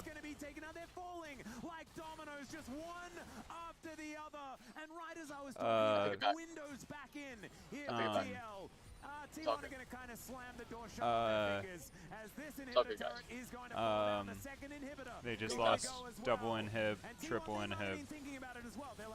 Oh, they lost triple inhib. Okay, yeah. Alright, cool. Alright, well, yeah. This is why we never chant North America's name at an international tournament, guys. Just in case anyone we're going to game 3 at least. Okay. Well, no, they're leaving the base. They're leaving the base. They still have with triple inhib. Opportunity here. 45 seconds until this next Baron spawns. I'm so happy. Oh, my Thunder pick just cashed out in the negative. Plus the bounties they'll pick up. I mean, well, the gold lead will actually swing. GG's. It's rare to see what can you do? Even discuss the possibility of like a 10,000 gold. It's fun. Did we even want to win? No. Now that's the hard part. That's the tricky part. 3 inhibitors down. What is the point of having Everything hope? I said was a lie, and you know, it's all good. What is the point of having hope in NA? There isn't. I'm not on the stage yet, so there's no hope for North America. Not until you're up there with Surdy on the other team. Jesus Christ, yeah. Fuck that guy. Why? No, I'm just kidding. Besides, I'm a Kazakhs player now anyway, it doesn't matter. You're a Kazakhs player, maybe in silver. Yeah. Oh no, I'm gonna pick this up this order. Oh, it's another Baron fight. Not so bad. This is not the fight they really want to take, and they don't have to, because there are super minions that will win the game. The minions are doing their job, and this is putting TL between, as we like to say in the LCK, between a rock and a hard place. You're gonna either have to defend your base, but you gotta stop this Baron. You can't do both. Yep. And it's a very precious rock and a purple place in this game, Wolf. That's where they find themselves. And T1, they kind of want to win a fight. Is Carrier going to go down first? There is the passive being procced, but look at this. I mean, Zeus is just in there. Impact goes all Zeus is ending the game while they're doing the Baron fight. Out of there. Yeah, there he goes. Explodes in a fiery explosion of cinders. GG. That is going to be the second Zeus just solo ended. Going down, but it's 1 apiece after game number 2.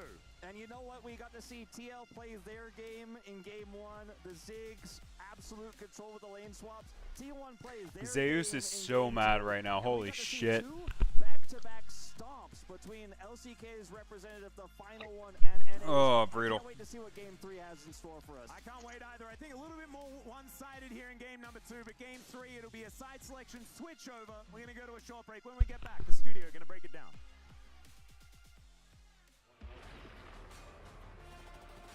Bro, I'm actually going to do something I don't ever do. I'm actually going to put up money on TL. Oh. For the series. What are you going to do? Put money on TL for the series because they're back to blue side. And Team Liquid we trust. Can they just pick Ziggs again, bro? Holy shit. No, T1's been banning.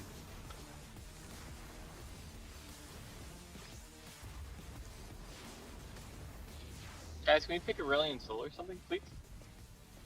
Dude, Soul would go hard. Piensas me. Should I put a full unit, a half unit, or a quarter unit on TL to win? Listen, man, I'm not gonna tell you what to do. Mario gonna tell you to put 2 units. Heard, I'm all inning on it. Me personally, I'm a believer. I'm a believer. Listen, man. I think there's a chance. We're gonna have to see. We just gonna have to see, man.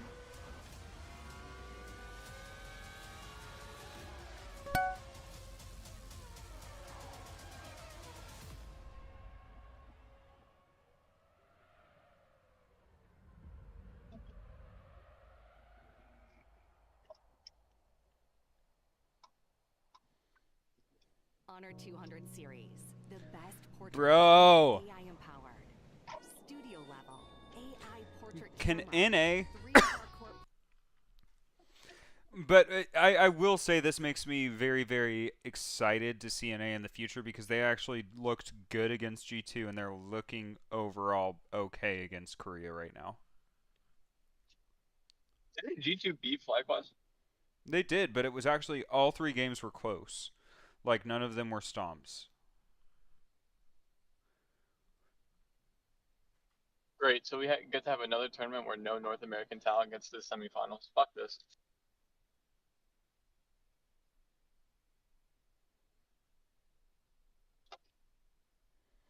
No, this is semifinals.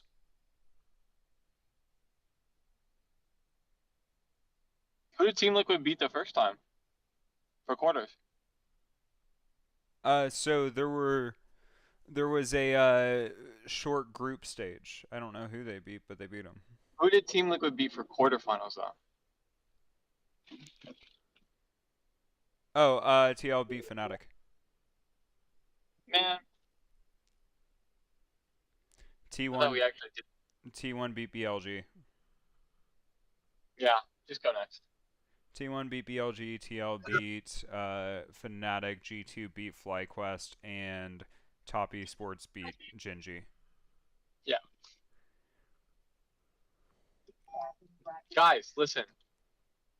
Team Liquid, if you guys can beat T1, all we have to do is maybe face Top Esports. And Top Esports is definitely beatable. And yeah, and even Genji, I mean not Genji, G2. G2's beatable as hell too, guys. So let's really tap in. I would love to see this tournament turn into 2019 MSI or whenever that was. Was that 2021 or 2019? Yeah, who win it, bro? We all missed that. Those are better days. When when it was G2 versus it was Team Liquid, wasn't it? Yeah, that was the finals, yes. Or was it Cloud9? No, it was Team Liquid. So, can we get another Team Liquid G2 finals at an international tournament, please? Wait, would that be the first time that the same 2 teams met at an international tournament? No. Because in finals. No, so many people have met in finals over and over again. No, it's only been 1 team. Or 2 teams. No. It's been the only team that has done that is RNG versus T1.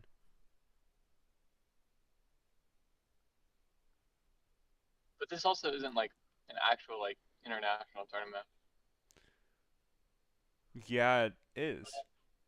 No, it's a best. It's like there is no double elimination. It's best of ones. So is a lot of MSI, or MSI in the past. Yeah, the past MSI, which did suck. No, that was the year that G2 and Team Liquid met. It's not best of ones. It's still series. It's still single, no, it's not that it's best single elims. Yeah, that's what I'm saying. I did really like the Worlds tournament format last year, actually.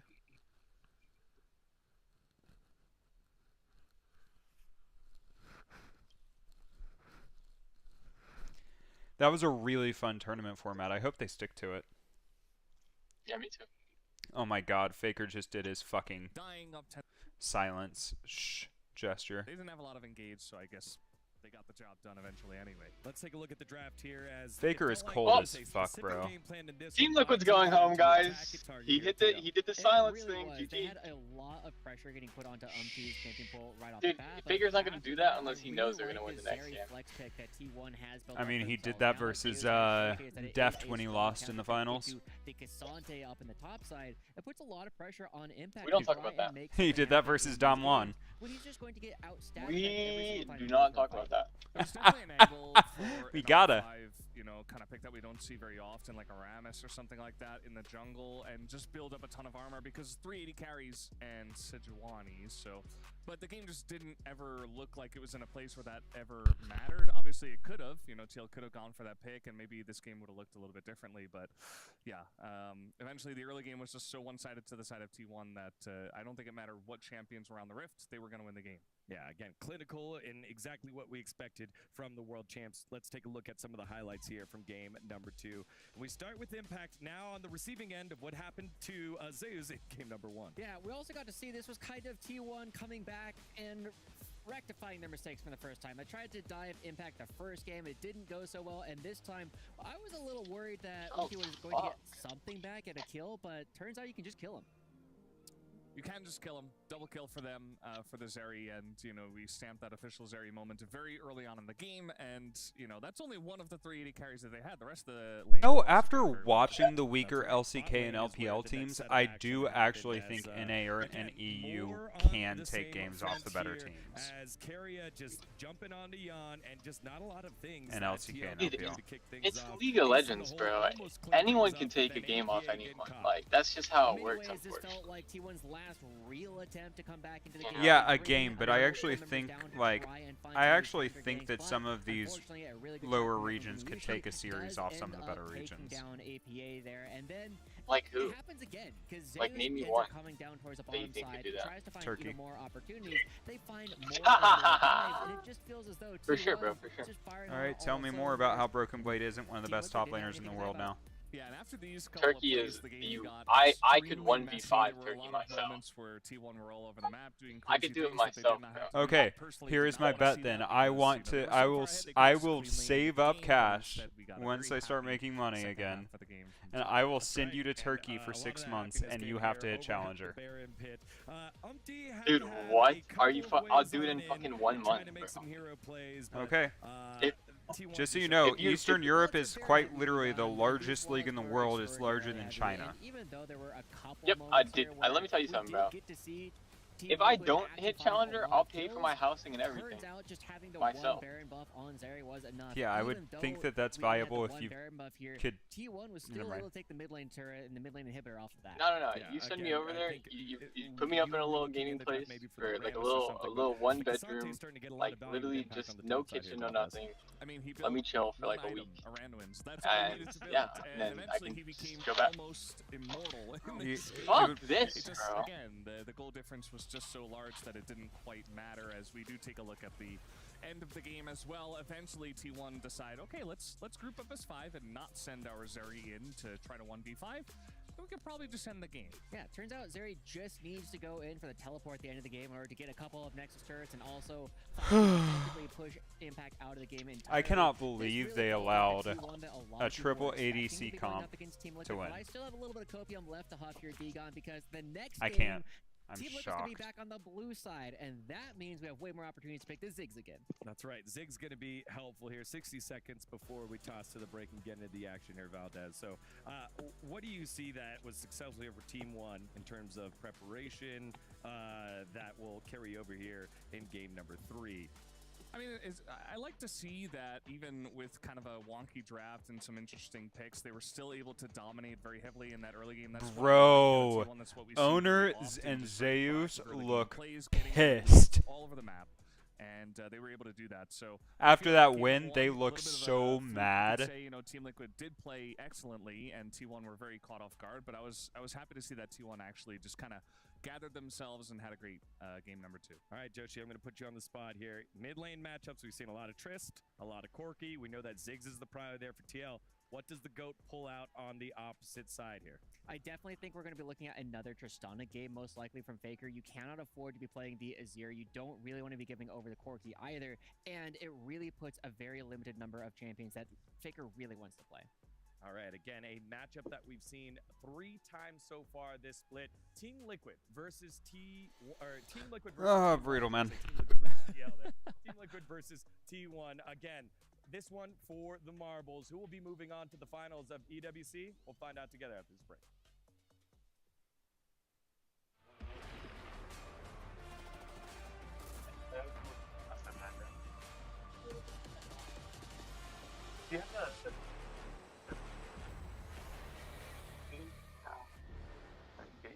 Sorry,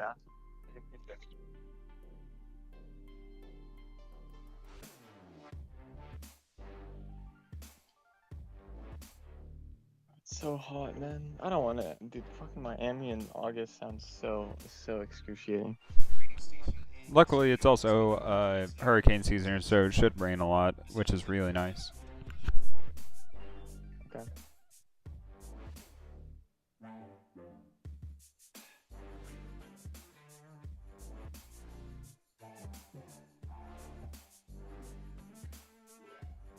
Piensas mí, llora por mí.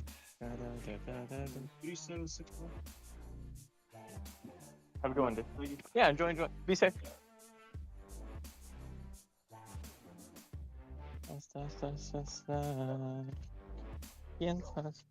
Alright, guys. Can Team Liquid give us an international win, please, versus the reigning world champion? Can North America have a chance internationally? Put your votes in the chat now. Do we got it? Is it easy peasy, or is...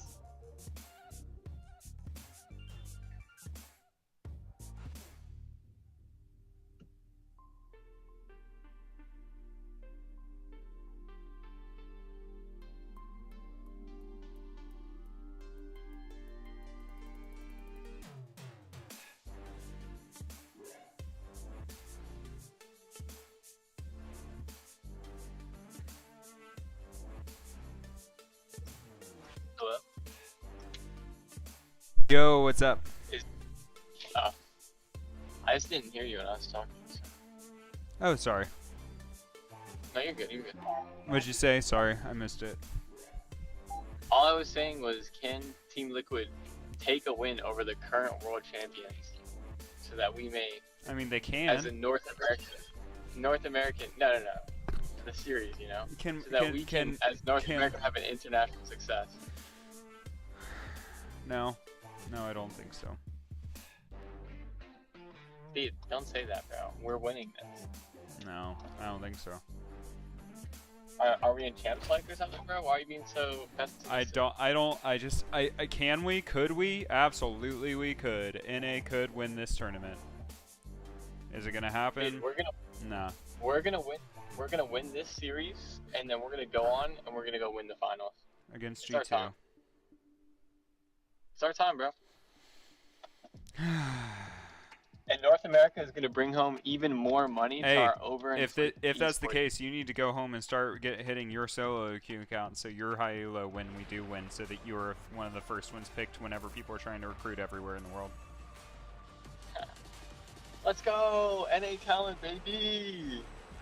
And if NA talent looks like the best in the world, you better hop on that train. Especially if they beat Faker and then Caps to get there. Yeah, well, until solo queue starts paying my fucking bills, I think I'm gonna DoorDash while I can. Well, I'll have tons of time to play video games when I move out, but right now I don't. Fair. Yeah, don't get me wrong, bro. I really want to. So that's why I've been playing on your account, son, Russ. But remember when we did Battle Chance a few days ago? All right, I believe I'm in the T1 section right now. Can I get a T1? It's being able to figure out. I swear to God, one of the best things that you can do in League is figuring out who is going to be meta that doesn't get nerfed, and then hold on to that and master it for the split. Yeah, for sure. And that's why I'm playing Tristana.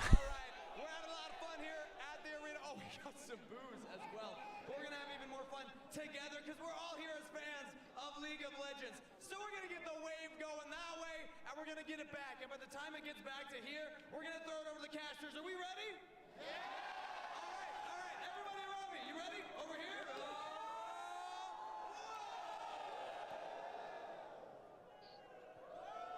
That died so hard.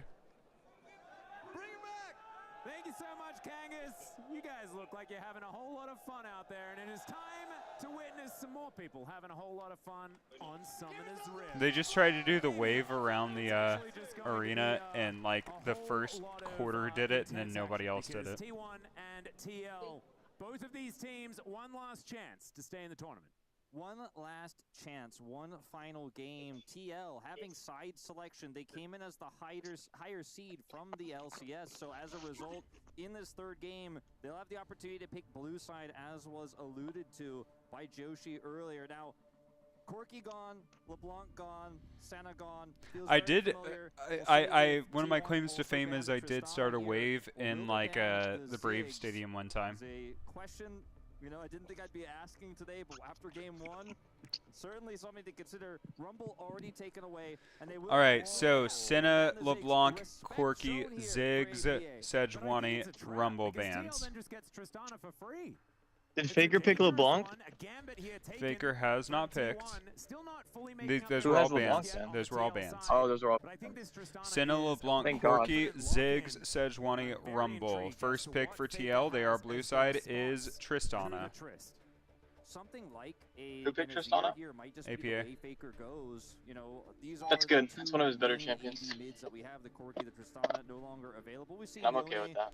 Have you played with APA? It's tough to play the Tristana here. Or against? And it could be one of those games where you I just think see one T1 time, go yeah. back to comfort. Now, the Ashe is also Yeah, I still remember. available Yeah, I without remember the his Sejuani, account name. without the Rumble, a very I just thought he was a strong random. pick It was here. before They he don't went have to pro. lock in jungle Heard. just Well, I yet didn't think he because was a random, but I there's a knew good he chance they're was not gonna like, be you know, the looking for a Aurelion strong Soul one AP trick. So jungle on their side. that's all I really knew about him See what they and grab cared. with this. So. I think we will see Faker's Did you beat him? pick in this slot. The question is, Or what is it I- going win to with him? be? The Azir, the standout I one honestly for I me. don't remember. Yeah. Heard. And there it is. Just a bit of a standard one here, and of course, APA can. That's still pretty cool that you're playing with guys that are literally flying to Saudi Arabia for tournaments and shit. Many times. Oh, we'll see. Oh, this is an adaptation, and I think. All right, Yeah, so I mean, first two it's picks online for server. first two picks for Korea were Ashe, Talia. And Faker has certainly put in a whole bunch of hours on this Spooky. particular pickup. So a different That's a good flavor combo. of Shreem and mid laner. They're setting up really good so far. But Sejuani's banned, and it looks like TL's picking Maokai. Sejuani game in game 1 looked pretty good. That was not the bad. other pick that he did play in the LCS. This will be the second. I mean, The Zyra Talia could early probably here is go pretty good too. interesting. I guess God. there's not We enough. have gone for a Vi pick in this slot as well. APA so started we'll having play that Aurelion duo. Soul. There's a lot of different options here being considered for APA. I think But they already have Tristana, don't they? flexing Yep. that Tristana bottom is a risky call. Don't think this is really the angle TL. Well, unless looking for, Impact maybe decides to perhaps play an just ADC reminding top everyone now all of a that he's sudden. At the champion. Don't think Yeah, that's they gonna locked pick. in Aurelion. Oh no, they locked in Controlled Zeri. by production. Yeah, he's gonna lock in the Zeri instead, just Oh. making sure he messes with us as much as Bro is about possible. to have a heart staying attack. on brand. Is, So is APA everybody. in the mid lane. Not on brand though. Is Umpty. He's gonna be playing Maokai this game. Vi stock's way up. You have the Talia already. Zeri can get locked down by Vi. Now you are playing into a Maokai, which can be kind of tricky for Vi. But I think your ability to lock down the Tristana, lock down Yeah, the they Zeri picked Vi. makes this one a pretty obvious lock in here for Owner. Very classic LCK setup we have right now, where the arrow leads into Did a they shove. pick with the Maokai? Vi You could follow, always you Morgana set up with jungle. the Vi as well. Yeah, or no, it's lots of for really TL it strong is kill this Zeri Tristana, move Zeri, into team fights later Maokai. on. For T1 it is Ashe, Talia, Vi. Oh, so AIDS. I mean, honestly, whatever. They just banned Alright, Impact's probably. Mordekaiser. You got to take the Tristana away. On a red side, you get counter pick. Oh, T1's just gonna pick either Skarner or they're gonna pick fucking Kai Sante, and I think they might just win that. I just think that If they get Skarner or Morgana- Cassante, I think they win. I agree, unless those are both the bans for That's what they TL. have in spades as well. And you mentioned the chain that can then occur. So Nautilus Yannick will have to ban. be very, very careful about his positioning in this particular game. That Maybe character is flashing not the fucking 3 people balanced, and honestly. pressing That's a R like fair Zeus ban. was pretty comfortable doing the last time around. How's he not balanced? I don't get that. So only one Bro, form have you of that, fucking brutal played target against CC it? you Like, just can't get out of. Yeah, he's so It's fucking not squishy. More gone, but they certainly can just opt into the Leona instead. Leona's They're gonna banned. ban it away themselves. So that is going to be taken off of the board here. Spawn is so funny seeing him in the TL polo. All of the main CC threats for Zeri. Why? I don't know, Spawn in the TL polo is just wild to me. So this is a curious one. Perhaps a Why? ban towards Zeus here on the top He's side our might coach. give us a hint as to what Yes, Impact I is understand thinking here that. in this draft about what he wants to play, Hi. can protect this pick a little bit. But it's still just wild to And see him I'm as wondering their now, with coach. the Leona being banned away on the red Why? side, What's the wrong with not Zeus? going to be It's their taken coach. away from Zeus. I just He hasn't remember been him able to being play the that one Korean full freaking series analyst. long. Still does have the Cassante to Or go sorry, back the towards if LPL he'd analyst. like to. But I'm just feeling like we might be in Cassante for a last pick, pick Skarner for us. pick. Yep. Oh So no! I'm just feeling Impact like is playing we see TF. So often, Jax. we know how they like Who you to play picking? these types of drafts, and that was exactly the same thought that was Gragas? going through my mind. You ban the Gnar, they pick the Cassante. Now they do have this Gragas in response here, which has been quite strong. TF. Either the Twisted Fate or the Gragas, both are great picks into the Cassante in the top Good for your Lane damage swap profile if incoming, you do probably. end up opting for the Gragas. It's like they're They gonna lock in. pick Oh no. Udyr. I haven't been happy with the Udyr. Team Liquid Yeah, picked personally, Udyr? We Yep. haven't seen it do good things and have Bro, happy what the times on Summoner's Rift, Wolf. AP Udyr pick here with is Ludens. gonna be pretty good idea. Not I'm a Ludens, fucking lot more of a Leandres. fan of this one for Core JJ in the Why bottom the lane and fuck the are they ability to picking potentially Udyr, control bro? the Ash You map. could have This picked is one Twisted that does Fate. help out You quite a could have bit, picked but it's gonna be a little Jax. bit tricky You if it's could have going picked to be, for Gragas. You could have example, picked a Skarner. Varus Wait, or Skarner Kalista open pick. right now? Classic T1 bottom duo with Ash. So many different combinations they can go They for. picked A lot of Rakan. discussion about this one. They end up Is opting to go Skarner Rakan. open and they I picked liked the Udyr? bot Bro, more for Yeah. what the lane is gonna do, but Impact's how fucking well Core JJ PayPal, played bro. He's Rakan literally in game one. They griefing. played it like a pick No, guard. They no, had no, the no. setup to Impact blow is people up quite with this literally took a Tristana. I'm payout not from gonna his hate old this one. We teammate. doubted it Faker last said, time. yo, We bro, saw I some really land need swaps, these $1 but it million. worked out really I'll well. split it Let's see 20% what of the my game plan earnings is with gonna you. be here And I'll give for you some TL. of the Ari Silver skin, Ash is bro. another pick, What the duo fuck? that they played before, actually, and they're gonna do Wait, it there. again. Why would you ever pick Udyr? Am I trolling Guma or something? Yushi just picked Sivir. The Ash in the support role. We Sivir's know him fine. as It's a good probably job. the So best it's Ash Sivir support Ash in the bot world, lane. and was for a very Yeah, long it's time. just to It was a enable, little like, bit it's sad that's that it was it's a Beryl complete that support got of the bot Ash lane. Like, they're skin just gonna in press the their R's end. and help their team. But you can't have everything. I mean, Zeri. I mean, T1 So looks so final good. comps are Udyr, Maokai, Tristana, Zeri, Rakan versus Cassante, Vi, Talia, Sivir, Ash. Permaban domestically in the LCK. Both have because opportunities to Sivir win. Ash We'll just Forest, see how Ash it goes. Kalista, Ash Sivir, and I'm there's putting so it all many on. different I'm ways putting you a can just unit on crush this bottom lane, and it's so Team hard to play Liquid. around. Consider also Okay. Rakan is very fragile. Let's He gets go, to play with NA. the CC, including the Vi. He can get out of a lot of things, but targeted CC like that Vi ultimate just sets up everything else. Same I with mean, the I think Zeri. there's, I like, think Umpty has a possibilities for it to be huge good, but yeah. responsibility going to these team fights to make sure his I don't ultimate know, is bro. impactful. He can turn on a dime, shut some of these dives down if his ults are timed correctly. If he goes in and sets up a route at the right moment, Zeri gets that first kill. Could be a completely different story. I don't think this draft is unplayable for TL by any means, but it feels like we're going back to T1's bread and butter, stock standard, what everybody loves to play in the LCK. This is their wheelhouse, and they've gotten a fantastic draft, to be honest with you, Atlas. No, I would agree. Let's see what Mario has to say. Mario, what you got for me? Strong points, but I just keep getting drawn towards the top lane, Wolf, and I'm not a big fan of the Udyr. And maybe, you know, watching FlyQuest really not find any value with it yesterday, could be coming into it. We'll have to see what Impact can do on the champion instead. But I'm hoping that we do see the level of pressure from this Udyr lane that you require extraordinarily early on. And the thing is, if it is going to be more of these lane swap shenanigans, maybe Team Liquid have a little bit of a plan to get Impact into a better spot so that throughout that early mid-game, he can really put the pressure on there. Because it otherwise could just really, once again, be an Udyr running around and not really doing a whole lot of much towards the end of this game. Trying to be tanky, not necessarily figuring it out. As I think we do have, once again, a little bit of something going on. I think it was Carrier that was being... Carrie is having a bug. They're paused. Maybe I am wrong. We'll just have to find out. Oh, we're in. Never mind. Nothing going wrong. We are ready for game number 3. I hope everyone in the Kiyo Arena is also ready to dive into this one as everyone's spawning in. I'm looking forward to seeing whether things are going to work out for TL like they did in game number 1, or whether T1 have just locked in and we're just going to have them sailing towards the final. It has certainly been 2 very one-sided games leading up until this point, and this draft, we do give a huge edge to T1 based on the ways they can shut down this area, how comfortable they are with this composition. Obviously, we have 2 LCK casters sitting on the casting booth, so, you know, there's a little bit of feeling like I know what I went ahead and put a quarter unit on under 32 minutes. Be a little bit annoying here at level. No, I would put like hella money on like over 30 kills, bro. It's the last game. And the ways in They're which gonna Impact can fucking make scrap. an impact, no pun intended, Heard, on this I'll game, put we're gonna rely a on a lot of map half control, unit rely on his over ability 30 to kills. flank, whether he has a lead in his lane. If And then I would take off. I mean, it could be under 32 minutes, but I just think they're gonna fucking brawl, bro. I think it's gonna be. I mean, they could end early. I just think that there's gonna be like a lot of action. So. And he's not gonna be that slippery into a Vi either.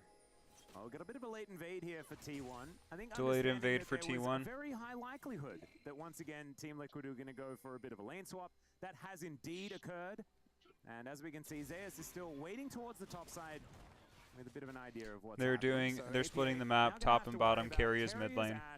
That we just haven't had the pleasure of seeing. Even in the LCK so far this season, it hasn't been something that Carrier has ever been allowed to play. Yeah, it's permaban. Like we said earlier, it's not really a pick that is ever allowed through. Zeus going to lose half his health bar. Yep, still just wants to be able to get the experience for those melee minions, so looked a little bit curious, but was just trying to get as much as he could. His Impact doing exactly the same thing, but he has to deal with two ranged auto attackers, and one of them that slows you down every time they shoot you. Look who's here. Frustrating. You can't do those Krugs. Not allowed. And unfortunately for Impact, he's not going to be able to do Dude, Carry is such a little bitch on Similarly, Ashe. though, Goddamn. He is taking the jungle of Owner on the top side. Zeus, I go back here, grab a pot. Has to waste some time though, the little Krug.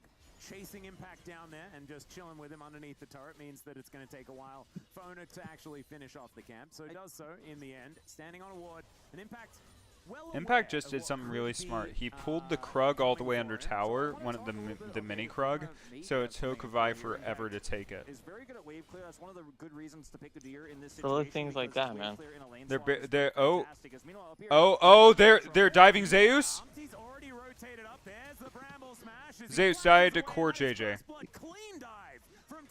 Can Core stop taking every single fuck? Right. What the fuck is Core on, bro? Like. Oh my god, he teleported back and died again. Oh, nice. To Yeon. Good. There we go. And he lost a Quadra wave for it too. Good. Yeah, tell Core to stop fucking last hitting, bro. Like, that should be tilting me so much. Like, I don't care. Like, don't fucking take it, bro. Like, there's never a world where you need to take it. I mean, if your teammates can't last hit it when there's an ignite on it, like, that's definitely them. But, like, bro, stop fucking taking that shit, bro. Like, what is wrong with you? That shit triggers me so fucking much, bro. Like, what the fuck? Wait, Impact has the most XP in the game. In the lane swap. Oh, nice. Faker is second. And now it's just going to be a more EXP than mid lane is kind of crazy. Has that 1-0-1 on the scoreline. More EXP than mid lane in a lane swap is really crazy. I gotta be honest with you, that's kind of impressive. A much better lane state than what it that was Impact. Moving into a laning phase against double 80 carry that we know provides so much pressure, especially. I love lane swap meta. I really do. Unfortunately, going to find out that there's a whole bunch I absolutely hate that shit. As a top laner, your entire game gets ruined because your bot lane is too scared to 2v2. Fuck. Yeon got picked under tower. They're looking for even more as T1 answer back on the bottom side, and Yeon gonna miss out on this full wave. Yeah, I was gonna mention right before this that Yeon was significantly behind in CS because they went for that double dive top side. He had to rotate bottom, was very late, so Guma picked up some extra farm, but now he's further behind obviously as well. And taking a look at this one more time, the idea here is fantastic for the side of T1. Humpty's still yeah.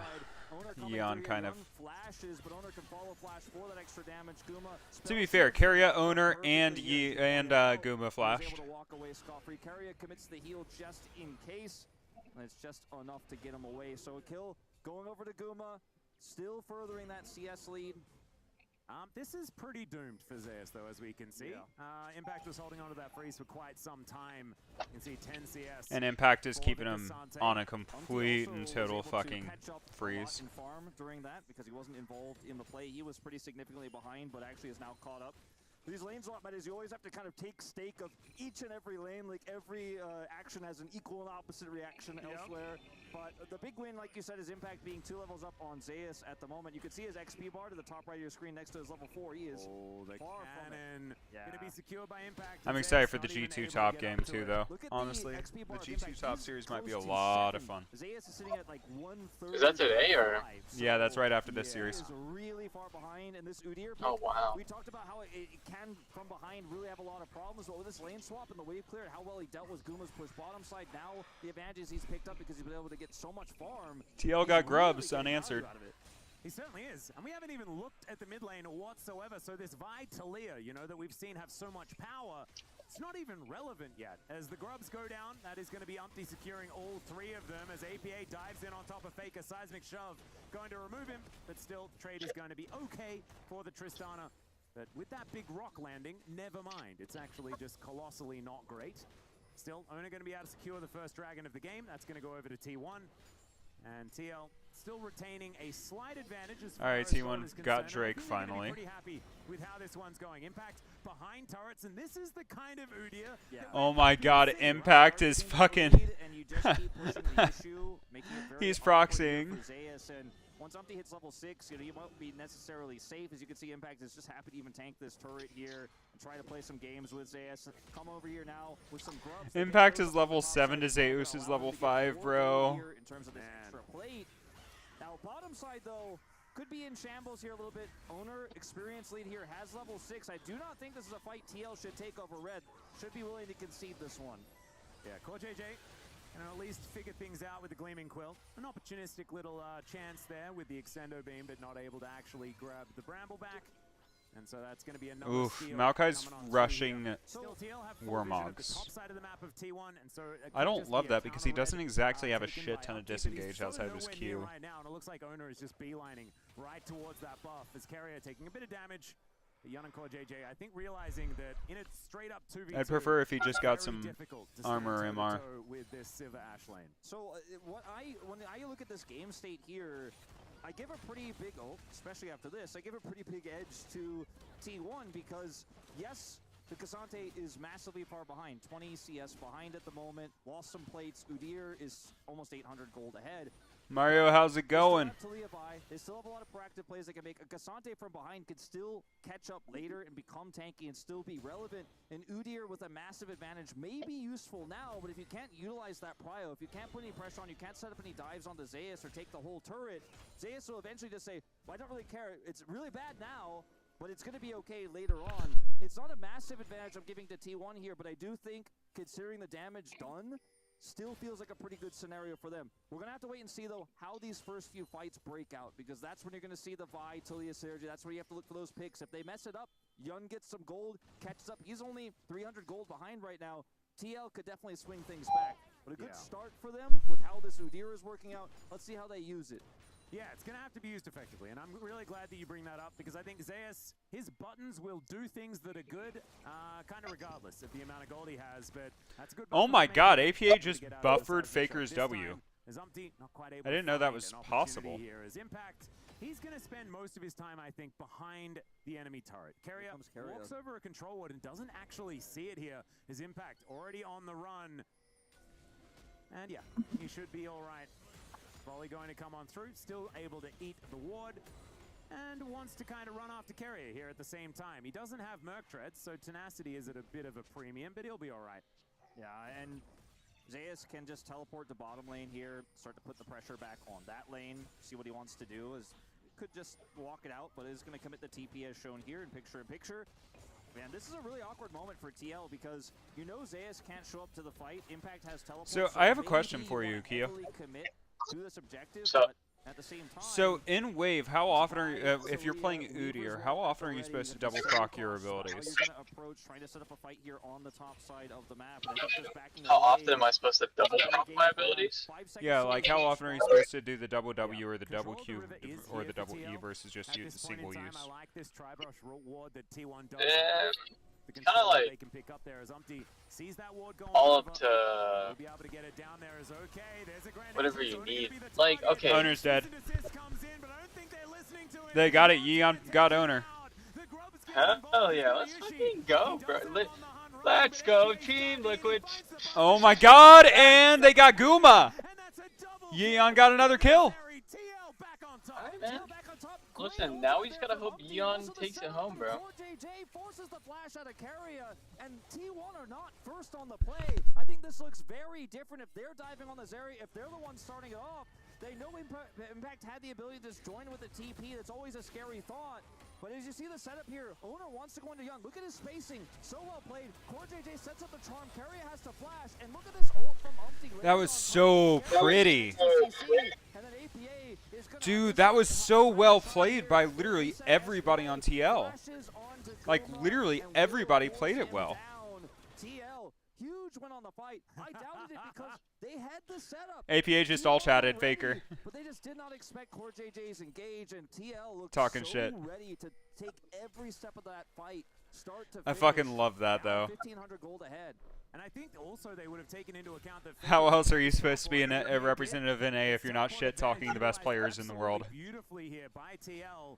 And now they're set up to try and do battle for this second dragon, Infernal. On the Rift once again. Not going to be the Soul this time. Might be Ocean, might be Chemtech. That wouldn't be great. Hopefully Ox, who's setting up I guess if to you're be Canadian, on, but... in the area for our second series. Hopefully he's paying attention right now so that we don't get that Chemtech Soul. As APA trying to take down this top outer in picture while we're doing this. TL kind of getting the better of every situation right now. As Extendo Beam comes in, Gumushi not getting a lot of value out of the Spell Shield.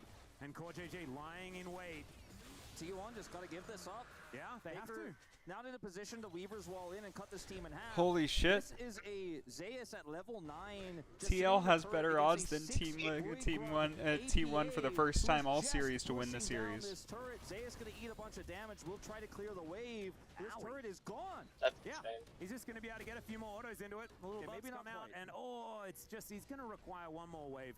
And I don't think Zeus can stick around because as soon as that turret is down, he's going to get jumped on. Ona moving up now, but it's going to be a little bit too late. I guess Faker can skate on over, and there is a dragony arrow flying past. Shoutouts to Beryl there, whose skin is going to be employed for this one. Faker wants to try and protect this, but the minion wave has made it to the turret. Seismic shove is decent, as APA is going to get pushed away. And now Ona, he's going to move on up. So he gets into the brush. Let's see what APA can actually get done here. As there's the buster shot. Cease and desist comes down. Faker still going to throw out some rocks here, and APA just being a bit frustrating, buying some time once the minion wave is going to get Alright, APA just died to Owner and Faker, but he did get first tower. I don't think he got the local gold. Gets out. The Ash Arrow misses. Faker commits Weaver's Wall. That would have been two big ultimates down, and he walks away. To He Leovine, sticks I'm around not a little bit too long there, and Owner's there with the rotation. Owner also doesn't even have a flash. Faker just queued backward. Faker gets a plate, but will he die for it? No. He's going to teleport, and so that's going to get him out of there. Yun, he just That's my go. Sometimes you just want to press R. Did you see that? he knows it. No, I'm still driving, so I'm not watching. Oh, sorry, no, it was Faker just fucking walked into a bush and teleported out last second. He probably just caught a glimpse of Faker, and he's like, if he's backing, he's dead. And so just presses the R button. Otherwise, they get a teleport. And Yeon ulted him, trying to kill him, thinking he was backing. To get the teleport out of Faker, they also now have complete topside control. So yes, a plate went over in those final Team seconds Liquid there has before they 6 go Grubs on. and They'll Herald. be able to get this Herald, which will then lead into potentially Dragon control here in 3 minutes.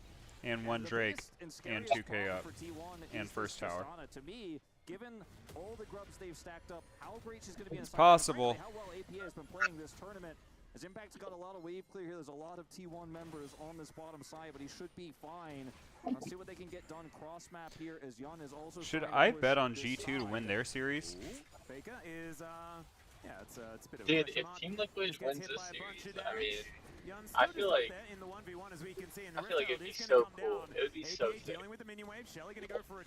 It would just be how we felt like a decade ago, and then we went and watched Worlds together, super stoked, thinking that NA had a chance, and then NA fucking ulted. Yeah. Listen, bro, listen. I know. I think I have been an NA fan for an additional 4 years on top of you. I think I'm even more jaded than you are.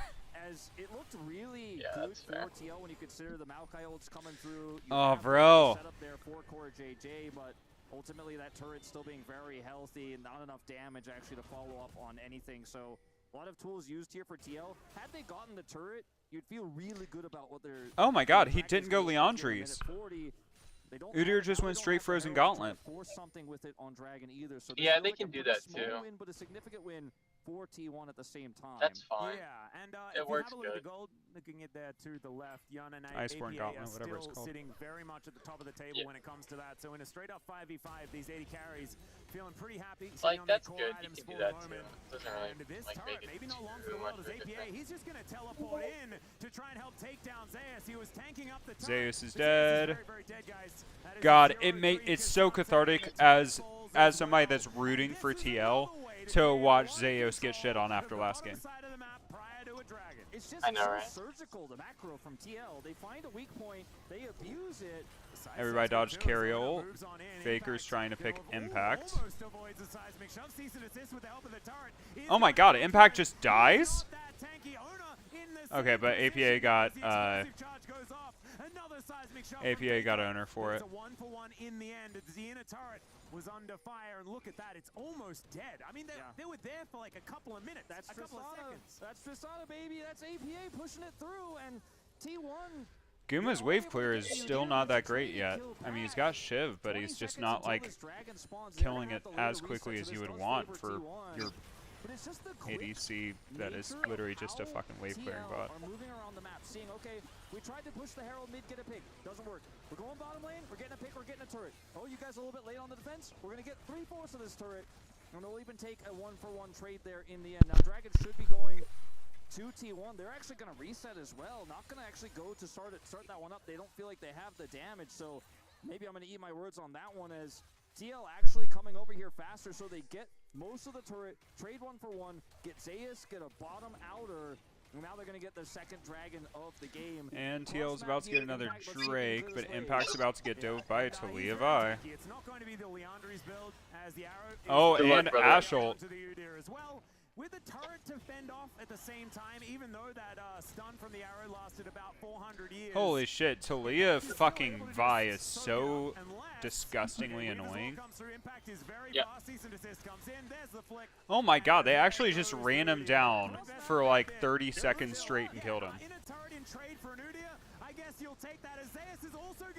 Inner tower went down for Udyr, and they just killed Zeus, bot lane. They got an inner tower for it, and they haven't even gotten the outer tower top yet for it, even though they got Impact.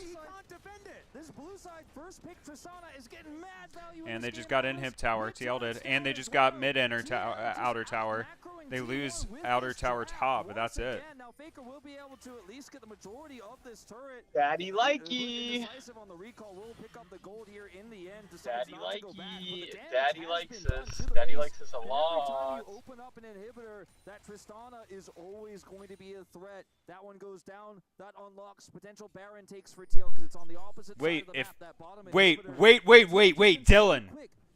Sorry. Zeus is not tanky enough. I just realized, if TL wins this, Korea is the first major region out of the tournament. T1 are trying to cross map topside against Udyr. The Udyr is working well in this draft. He buys so much time. He's got so much wave clear, so slippery. Forces the Vi ultimate. Like, thank you very much. For That's wild, bro. It's a bit insane for sure. It's a bit insane. I like that. I like that a lot. As long as there's parity and they get to win again in the future, like 5-10 years down the road, I'm good with that. On all of the members that kind of want that money. TL now moving up here towards his top side. Owner on a decent. I just want more parity errors in international tournaments.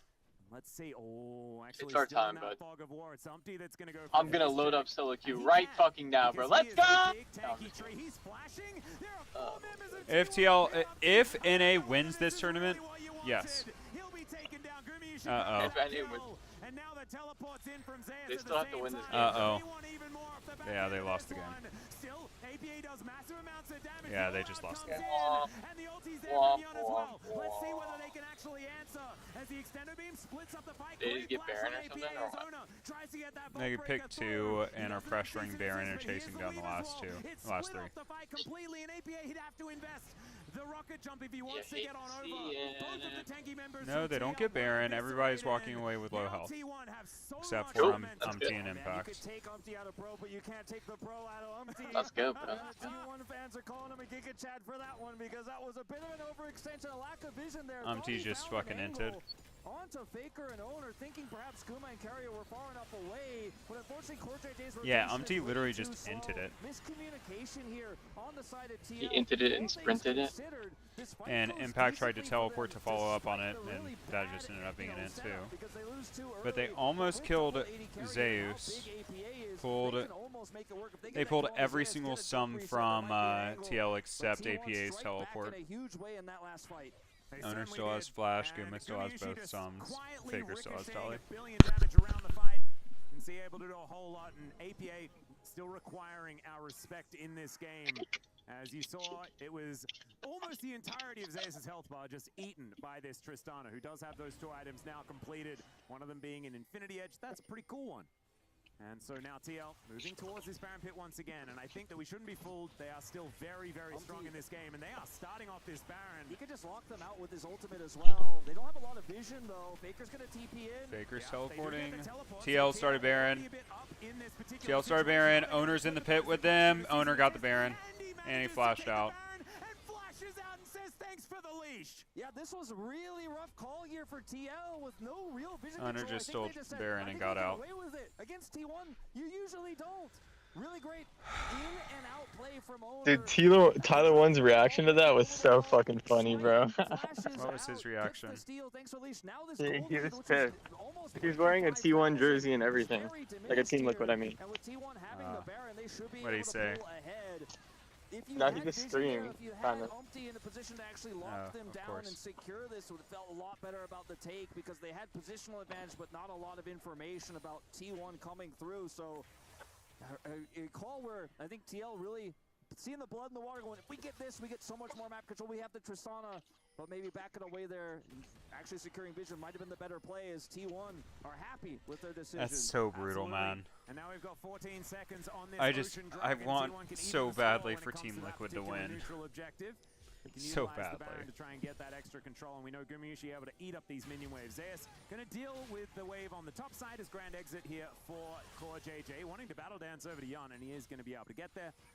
Still, might have to go for a reset now, as the dragon has spawned.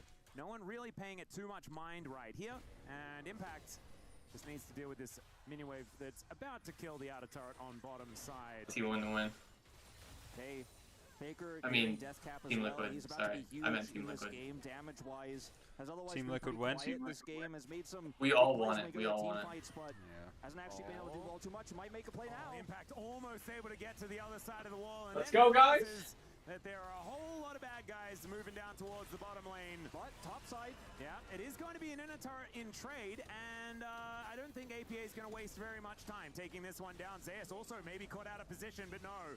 Very hard to chain CC a Cassante. This feels really good for TL. I mean, this is during Baron that they're trading turrets like this, and yes, T1 will even up the Dragons as a result of this, but Arrow gonna sail wide, and this is during T1's Baron buff. They get a turret. It's going to take Faker a lot of time to get over to this one that's full health, so there's just not going to be a turret in exchange here for T1. Yeah, I'm home now and I'm watching. Oh, they're getting a dragon. Here, putting in work, buying time for this six-scrub Tristana to wreck another turret. And T1 yeah, this is why we picked Udyr top, guys. Like, I don't know. I mean, you didn't have to pick Twisted Fate, but you could have picked fucking something else, bro. This character is so useless. Like, why? Fucking goddamn, bro. Sub somebody in for Impact right now, bro, and fucking Team Liquid win the game. Because no other player would have called for Udyr to get picked right there, except for Impact. Impact's the only player that's still playing that I just saw a tweet that says, "You can't tell me Umpty wants to win this series." You can't tell me Umpty wants to win this series? It's crazy. Yeah, it's fair though. Yeah, Umpty does not want to win this series. Yeah, bro, what the fuck is this guy doing? Bro, Umpty, my god, bro. Like, what are we doing? We're fighting for vision on our red buff, bro? Like, this is the problem with North America. You see, T1 has 5 good players. Team Liquid has 3 good players. I'll let you be the judge of who they are. I'm guessing you're saying Yon and Umpty? Looking for another inner turret. They don't need a Baron to lock this one down. They've just got so many members, and they will be able to to be fair, Core JJ is kind of an enter too. Core JJ is an enter. And Impact. That's why neither of them. I mean, I just think Impact choice this game of character was just so fucking wrong. They've had such a lead. Now the game's pretty much dead even, and it's a little bit favored for T1, TBH. So, I mean, yeah, this is like pretty embarrassing. Is it time to double down on the TL hype train? Hell yeah. Oh, bro. Is good, but unfortunately, the Vi is able to get in and get out. It's the Vault Breaker to come through, not the Vault Breaker, but the Cease and Desist, whatever they call that ult nowadays. They keep changing the name. Anyway, gets in, flashes out, gets the steal. Then they're pushing through topside to try to set up some vision. Umpty is punished. And Faker's Talia, kind of quiet early game, very strong late game we're getting to here now. I just found a tweet that says we need to investigate every foreign Korean jungler when they're against Faker. We said earlier in the draft took a while to come into play. True. Bro, I swear to God. So much setup. They have so much control, and if they get the map, then it's really, really hard for TL to try and fight back for it, because as soon as owner presses R, then someone will die. That's just kind of how it goes. And Team Liquid were so reliant on the Tristana pressure, but they've kind of pulled all those turrets off the map. And there's no more gotcha, got you on the cross map on this one. Pushing the inhibitor with lack of map control they have now is kind of a pipe dream. Look at the bottom lane, how pushed out it is. We're gonna see Impact try to maybe set something up here. Unfortunately, the rest of the map is looking bleak here, and then you have to walk into where you don't have vision, and then bam, CC into CC into CC, like we talked about in draft. Does T1 take a gold lead here, a significant one, but it's still 1,000 gold a piece. Control that's scarier than the money. Certainly is. You can see TL had such a big advantage. Carrier taking a fair bit of poke from the extendo beam. Faker has Rabadons. The Rift Scuttler. Baron now back on the table, and TL, they still have so many tools, right? Tristana and the Zeri is so much DPS in these fights. They need to get themselves together as the Weaver's Wall comes on down. There's a huge pushback from Zeus, who's in amongst 4 people right now. Wait, Impact lived? Does Zeus die or no? Zeus lives. Owner kills Rakan, and Guma goes in and wipes him. GG. Good tournament. Absolutely gorgeous. The flash forward from Faker to finish the job, and it's just Impact that's left alive. I think T1 are kind of done with this game. I think they're done with it. They want to. By the way, can somebody tell me what Udyr did this game? So close to escaping was APA there, almost over. Can somebody tell me what Udyr did this game? Heroic plays there in those final moments. Impact, last man standing, picks up a Zonia's here. Let's see what he can do. Well, he does go golden. But that's not going to apply to his turrets, unfortunately, so they will be taken down. JJ is going to respawn. It's not going to be his day, though, today, as T1 will move to the finals here at EWC, and they will keep their key alive. Unfortunately for TL, they're going to have to watch theirs bend. T1 coming back in this final game. Never so far behind. Do not look happy. They look pissed off as hell. Yeah, they picked fucking Udyr. No. T1 looks pissed off. One Baron steal. They were back in the driver's seat. They took that vision away, and from then on, it was tough to put that Tristana inside. Oh, you could see Core JJ super unhappy. They were so close. That would be the first time in North America has taken out a Korean team in an international like this in a long time. And I know the NA fans were really feeling. Got my over/under on time. Missed my over/under on kills. Game 2 they fell back behind, but game 3 they really had the edge. But it all slipped away. T1 with 2 narrow wins, right? The BLG series, very close. The comeback there. This third game, comeback there. They make it to the grand finals. But I think some things are going to have to change. There's still some things to work on before they move into that best of 5 tomorrow. Yeah, and that's exactly what we were saying right before they became the world champions last year. So I don't know, Wolf. I think that it's all looking T1 here. This is precisely how they get it. NA actually put up a fight, I guess. A big smile from Koma there and a thumbs up from Faker. Now, I think it's time for us to throw it over to the stage. Hello everyone, welcome to the center of the stage after T1 just had a formidable Alright, I'll be right back, buddy. I'm gonna wait until... I'll be back in a few minutes for the European games. Yeah, I'm probably not gonna be able to watch that, but... You're not gonna watch that? No, I don't think so. Come on, we can still root for the West, even if it isn't us. 너무 어려웠던 게임이었는데 좀 너무 잘 극복해낸 것 같아서 저희 팀원들이 그래서 아직 얼떨떨한 것 같고 아직 또 살아남았다는 거에 감사한 것 같습니다. Well, I'm just relieved that I survived for another day. I mean, it was a really, really hectic game, but my teammates and myself survived through all this, so that's what I feel. Well, with surviving, you also have access to the key of your opponent. So we will have the team captain from Liquid come up to the stage to hand over the key. Guys, can we have it one more time for Liquid? Core JJ is the team captain. Please do take it. It's yours to keep. Thank you so much, Core JJ. All right. Oh, Core JJ is pissed. Holy shit, Core JJ is pissed. This one was maybe a little bit more difficult. It went all the way to the 3-game series. What were your expectations individually coming into this game? 일단은 굉장히 힘든 경기였기 때문에 사실 이렇게 어려운 경기가 될 거라고 생각지 못하셨을 것 같은데 좀 예상은 어떠셨나요? 일단 팀 리퀴드에서 좀 전략을 잘 준비했다고 생각했고 1, 3세트 모두 다 라인 수합에서 1세트 때는 바텀이 많이 손해보고 3세트 때는 탑이 좀 손해를 많이 봐가지고 좀 어떻게 보면 계속 초반에 힘든 게임이었던 것 같은데 그래도 세 번째 판은 저희 팀원들이 너무 잘해줘서 잘 극복해낼 수 있었던 것 같습니다. Well, obviously, Team Liquid prepared a lot strategically, so we struggled a lot. In the first game, we suffered in the bottom lane, and the third game, we suffered in top lane. But I think in Game 3, we somehow managed to fight it off. Something that Team Liquid was doing time and time again were the lane swaps, their unique lane setups. How do you adapt to that on the fly when it's maybe not something you're expecting? 일단은 팀 리퀴드의 이런 라인 수업 전략에 대해서 좀 카운터를 그래도 좀 준비를 하셨을 것 같긴 한데 막상 그래도 이렇게 부딪히시니까 좀 어떤 좀 기분이 드셨나요? 좀 어떻게 이제 대처를 좀 하시게 됐나요? 일단 당연히 라인 수합을 준비했을 거라고는 예상했던 것 같고요. 그냥 사실 라인 수합 자체가 어느 한쪽이 좀 대처를 잘못하면은 한쪽이 좀 과하게 많이 손해볼 수 있는 그런 상황이 나올 수 있기 때문에 일단 좀 다시 돌려봐야 할 것 같긴 한데 좀 저희 대처가 좀 미흡하지 않았나 생각이 듭니다.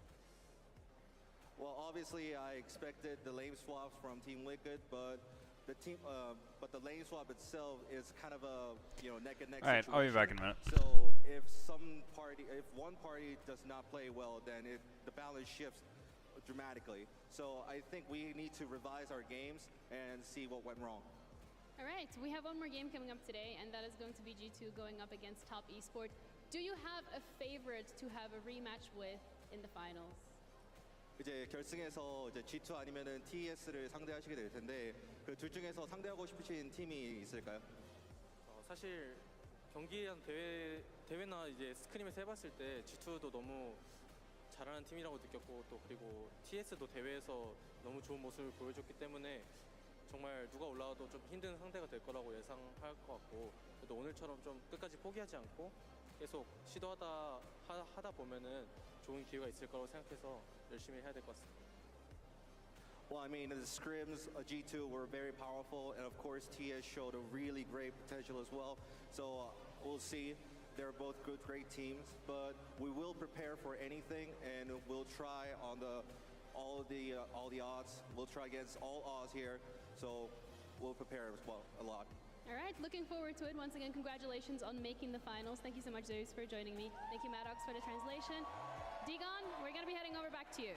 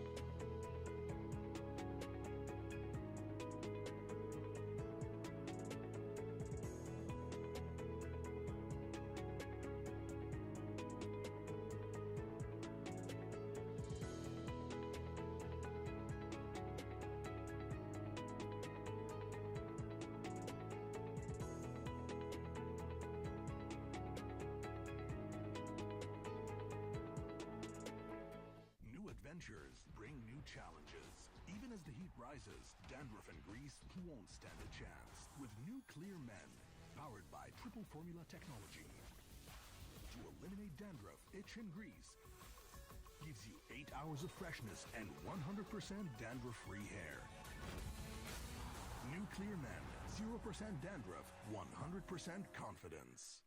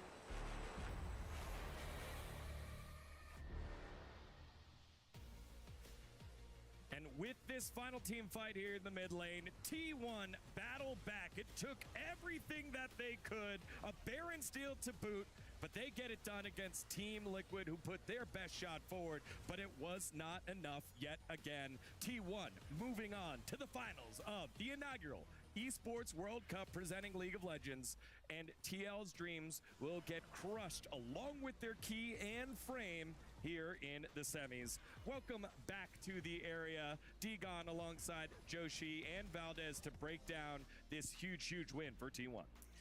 Turns out that the reigning world champions are a very good League of Legends team. It's not enough to beat them just once in a series. It's not enough to even just beat them once in a game. Team Liquid had done that. You have to beat them multiple times, and T1 just showed their resiliency once again. I mean, shout out to TL, though. I mean, they were ahead in multiple points, maybe not in game 2, but in game 1 and game 3, like, they were in control of the game. I am a little bit disappointed, actually, for their sake that they weren't able to close out that game 3. I think T1 were kind of given a chance back in, and once you give them that, they're going to take over the game. Yeah, it's been a decade of struggles here in North America against the Korean squads. Only Cloud9 back over against the Freak of Freaks. And you're starting to see how TL is starting to piece it together. Let's take a look at the draft here in game number 3.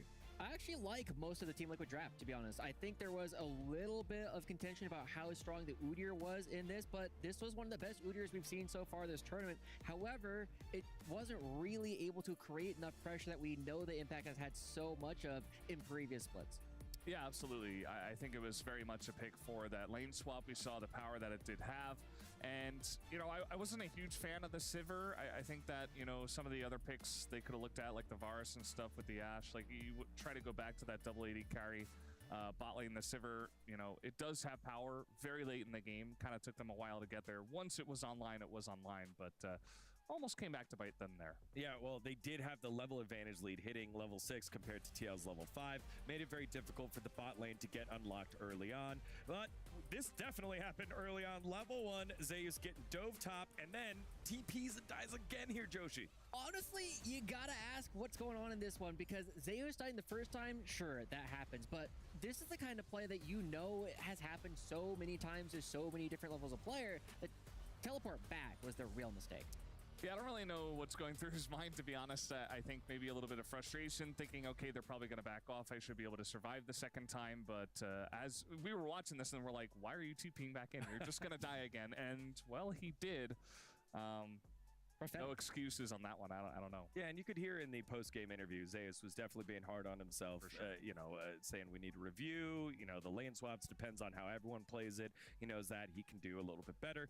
But on the opposite side, Impact didn't go unscathed. He also was getting caught out, but TL was ready to pounce on opposite side of the map. And this is something Team Liquid have done fantastically throughout this tournament so far. They're willing to give up one player here or there, but Team Liquid gets so much off of this play anyway. We end up seeing that they're going to get Zeus on the bottom side. They'll also get the bottom lane inhibitor turret. And while all that is happening, we're still getting a push in the mid lane as well. And it's just Team Liquid. This is one of the major points where we actually saw the macro that Team Liquid has perfected that has gotten them so many wins in the LCS.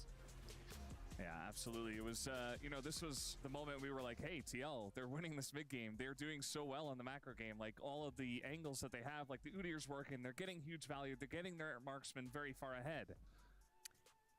And then, well, let's play that and then here. Highlight number 3. It's Zeus, it's owner getting on in there and making the big bucks here against Umpty. This is one of the more egregious things that we have seen in a while. Because Vi goes in so early on, you definitely have the time to just kill the Vi. You can definitely take down Owner, but Team Liquid continue to hit the Baron. They don't end up having a strong enough turn, and then Owner's just got a better smite this time. Yeah, I mean, you can't really flip there. You can't afford to do that. I think they were getting a little bit hasty with their play. They were like, okay, well, we didn't take Baron fast enough in game 1. Let's try to do it here. We've got a good angle, and they did, but they didn't cross their T's, dot their I's, and they let the Vi get in. I did like the decisiveness, right? That was one of our major criticisms of Team Liquid in game 1, and seeing that they did learn a little bit from that off of that loss that they had. I think that is a great learning point that hopefully Team Liquid could take back to NA and actually continue to show that dominance. Yep, and with that gold lead then, control of the game, T1 close it on off. It's a decent look here by TL, but outplayed is do T1, and again, Zay's just barely alive. He gets away, but that bait was enough for everyone else to hop on in. Multiple times this game, I know you and I, Valdez, were looking at the fact that, Vi still has ultimate. This was definitely one of those times for me. Yeah, it definitely was. It was a really nice setup here from the side of T1. For me, I was like, honestly, T1 didn't necessarily deserve to be in this position, but once you give it to them, they are going to set up a very nice play. Excellent wall from Faker, great bait from Zeus, who was trying to do that the entire game. Yeah, and the story of this series to me feels like classic T1. Here comes a team with talent. Here comes a team with the plan, but T1, the ultimate boss, will accept anything towards them and then counter it. They do it in the draft. They do it in their play, and they get it done here in the semifinals of the Esports World Cup. And now that we're going to be seeing them move on to the finals, it is a major question: can this legacy org just add yet another victory to international tournament? Who everything that they've done so far, again, reigning world championships, the winningest team in the history of League of Legends, once again on the brink. Yeah, it's pretty interesting. I mean, going into this tournament, we talked about how Gen G were big favorites. They fell, and then maybe we thought, okay, maybe T1 are the favorites, or is it top esports? But now with T1 struggling against a couple of teams to get here, maybe it is just top esports that are the best team and the favorites currently. Yeah, something that we'll have a ton of fun debating. Is it TL stepping up? Is it T1, having some troubles in a format with the travel, whatever? Let's look at from a TL perspective as we're waiting to hear from APA. What are some of the learnings that we have from them here, Joshi? The big thing is, as always, North America has not necessarily had issues getting leads in the early game. We do have a strong macro there. It's not as though our players are losing on these hands checks. It's what we do after that. Game 1 was a little bit too slow. Game 3, we tried to play just a little bit too fast. And finding that moment in between is going to be a huge opportunity for growth as a region. I like how you skipped game 2 there, that 10,000. Yes, that does happen to us sometimes. But I think we saw at MSI, we did have leads in at least 3 of those games. All right, well, standing by right now with Kitty is the mid laner for Team Liquid, APA. Hi everyone, this is Kitty for the post-game interview. By my side is the mid laner of Team Liquid, APA. That was a devastating loss. Yeah. It went to 3. You guys could have took it all, but what happened in game 3, man? Well, I think our early game, our early start was very good. We got the top lane play successful. I'm trying to think what else. I know we made a couple other plays, and then I made a really cool play top lane, honestly, in my opinion. I think we had really good map movements. It was just around the Baron, like, we lost 5 flashes topside, and then we lost the Baron 50-50 smite fight. And then from then, it was just a little bit hard to like progress the game, and we just slowly lost out. Yeah, you could tell that the team was spiraling out of control ever since Umpty did flash in as that Maokai 1v5, and it did also collapse into the Baron 50-50. So walk me through the communication. What went wrong? Well, I think we just have a very like killer instinct in our like mindset as a team. So like watching from Umpty's POV, he only saw 2 people, and he knows, me and him both know we win that 2v2. So like he instantly flashed forward, and while we could have more awareness, like I can fully understand him going for that play. Like, I don't blame him at all.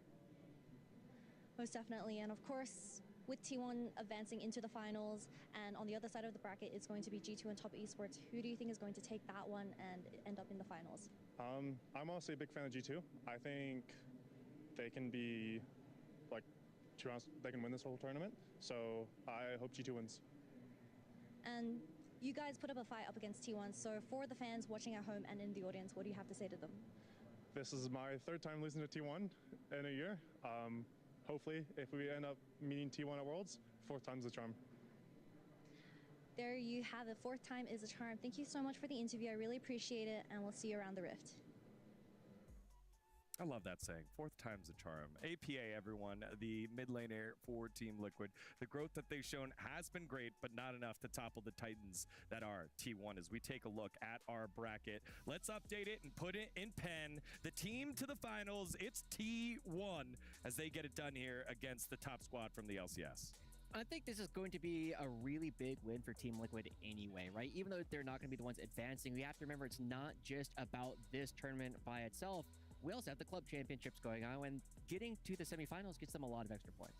Yeah, it's definitely a nice win, I would say. You know, getting that 1-game win over T1, you kind of prove to yourself just one step forward. You know, we joke, we meme 4th time's the charm, but maybe it actually will be, because perhaps they just need to prove it to themselves and learn a bit, as you were talking about, Joshi, from this tournament, EWC, what they can do better from all the teams here.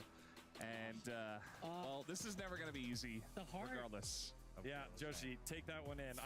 This one hurts me about half. You know, T1 won and TL lost. You know, I'm a multi-region kind of guy, but how's it feel watching this one? It's very painful because it was so close, but that heart, as always, represents the exit of Team Liquid from the tournament, and I could feel it right here as well. All right, well, with that one, TL's run ends. T1 continues on as the big boss waiting in the finals. Who will join them? We'll find out in this next matchup that we have. G2 versus Top Esports. We'll break it all down after the break.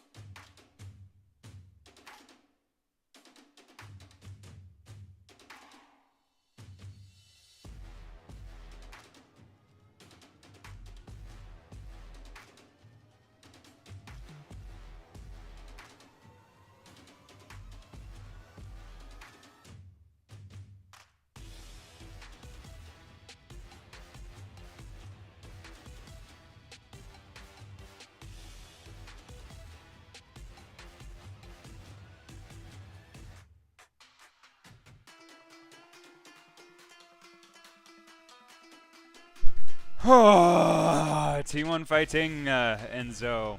T1 fighting Kiyo, you still here? Kiyo! Welcome back, Enzo. GG to T1. I'm so sad right now. TL actually played well. I was really hoping that NA could pull some shit out.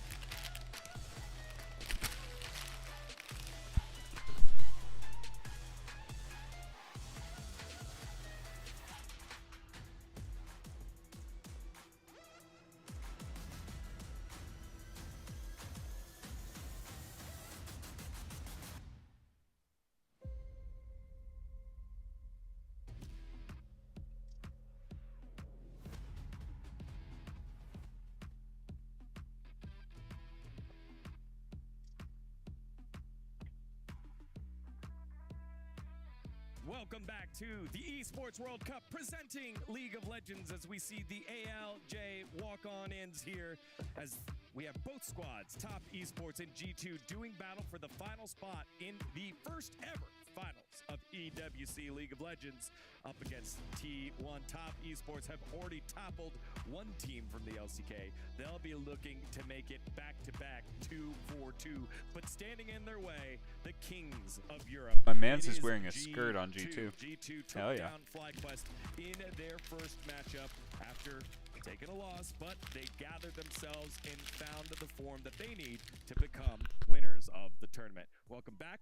Degon here in the area alongside Ox and Atlas, the AA. Right back on in here. Heck How yeah. you guys doing? Pretty good. I think we've got a hype matchup on our hands. Obviously, last time these two teams met at MSI ended up being a wash for G2, but with the form that Top Esports displayed against Gen G, I feel like it's going to be a close one. Yeah, I feel like Top Esports can be absolutely anything on any given day. We saw them be extraordinarily good on their day against Gen G, and I'm looking forward to seeing which version of them we're going to get here today, because G2 tend to play up to their opponent or play down to their opponent. We saw the downside, we get to see the upside. Yeah, definitely. I think that is such a great call there for G2. Another squad who, from the West, has worked their way on up and surprised people and now have the opportunity on the international stage to do so yet again. But these two teams are familiar with each other as we take a look at the rosters here. Top Esports, 369, TN Cream, Jackie Love, and Ameko. Very familiar with each other as they did battle over at MSI. Yeah, and I feel like the Jackie bot lane Love. is big fan favorite. Obviously, Jackie Love and Mako, huge Holy shit. in their region. Both Draft's world done. champions as well. Oh, no. 369. A lot of people looking at that top laner and the huge impact he can make on those tank picks. We saw that already. His Mordekaiser absolutely pivotal, and it's a pick that our LCK teams have struggled with outside of Gen G specifically. They're the ones that have been able to pilot that pick. Why the hell did Pays pick a Felios is my question. Felios is so weak right now. First matchup. So this is Top Esports coming in with fantastic form, when I think in MSI, it really wasn't the Top Esports that we were hoping to see at that particular tournament. Yeah, and I think particularly the drafts really made so much sense. A lot of cohesion. I feel like this one stood out as well. The fact they have like the triple failure, the stun passes you saw in this fight in particular. You know, we see Canyon go in and it's just the CC chain makes it so hard to function. And I think, you know, you can have good drafts and still lose games. A big part of it is understanding the limits and how to play your draft. And I feel like they completely nailed that against Gen G. Yeah, I think something that Tien showing here, how strong Sejuani has been. It's starting to shoot up in priority with the setup. Again, we all have talked about and known the AP jungle meta, but Sejuani now being a very, very good pick. And it's been huge for Chan as well, because he is a player who has had a bit of a rough international record. So for him to have a good start in this tournament is really positive. Yeah, but he'll be doing this against G2, Broken Blade, Yike, Caps, Hansama, and Mickey X. Atlas, this squad is just, again, iteration out of iteration, always finds a way to grow. Starts with that man in the mid lane, Caps. Yeah, Caps has been absolutely incredible, and I think they've also cracked the code here at MSI as well. Caps, a phenomenal Tristana player. We saw this at MSI. He was so incredibly good, but I think another thing that they've realized is that this is the pick to watch out for, and it's not the Corki. We've seen so many people prioritizing this Corki, and it hasn't necessarily worked out. I think Top Esports probably the most successful team with the pick, but if you get Caps on Trist, I think that is the way that G2 are going to look the best in this series. All right. Well, we have a quick interview because we got to get to the game with Jackie Love right now. Let's send it on over to that. Hi everyone, this is Kitty for the pre-match interview between Top Esports and G2. By my side is Jackie Love, the AD carry of Top Esports. My first question is going to be about meta and how bottom lane has adapted due to the amount of champions like Zeri, Ashe, and Ezreal coming into play. 那么首先欢迎杰克选手来到我们的赛前采访。我想问一下，就是14.13版本，这次我们看到下路会出现很多泽立呀、EC 还有寒冰。那么这种有资源的英雄，对于你们这次来到打 G2 的比赛，会有没有做出什么改善呢？因为现在这个版本其实就是中路英雄其实比较重要嘛，然后像什么可能 ET 泽立，就这种最好是能自己玩，而且就是能在下路自己混线的英雄，登场率可能会高一点。对，然后打 G2 的话，可能我们想的可能是要选的比他们强一点，然后就好打一点。 First of all, I believe that this meta is mainly focused around mid lane and playing champions like the Ezreal, Zeri, and Ashe. It's Instagram, I'm assuming it's public account. Thank you for sure. So I only really have the Sheep Trader Jack one right now, which has 0 followers, 0 posts, and 0 everything as of right this second. Whenever I get that up and going, you're more than welcome to follow me on that. It's literally just at Sheep Trader Jack Enzo. 今天其实就昨天赢完，其实大家感觉状态都还不错，然后今天也就比较有自信。So yesterday we had a lot of confidence, and also coming in today we still have the same amount of confidence. 那么最后一个问题，for my last question, of course, is going to be about any specific champions that you are going to look out for up against G2. I wanted to ask. So will we see something like the Mundo priority from you guys that we saw from G2 yesterday? I got you.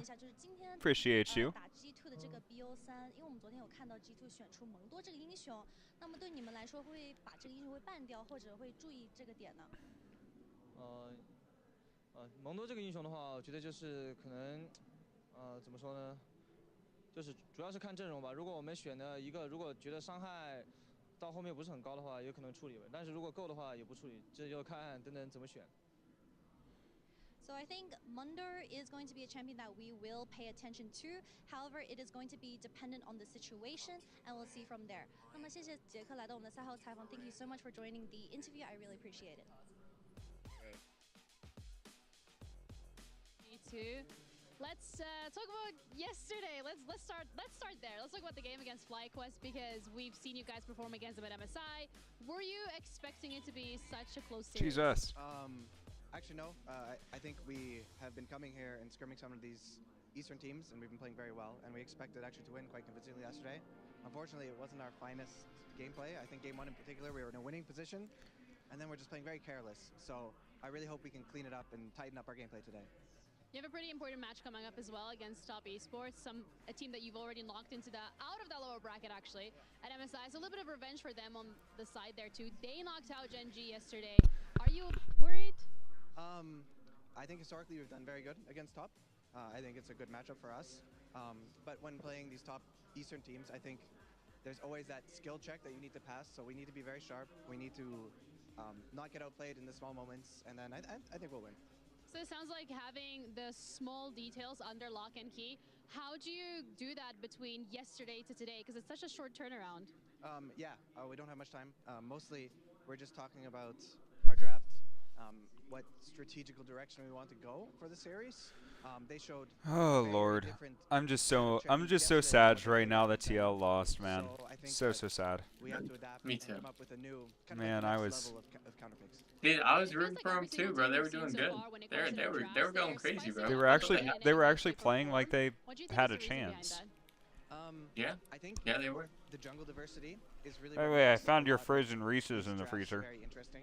Fuck, dude, no, I want that so bad right now, bro. Oh, that sounds so good. Just even from one position, it changes the dude, fuck you, bro. So I think that's where it kind of comes I just took a bite of it. It tastes like shit. Do you want me to save it for you? T1's playing a lot of Yeah, that we've seen. Which one is Thank you so much for your time. I appreciate it. The Easter egg one. And Oh, dude, those were yours actually. Thank you very much, Jenny. I didn't put any in the freezer. From both No, I sides put of it in the this freezer though. matchup. Again, not a lot of time before we head on. Do you want it? this I'll save one. it for you. Reminder for our friends at home: if you want, I'll put it back in the freezer. Now's the time. STC predictions are the way to go. Head on over That to tastes like shit. I'm not eating it. www.stcplay.gg Throwing away.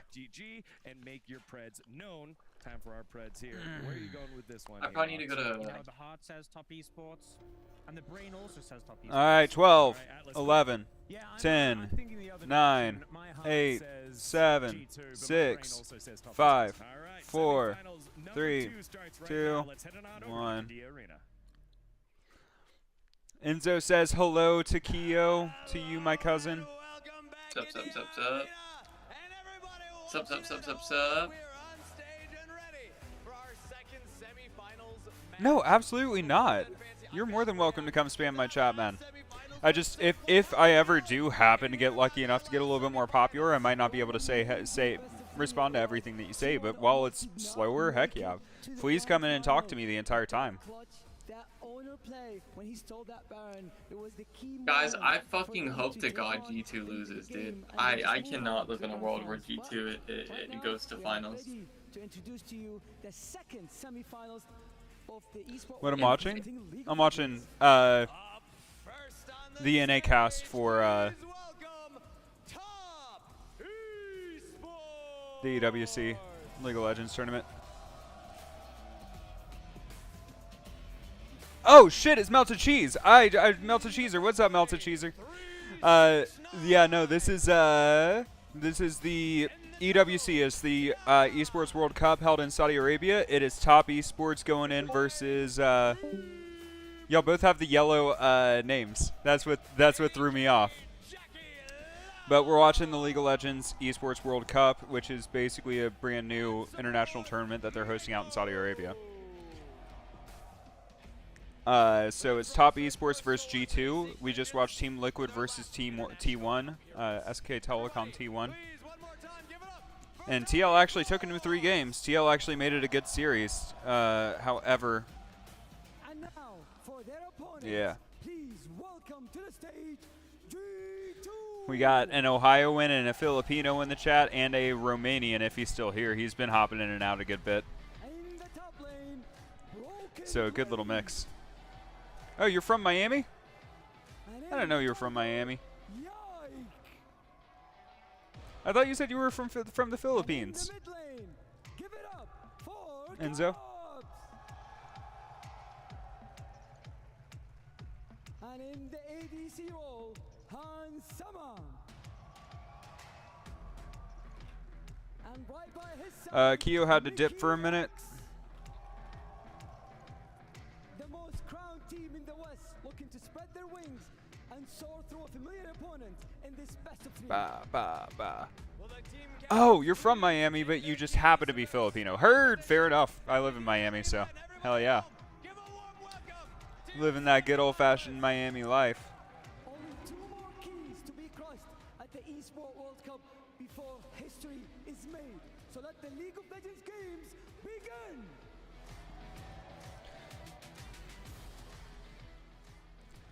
All right, let's see if it's Caps or Craps that shows up. Or Claps. Caps, Craps, or Claps? Ah, fair enough. Miami 305 life. Hell yeah. I got a buddy of mine that y'all should check him out on Kick. He's a League of Legends streamer. He's a cool guy. It's Miami Catch 305. He's a fun dude. Ooh. Thank you very much, Kangas, for setting the stage here alongside Fancy for our second semifinal, top esports versus G2. How you doing today, Cheezer? What you been up to? A little, like, coy, not even coy, just happy to be there, waved by 369 as he got it. Yeah. In. Love that part about the event. Yeah, absolutely. And I feel like both these teams, a lot of pressure on them. Kick's another streaming platform, Enzo. Just like Twitch and YouTube Live and Facebook Live and TikTok Live and what the fuck did I just hit on my keyboard?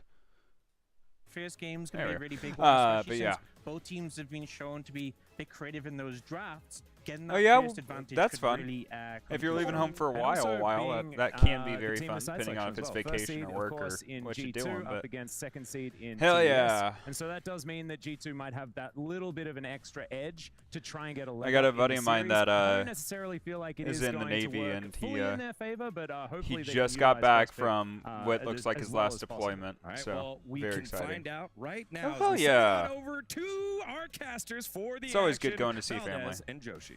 Well, I lied. I wholeheartedly just lied. It can be very nice to go see family. I just visited some family over in Georgia. My little cousin just got married. Here, Joshi. Not a big surprise. We saw how effective TES. No, I'm pretty sure Kick's available in the Philippines. I might be. Oh no, I'm probably wrong because Filipino government's a little bit stricter on Any of websites. these odd picks right out of the gate, but one of the things that I did hear our studio say before, they said a lot of brains, a lot of hearts seem to be on TES. Surprised that it is that dominant because we have to remember that G2 actually 3-0 TES last time these two teams played.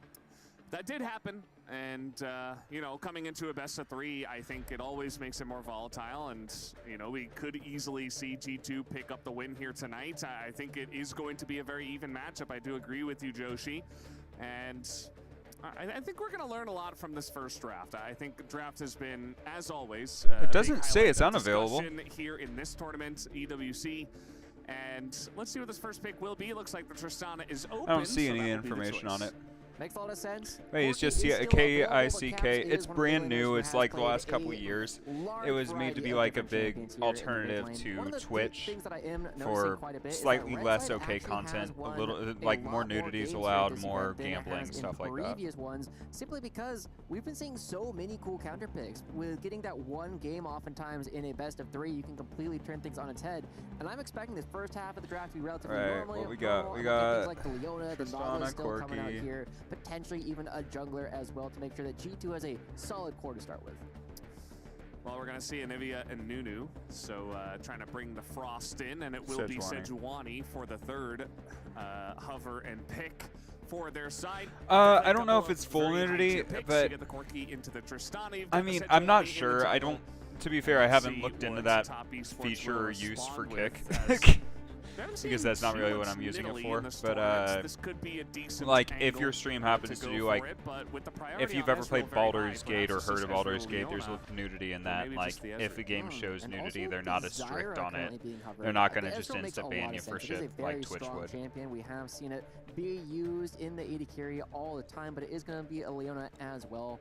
The reason I stream on Kick as well is because I do some gambling content, obviously. And I also just really like Kick as a streaming platform in general because they give you 90% on subscriptions, whereas Twitch only gives you 50% on subscriptions and stuff like that. So it's just slightly better for the streamer. Strong combination, especially with the Ashe so far this tournament, simply because of how easy it is to lock down single targets. Yeah, absolutely. I think Ashe has to be the first ban. If it's not the first ban, it's the second ban for top esports. As we are going to see the Renekton taken down, and definitely is one of those big picks for 369 up in the top side. So they want to open up the potential to go ahead and pick something that's a bit tankier up there without the fear of dude, getting Enzo, I really powered, appreciate as that. Ashe is going to be the yeah, first ban in he's a fucking legend. He's very, very good. It is a big question because Vars has performed a very similar role. Kalista has largely fallen off from this meta, especially because of the changes to opportunity on this most Got a recent patch. phone call However, I think I need to there make are gonna be real a quick. lot I'm of not options running around still like I was all available day for yesterday. The I Draven that he has promise. been famous for so long is still available, and Top Esports can only ban one of them, and in fact they choose to go with the Caitlyn, so there are still some very powerful priority picks here for Hansama. Yeah, there definitely are. You saw Dylan talking a lot there in the back as Draven being hovered here, perhaps trying to get a bit more aggressive in this lane. Dude, I would love to see him play Draven. Off in near terms, Draven Braum does do a lot, but it will be the Sivir. Just Sivir Braum straight up. I mean, we have been seeing this come through as the lane Huh? swaps are powerful with Ezreal just kind of winning every bottom lane, kind of no matter what. It does make a lot of sense to have the option to have a scaling pick. However, as we saw in that last game from T1, it did take a long time for the Sivir to come online. There are going to be several power spikes coming in well before that, with the Zyra coming in as well for Tian. We did see that this was the one game that Top Esports really struggled with, where Tian never got off the ground on the Zyra pick. And G2 is going to have to look to do something similar. Yeah, I mean, the Cassante feels pretty safe here, Cassante, regardless Zyra, of Israel, what Broken Blade does want to play, Leona. especially with the Renekton taken off the board. Skarner nowadays doesn't feel great.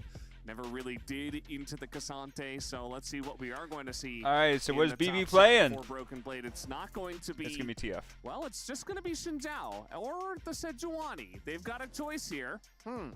Let's see what they do land on. It's been a long time since I've seen a Xin Zhao in a solo lane, gotta admit that one, but it does make a lot of sense that Sejuani could be going towards the top side. You now have this very powerful braid coming out from Yike in the jungle in order to put a little bit of pressure on Tian and also to make sure you have some of this skirmishing power early on in the game to get Caps and Hansama to the points that they need to be at. Ultimately, though, I gotta say, I like the Top Esports draft quite a bit better in this one. It feels as though they have a diverse damage profile, whereas on the other side, 369, you can build out Randuins and I definitely see where you're coming from with that, it Enzo. feels like, you know, if 369 gets through the laning phase very well, you've already got this incredibly strong mid game for the side of Top Esports, the Israel Leona, and that the they Tristana, overbuffed alternative 80 builds in compensation. G2, so G2, if they get ahead, yes, definitely can do some damage in this one. But I yeah, do fear so for them this if is they all fall professional behind, League of because Top Legends, Esports Melted could easily Cheeser. run away with the game with this draft. So this is so the reason that I'm called Sheep Trader Jack is I like to consider myself a jack of all trades. I am just a general gamer that likes a lot of different stuff, but I love professional League of Legends, and I also do sports betting on the side with baseball, football, and League of Legends. So between the two, I thought it was a good crossover for the stream. It's a lot of fun. But yeah. You know, Team Liquid was able to have a lot of success in the early games up against T1 in our first series that we did have here at Esports World Cup for the games today in the semifinals. So let's see what the second semifinal is going to look like here between Top Esports and G2. Honestly, Melted Cheeser, it's one of those games where if you haven't played it for a decade, it's going to take you a couple years before you are even able to understand the majority of what's happening. And there's so much history in the esports iteration of it that I'm not an esports historian, but I would say I'm pretty close to verging on it. Sheep, that's the fun part. Bro, I'm not going to talk. Melted Cheeser, I'm going to be nice. I'm not going to talk shit about Ohio, but I am just going to say, go blue. Go big blue. It's still in Israel where you're going to have to be trying to jump on top of, and you know, Israel is well known for being hard to get onto. Yeah, it definitely is. Are you saying if you ever play League? Yeah, mute all is going to be your best friend if you ever decide to actually play League. Also, I think, okay, so just so you guys are aware, I am going out of town, not next week, but the week after for about almost 3 weeks.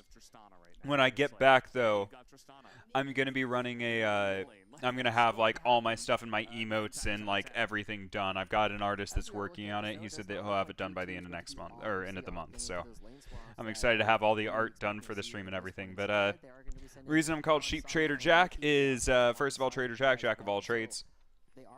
But the sheep, funnily enough, I don't know if you'll even be able to see it, but if you look really closely on my finger, I got a scar. Yeah, no, you're not going to be able to see it very well. I got a scar in the shape of a shepherd's cane. And I'm the oldest one of my friends, and I tend to kind of be their caretaker, if I'm totally honest. I tend to always be the one looking out for all of them, and so I'm kind of the shepherd, is the way I put it. So, Sheep Trader Jack. The Israel Leona lane should be winning at level 1, so I do like that they are getting aggressive and trying to put on some pressure and chip away at But yeah, one of the symbols for the stream, you can't really see it very well, but like if you look in the current profile picture I have, which is just an AI-generated one, I really like it, but I'm looking for a professional to remake it in a way that actually looks a lot better. But if you look at it as the shepherd with his cane, and then for some reason the AI decided a sheep was actually a reindeer or a moose, but you know, it is what it is. Pretty nice cue there from Hansama, actually getting the forward and the backward pushes of that one. But yeah, basically need whatever you can get in this lane, which is kind of why you were expecting perhaps the swap to come through. But yeah, I mean, essentially, you know, with your top and jungle. And then I've been playing a lot of Shadow of Mordor recently, or Shadow of War. Trying to get to hyper late game on that. See how it goes. Not a big surprise that he's here. Enzo. But the question is, what is Yike going to do? So, the one time I played League, I played Lux and got bullied. That sounds about right, Melted Cheeser. that sounds exactly like. Oh, that's awesome. Yeah, I'm going to keep running Shadow of War until I get to hyper late game. I want to max it out. It's a lot of fun. But that sounds about right. So, with League,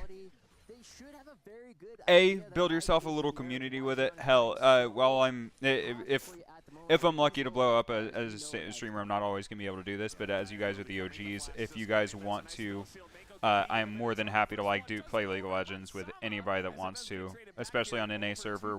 Anytime I'm going to Oceania early next year, so I should be able to play on a Filipino server or something like that. But heck yeah, I'm always up for playing with followers and subs and stuff like that.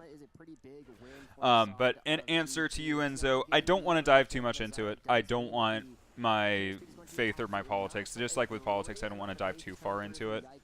I just don't want that to be kind of what I'm standing for. But I would say I'm not an atheist, I'm not agnostic, but I'm also not necessarily a Christian, is the way I'd put it. Oh, no, that's super fair. I grew up, so I'll give you this. I grew up very Southern Baptist. Very Southern Baptist. So, very Christian growing up. And I actually went to seminary school. So there's that. I dropped out after 3 months. I didn't know it was seminary school when I signed up for it. I thought it was music school. It ended up being more like a seminary school. Didn't get into too bad of a position, just constantly asking questions how G2 were going to play it as they go back towards the bottom lane. But yeah, I do not mind, like, especially helping you get started in League if you'd ever be interested. Uh-oh. Why did it delete you? What'd you do this time, buddy? It's not even telling me what you did. Mostly in favor of G2. It really I think that it caught you on like a banned word or something from the system. Let me check myself. Makes up for the fact that they are down a lot of CS, which is again why we're expecting this lane swap. Going to Twitch, finding out what happened. They just want to fight it straight up, and Hansama eventually will just. Let me see if it tells me. Press a couple of buttons and clear the wave, and essentially just ignore. Rip Enzo. Poor Enzo. That's like the 3rd or 4th time now. This poor guy. Let me see. It's not even telling me. It's not telling me what the hell happened. Yeah, tell a friend. I mean, he's going to make it very obvious too. He's clearing out the wards. He's like, "Hey guys, I'm here." I'm sorry, Enzo. You're gonna stream tomorrow, Melted? That's awesome. So my girl leaves tonight. I am driving her up to the airport here in her flight's already delayed, so probably after this series, I'm going to play like another hour or so of Shadow of War, and then I'm hopping off for the day. But tomorrow I'll come tune in and watch some of your stream. Enzo, you are very wanted. I am very sorry that my bot is so mean to you. Let me see if there's anything I can do to that. I don't think so. Hey, keep hopping in the stream, though, because I do know all of the timeouts and stuff stop with, there we go, mod views. In the 2v2 just because the amount of plans, the amount of all of the brain cells. Really honest, just so weak compared to the Ezreal, so it's just I completely lost my train of thought, guys. I have no idea. Too much caps. Oh, it timed you out for too many caps.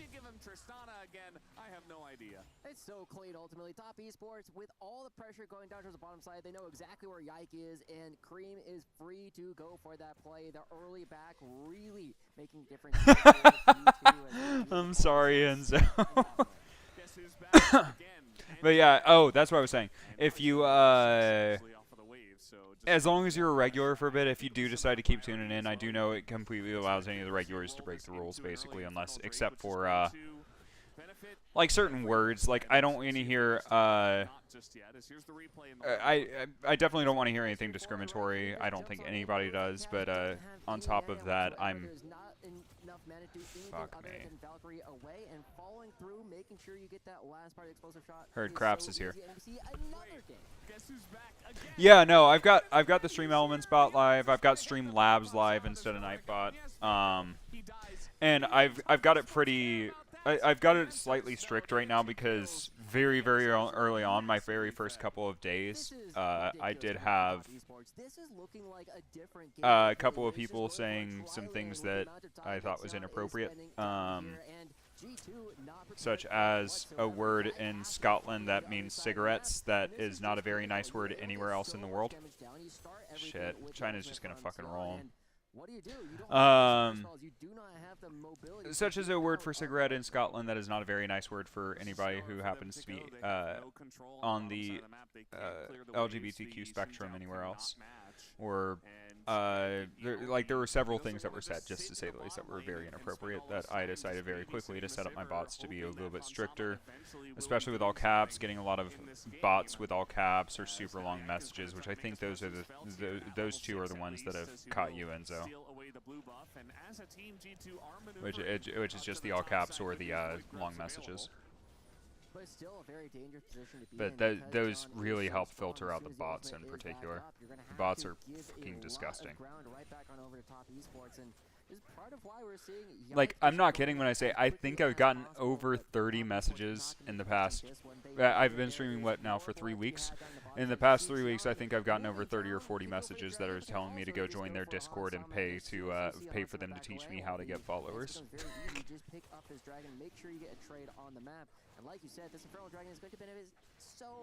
Bro, Top is just gonna roll them. Jesus. Hey, at least they got grubs. How's this Sedge feeling? Zyra's fed. It's not end of the world, especially since they did end up picking Sedge top. But Sedge Cassante is just kind of a handshake. Xin Zhao, Zyra. I don't really know if Xin Zhao's going to be able to be proactive enough. Caps is getting fucking 1v1'd. I'm sorry, Enzo. So they get that Infernal Drake. They have dominance in mid, they have dominance in bot, and so far the top lane hasn't. I wouldn't say dominance in bot by any way, shape, or form. Hansama has 2 and 1. Like, yeah, you got 1 extra kill and 700 gold. Still. Oh god. Okay, cool. Are you guys both playing tanks? Yep, cool. We'll talk about you guys when we see you in team fights. Top esports and this game is brutal, guys. I don't know. I'm very heartbroken from the first series of the day with SKT Telecom 1 versus Team Liquid. Enzo's a T1 fan. Fair enough. They are. The way I'll put it for you, Melted Cheeser, is if you know anything about football, they are the Patriots from the past 2 decades for League of Legends Pro Sports. Yeah, I mean, this is already the domination, as you mentioned, before they. And I am a Falcons fan, spikes, right? So, which I think says it all. Call to look to see just ATL, how fast they're going to be able to hit those spikes. As TP just to deny a push in mid. I like to claim I'm half Australian because I lived there for 4 years, but you know. Into the game, and Mako now out on the map, going to be clearing out some of this vision and preparing for the next Drake, which, by the way, is a Chemtech Drake. So the soul should be pretty nice for. How's the audio sound for you guys? Is it brutal or not? We've had a lot of Infernal Souls so far throughout this tournament. However, it will not be that one this time around.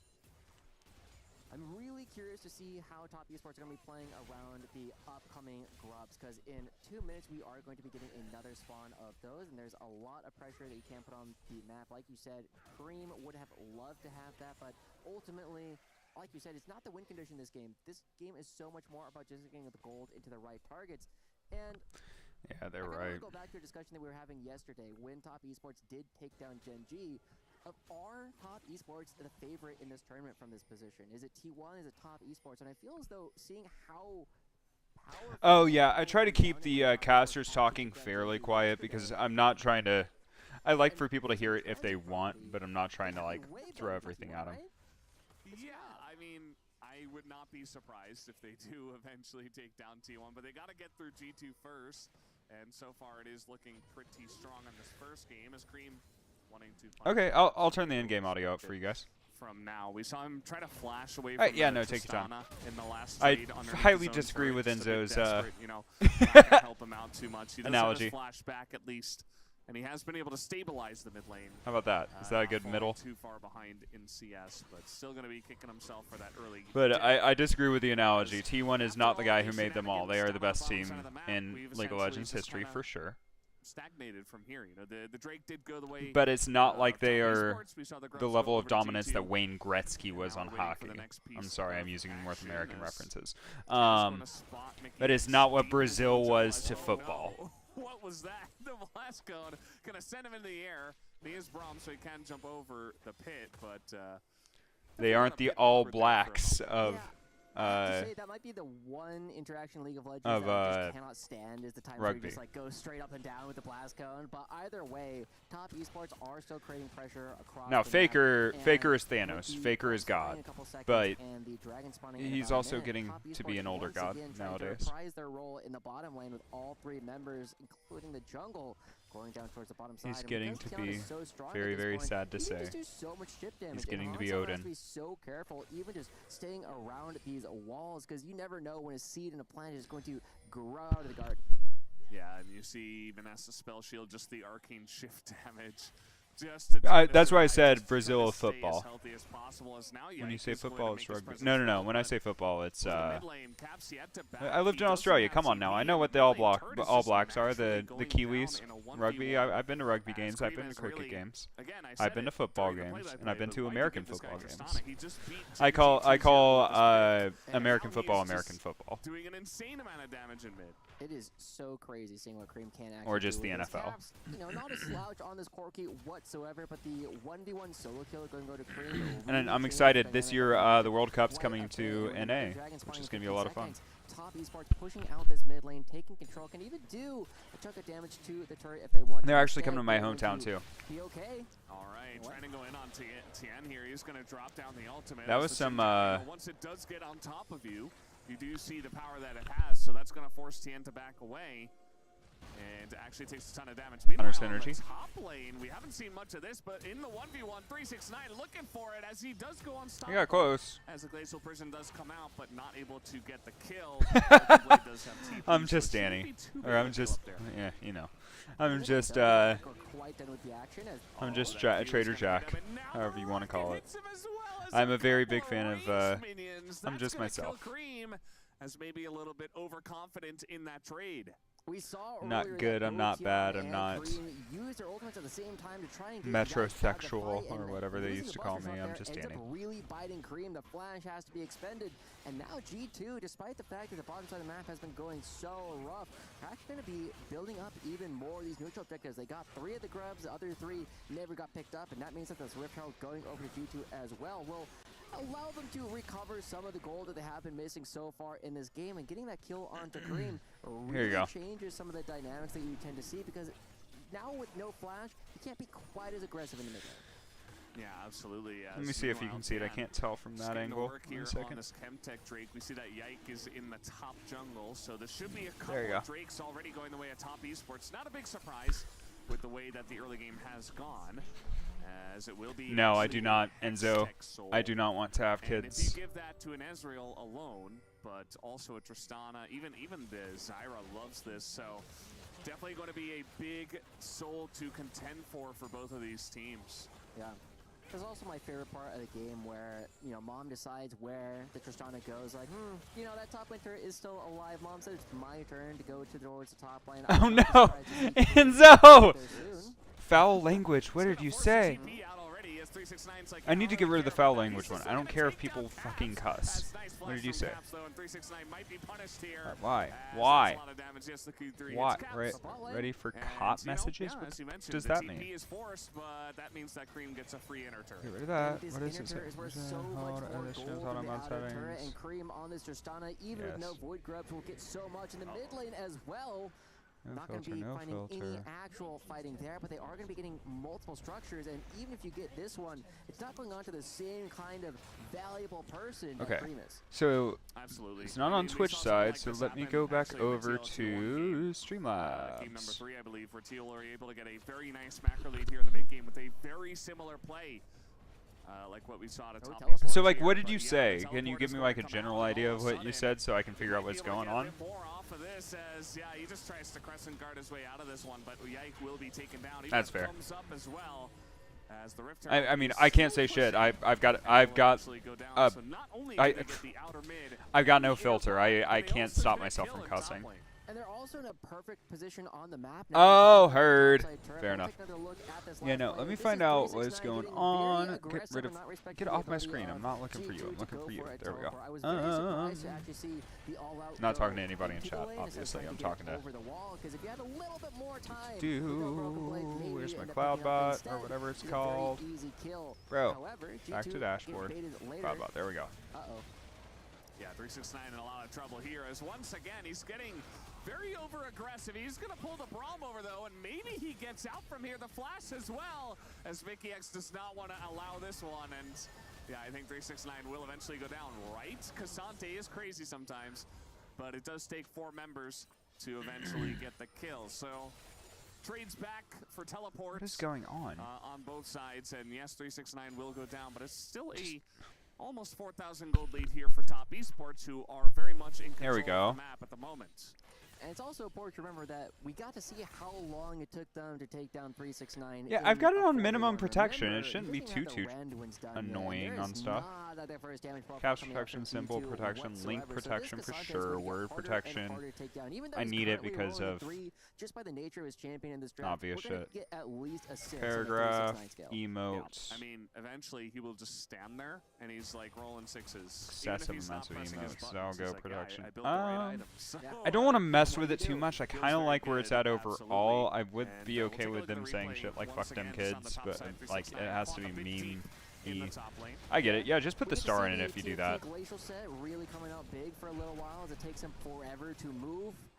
Honestly, impressive how far he was able to move on this map at all. But G2 just make sure there's no real opportunity, and this time Top Esports not in a position to actually go for a play anywhere else. Looks like they tried to make something happen onto Yike, but very difficult to do that in the mid lane, knowing how close the rest of G2 are. But we have about a minute left until the next dragon. I think it comes says up, kids and and we have fucking to the same thing. identify I think that Top Esports Twitch automatically are decided it was so inappropriate. Probably, or Cloudbot.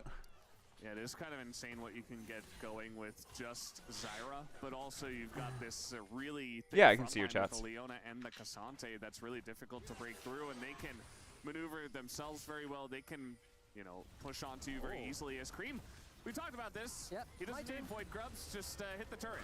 Yeah, another inner turret. It's 2 kills, but this time it's divided between 369 and Cream. Still 2 great players to give it towards, and so much pressure coming out in the middle of the map at the same time. We're going to be seeing another turret take a lot of damage. 369 threatens to dive. So the turrets are just falling for free here. I mean, 369 just exerting. So, Cheeser, I think I'm up to 35 now in Shadow of War, so pretty soon I'll be able to catch up to you. I'm working on Gorgoth, whatever that is, that one right now, that region. I've already finished Saragost, Ungol, and obviously the Jungle Island. Hey, we have this lead. Let's use it to just get more money as soon as we possibly can. And they're also going to be in perfect position. Cream doesn't even need to Good luck with that, Enzo. That sounds like it'd be annoying. To soul point with one of the best souls in the game. Just the AoE slow, the only stacking slow in the game actually still going to come through, and Top Esports going to grab another one. Yeah, I mean, G2 are here. They want to fight, but they're late to the party. They get in, and everybody's already left. And so they're going to leave themselves. So not much of a fight there on the Drake. It is just going to go the way of Top Esports once again. We see those fans out there in the crowd as well, showing their signs. Even a G2 sign there. I saw that one as well, hoping that maybe G2 can come back in this game. But at the moment, Top Esports not letting go of their vice grip on this one. And it's going to be very tough. This composition coming out from Top Esports does the Baron very, very quickly. Yeah, they're 3.5, 4K gold up, guys. I don't know, 4.5K gold up on the. The plants are yeah, 4K gold up. the Baron shots.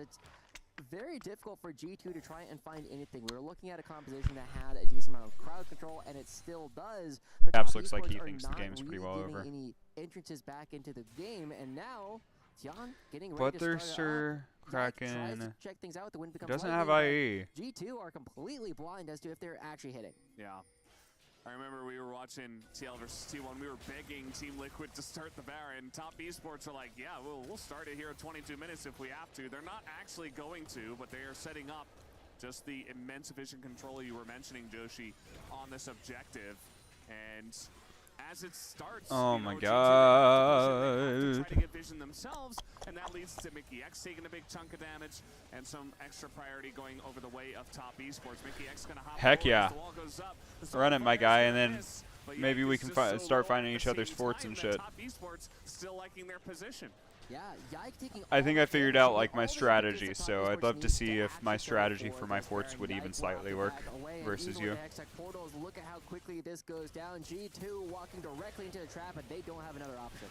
Yeah, I mean, they have to try to fight for this one, but now we got 369 in the back line. He's going to set it up, and we have the Baron going the way of Top Esports. Okay. Just going to disappear somehow.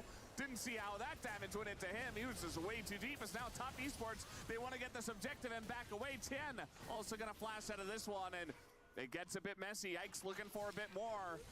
As when comes lightning, he is going to get in onto the Zyra, and he will be shut down. But still, Okay. the Baron and 3 members left remaining here for Top Esports. It's a lot of gold that G2 did pick up in that last fight. Yeah, my goal is, so after my girl leaves tonight, I'm probably going to try to go to sleep fairly early because, I mean, I'm probably not falling asleep early. I might be doing another sleep reset because, or probably not, because there's no other games until after I get back from New York. So and then you are able to chase Tian down. Top Esports walk away with 3 Baron buffs, but they have less of a gold advantage after picking up the Baron than they did before. But they still have 2 minutes left of that, and that'll perfectly give them the opportunity to go for the I'll probably try to hit it this week. I think that I'm going to try to max level, because max level is what, 70? It does feel like 75, 60, 65, 70. I'm guessing 70 or 75. Taking their lead and trying to throw it in their opponent's faces. They're saying, no, let's try to really play this map. Let's see, 6 times 3 smart times around all of 6. these objectives, and they've done a great So job 18 with that. times If you look at the 6. scoreline, G2 have more kills, but it's Ish. still Top Esports that are in the lead in terms of turrets, in terms of map control, in terms of 80. objectives Heard. taken, gold, obviously, dragons. And they're just trying to utilize that as now we're going to see the Sivir ultimate coming through as the Q is going to miss for Mickey X. Also a kind of a half-arted ult to be thrown in. Not too bad at my 6 times 3 times 6 bet. I was thinking how many skills there are in the game versus how many levels. Whoa! BB! Also going to miss his ult, and now they're losing an inhibitor turret. That is brutal, and they're not even done. Top Esports just doing whatever. Broken Blade! BB! Come on, bro! Cream still wailing away on the inhibitor. Caps will get there to try and do something, but I think Cream wins that 1v1. It's just insane. How many turrets Cream has taken down by himself as now we have the TP coming in. The rocket jump to try to get away as Cream is totally fine. He hops away GG. again. That's just GG, guys. In the back line, and that is never a good sign for the enemy team as Cream is being isolated by G2. Just say, They okay. finally take down that Does any of the pesky DLC mortal give that you is extra levels? Tristana. But I have a feeling they're not going to be taking out this game as, oh god, that was a huge one. And now we got 369 just chasing him down. Not much of a chance for Hansama to get out of this one. He's got a blast clone and a dream. Oh, wow. That is just so troll. And he is going to get away for now. As 369 is still chasing him. But, yeah, Baron buff is also going to expire. Top Esports having a bit of fun as they're taking down a lot of objectives still in this one. As finally... No? Okay, never mind. Wow. Just kidding. He actually got out of that. I mean, congrats to Hansama on living. He does have 2.5 items to his name, but while all that chasing was happening, Jackie Love was also... No, the 2 of the DLCs are for other characters, but there's apparently 2 other downloadable DLCs, downloadable content part pieces. Yike on the right side of the map, but nowhere Said there near was 4 close enough, things. and that is going to be I an don't really care enough to go overwhelming back and play as like Alatrio and Barrymore, whatever the fuck his name is. A very fast-paced game I coming don't through, care and enough to do that, really. really. Just seeing all the Stratas throughout this tournament having so They much have free different time in the side abilities. lanes, you have to look at the fact it's a 2,500 gold lead for Cream, but he only has a Baronor. single kill. Hey, I was pretty One close. kill. He's playing PvE. Doesn't care. Just hitting turrets, getting Baron buffs. Just not even looking at his opponents. And he is going to enjoy a very big lead. Yeah, no, I honestly And now though this I is like. successful. You would imagine that top esports, even without the Baron, I do like the idea of being able to play other characters, but I'd rather like be able to create them and have like a morality piece to the game in order to do that, like Mass Effect-esque. at all. So here they come, barreling down the bottom lane. Oh, that's right. I didn't like one of the orc tribes because one of them was basically just having the Iron Will affix, which I thought was just why. That's just annoying. It's not fun. It's like if I can't recruit him, what's the point? Steps up to the wave, does take a chunk out of Oh my God, Hansama is dead. All right, they're gonna try to get down on a Mako. Oh, they got Mako. Congratulations. While Cream is just killing the inhibitor. And he's gonna get another free objective here, another free building as Where Iron Will is so fucking annoying. It's just like I want the orc. Give me the orc. Top esports as he does get kidnapped by the Cassante, and that is it's going to be pretty huge by the end of this one. It is a trade 1-for-1, but it's only the support of Top Esports that goes down, and Top Esports will not stop there. Right? It's such a bitch. Caps is dead. Cream decides, okay, I'm going to try to kill some enemy champions. Might as well, as he is going to Guma Stomp on everyone on the side of G2. And this game number 1 is over very heavily in favor of Top Esports as they take down the Nexus. Bro, that's terrible. Look at the faces of the Top Esports players, man. They're just like, this is a fucking joke. Why am I here? And the tri-line down in the bottom lane is Tion just never let Hansama do anything. Really showcases why the lane swap meta is so powerful. You can avoid getting. I remember my favorite orc that I ever found. I shamed him like 3 or 4 times. He was an Oleg commander that had immunities to ranged and stealth, so melee only, with stone skin and a fire weapon, and it was a the spear throwing elite horde, and it was just so fucking disgusting. You just couldn't do shit against him.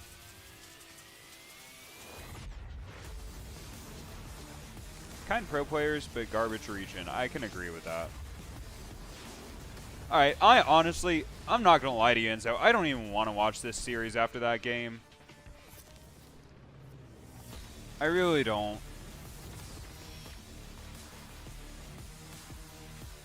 I don't trust G2. I don't trust the West, and I'm so disappointed after the TLT1 game.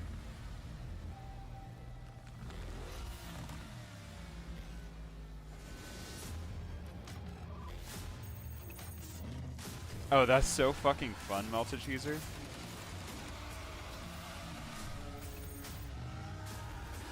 Let me think for a minute. I'm gonna go kiss my girlfriend and try to get my head back on the straight. I'm still just so pissed off Team Liquid lost. I'm so mad, man.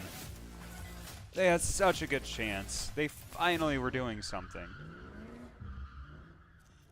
Hey. Night, Enzo. Appreciate you. Have a good rest of your evening, and we will see you soon. Cheeser, give me like 5-10 minutes. I'm probably gonna hop on and do some fun stuff with Shadow of War. I'm so pissed off after that first series. Basically, it was like watching so Cheeser, basically I believe in you, Enzo, you're a legend. Oh, he died in a pit fight. That's so sad. But basically, it was the equivalent of like, how do I even put this? A fucking high school team playing against Alabama or the Georgia Bulldogs or some shit, and like in the third quarter having it at like 28 to like 14, and beating them and then just pulling a Falcons and fucking losing. Just like that. So fucking just bullshit ass goddamn. Nah. I'll be right back.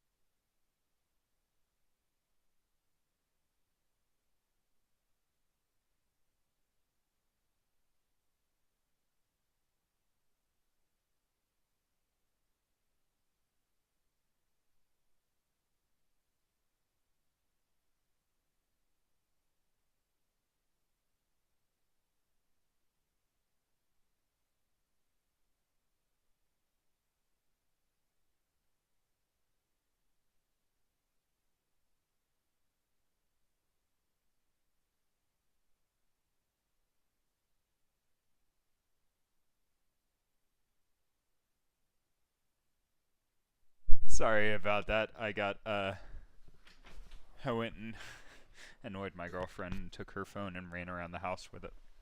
Made her chase me. Alrighty, I'll wait till the draft happens. Doing it as we and we'll go over from here there. at League of Legends, looking to do the same thing and take a step closer here. Atlas, final thoughts. Yeah, 3 teams still in the running to put their frame up there as well, right next to the Falcons. We'll see who it's going to be after out of the 3 teams that we have left. Looking forward to seeing whether G2 can give us an actual series here and bounce back and maybe pick themselves a Tristana. All right, final thoughts here as we go to break. Yeah, I think banning the Tristana, definitely a good move, but also if you're playing into something like the Zyra, you really need to commit to your game plan. I feel like they had this strategy and it kind of got sort of washed away by the bot lane presence, but if you're going to commit to top side, make it work. Again, G2, we've seen them multiple times before, play to their opponent's level. Yes, yesterday to FlyQuest, they started slow and ramped on up. Here, Top Esports, a very, very dominant win. Will G2 be able to bounce back here against Top Esports, or will it be the LPL versus the LCK in the first ever Esports World Cup League of Legends, presenting League of Legends finals? We'll find out after the short break.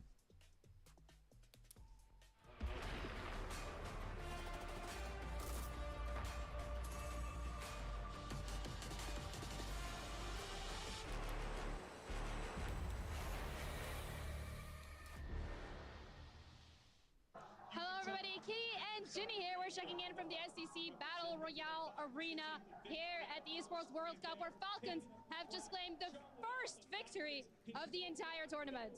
In the Call of Duty Warzone tournament, congratulations to Team Falcon. The fans are absolutely... Hey, I'm always going to cheer on the Falcons. Come on now. And the most important thing is they will now be able to insert their key in the totem of the Esports World Cup, solidifying themselves in all of history, not only as the first Warzone winners, but also the first ever winners of any title of the Esports World Cup.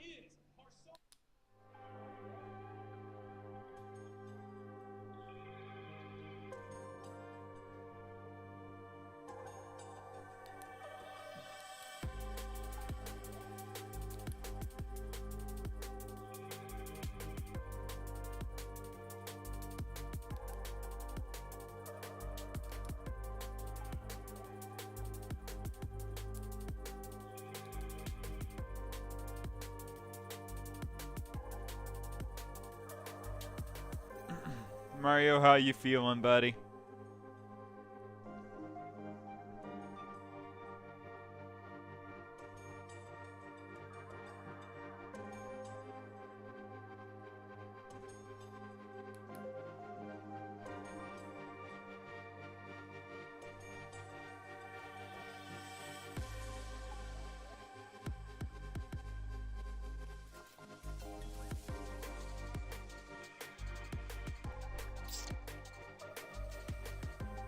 Right, we need to change something or another over in here.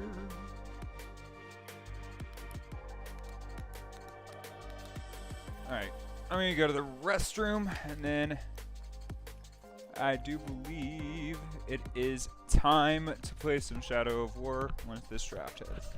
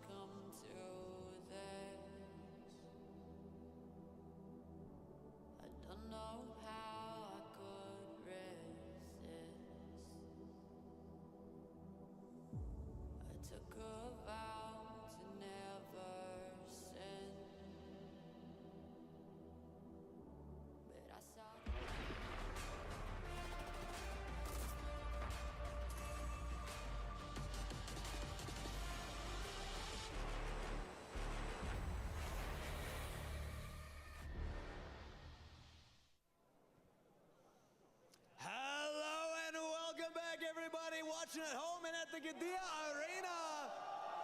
We got a lot of top esports fans here, and all these signs and all the fans brought in. Let's get these ones over here. I don't even know what's going on some of these, but the passion shows from everybody here cheering on top as they took game one. Top esports fans, how are we feeling? It's just a sea of them up there. It's ridiculous. Now, G2 fans, I know you've been making noise, but I'm gonna need to hear some from you, okay? Let's get a chant for G2! I'm just gonna say, I think there might be a few more top esports fans in the audience. What do we think? Top esports? All right, that's it from us here at the Gadia Arena. Let's see what happens in game number 2. We're gonna throw it back over to the casters. Thank you, Kangas, for that, as we are getting ready for game number 2 between Top Esports and G2 Esports. We'll see who is going to take it down. Will G2 be able to come back? Or all right, let's see what this draft looks like. Out in the 2-0. Josie, what do you think?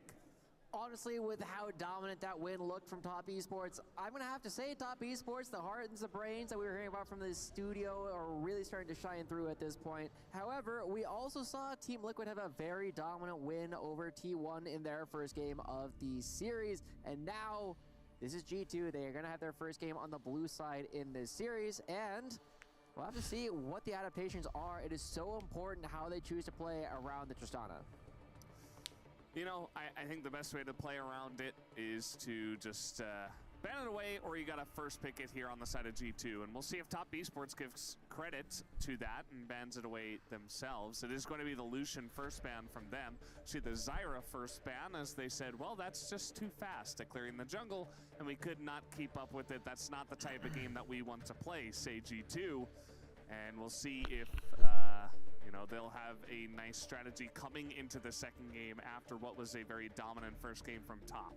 It's really interesting to see the difference in how effectively this sorry, I'm messing Zyra with has my been playing over the past Twitch couple of real games, quick. right? We have seen that it has had absolutely dominating performances, and we've also seen that it was completely ineffective, but Top Esports absolutely love playing around this style of game where they just remove entire lanes from the game. With the Tristana banned already by G2, it really looks like it's setting up their mid laner to potentially play the Corki uncontested.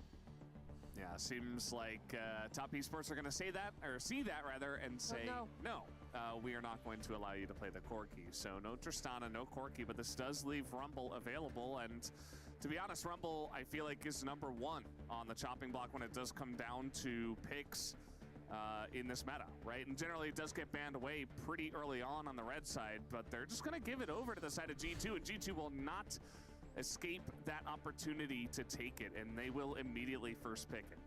There's not a lot of lanes that can really go toe-to-toe with Rumble. One of the things that you oftentimes look to do is you just lane swap into it, but it does look as though 369 might be going towards one of those classic picks that you can play into the Rumble, get a lot of magic damage up in the top lane, and instead going to be going for the Yone right away. Now, this is really interesting. This has been one of the common picks that has been used as a counter pick to Corki's quite a bit, but there's obviously no Corki coming out in this game. It's going to be a blind Yone, and in fact, a blind Kennen, double blind solo lanes coming out from Top Esports. Yeah, it does come out pretty early. I thought maybe we were going to see the Sejuani just to try to get a really strong mid-jungle duo on the side of Top Esports, but that is not the case, as now a Malphite being hovered, saying, okay, we could do this. We could swap all around some of these lanes, but instead it's just going to be the Vi. Talia also available. Could be a look. We saw Talia Vi working out for T1 in Game 3 of the first series tonight.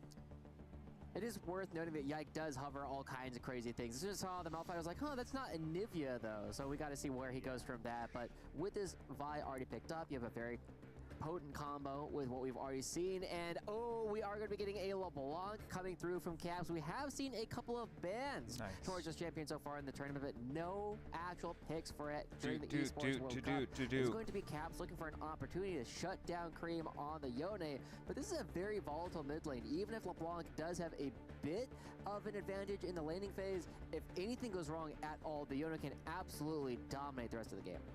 definitely can, but that LeBlanc and the Vi together are such a deadly duo. The two of them together can find targets from miles away and isolate them and take them down. We'll see if they can get some success with that, as the Maokai is the choice here for Top Esports in the jungle, as they will avoid the Sejuani entirely and just go for this pick instead. Definitely can feel pretty good into what is a very aggressive composition so far from G2. And it's not common either that we have so much of the top side picked at this point and none of the bottom lane, right? Now we actually have to see what is going to happen with so many powerful picks in the bottom side of the map already removed. The Ashe next on the chopping block, the Lucian already gone as well. I'm really expecting to see picks like the Bars start to rise in priority in these games once again, because we're not expecting Ezreal to be there. It's already gone. The Ashe is gone. And Varus really is kind of that next tier of AD carry that I expect to see in these games. Yeah, would not be too surprised to see that coming up next. For Top Esports, they're thinking about what, AD carry they want to get. And essentially, it's a little bit of a game of chicken, because they could ban a top one and then, maybe hope that G2 don't why ban is another one my so that Steam they can popping get up a on top AD carry. But screen? instead, it's That's just not going to be what the I want. Braum that does get banned away, which has been rising in priority over the course of Esports World Cup. It's just asking for a Leona ban to follow it though, right? If you do have this as the red side, you could just grab the Leona, and the Braum has been the classic counter pick. And now Steam G2 has to settings, decide, there we go. if we give them Leona, what Security. are we going to get instead? Is it going to be an Alistar Notifications, ban? there we Really just daring Mako to play the Leona, which I see no reason not to. They're saying, okay, you want an even better spot to pick Leona? Well, ban away Alistar. Now you have to pick a good champ. Yeah. If you're not picking Leona here, I do not know what the choice would be, to be honest, and they will choose it here. So let's see what G2 have prepared, because they had to have known that this would be selected, and they have to have something very nice prepared to deal with it. There we You go. don't do this without having some kind Much of plan better. for the Leona, and it actually surprised me a little bit that G2 are taking as long as they are to go for the champions that they will be locking in. The Forest does end up being the answer, and the Rel, not nearly as common of an answer. It has been very strong in the past, and there are some good tools to combo this with the Chain of Corruption, as well as the Equalizer, where you can blow up large swaths of the board, but it feels as though you just made your game needlessly a little bit harder, because even with all these tools, the Maokai and the Kennen are going to create so much zone control that Caps and Broken Blade are going to struggle to get in.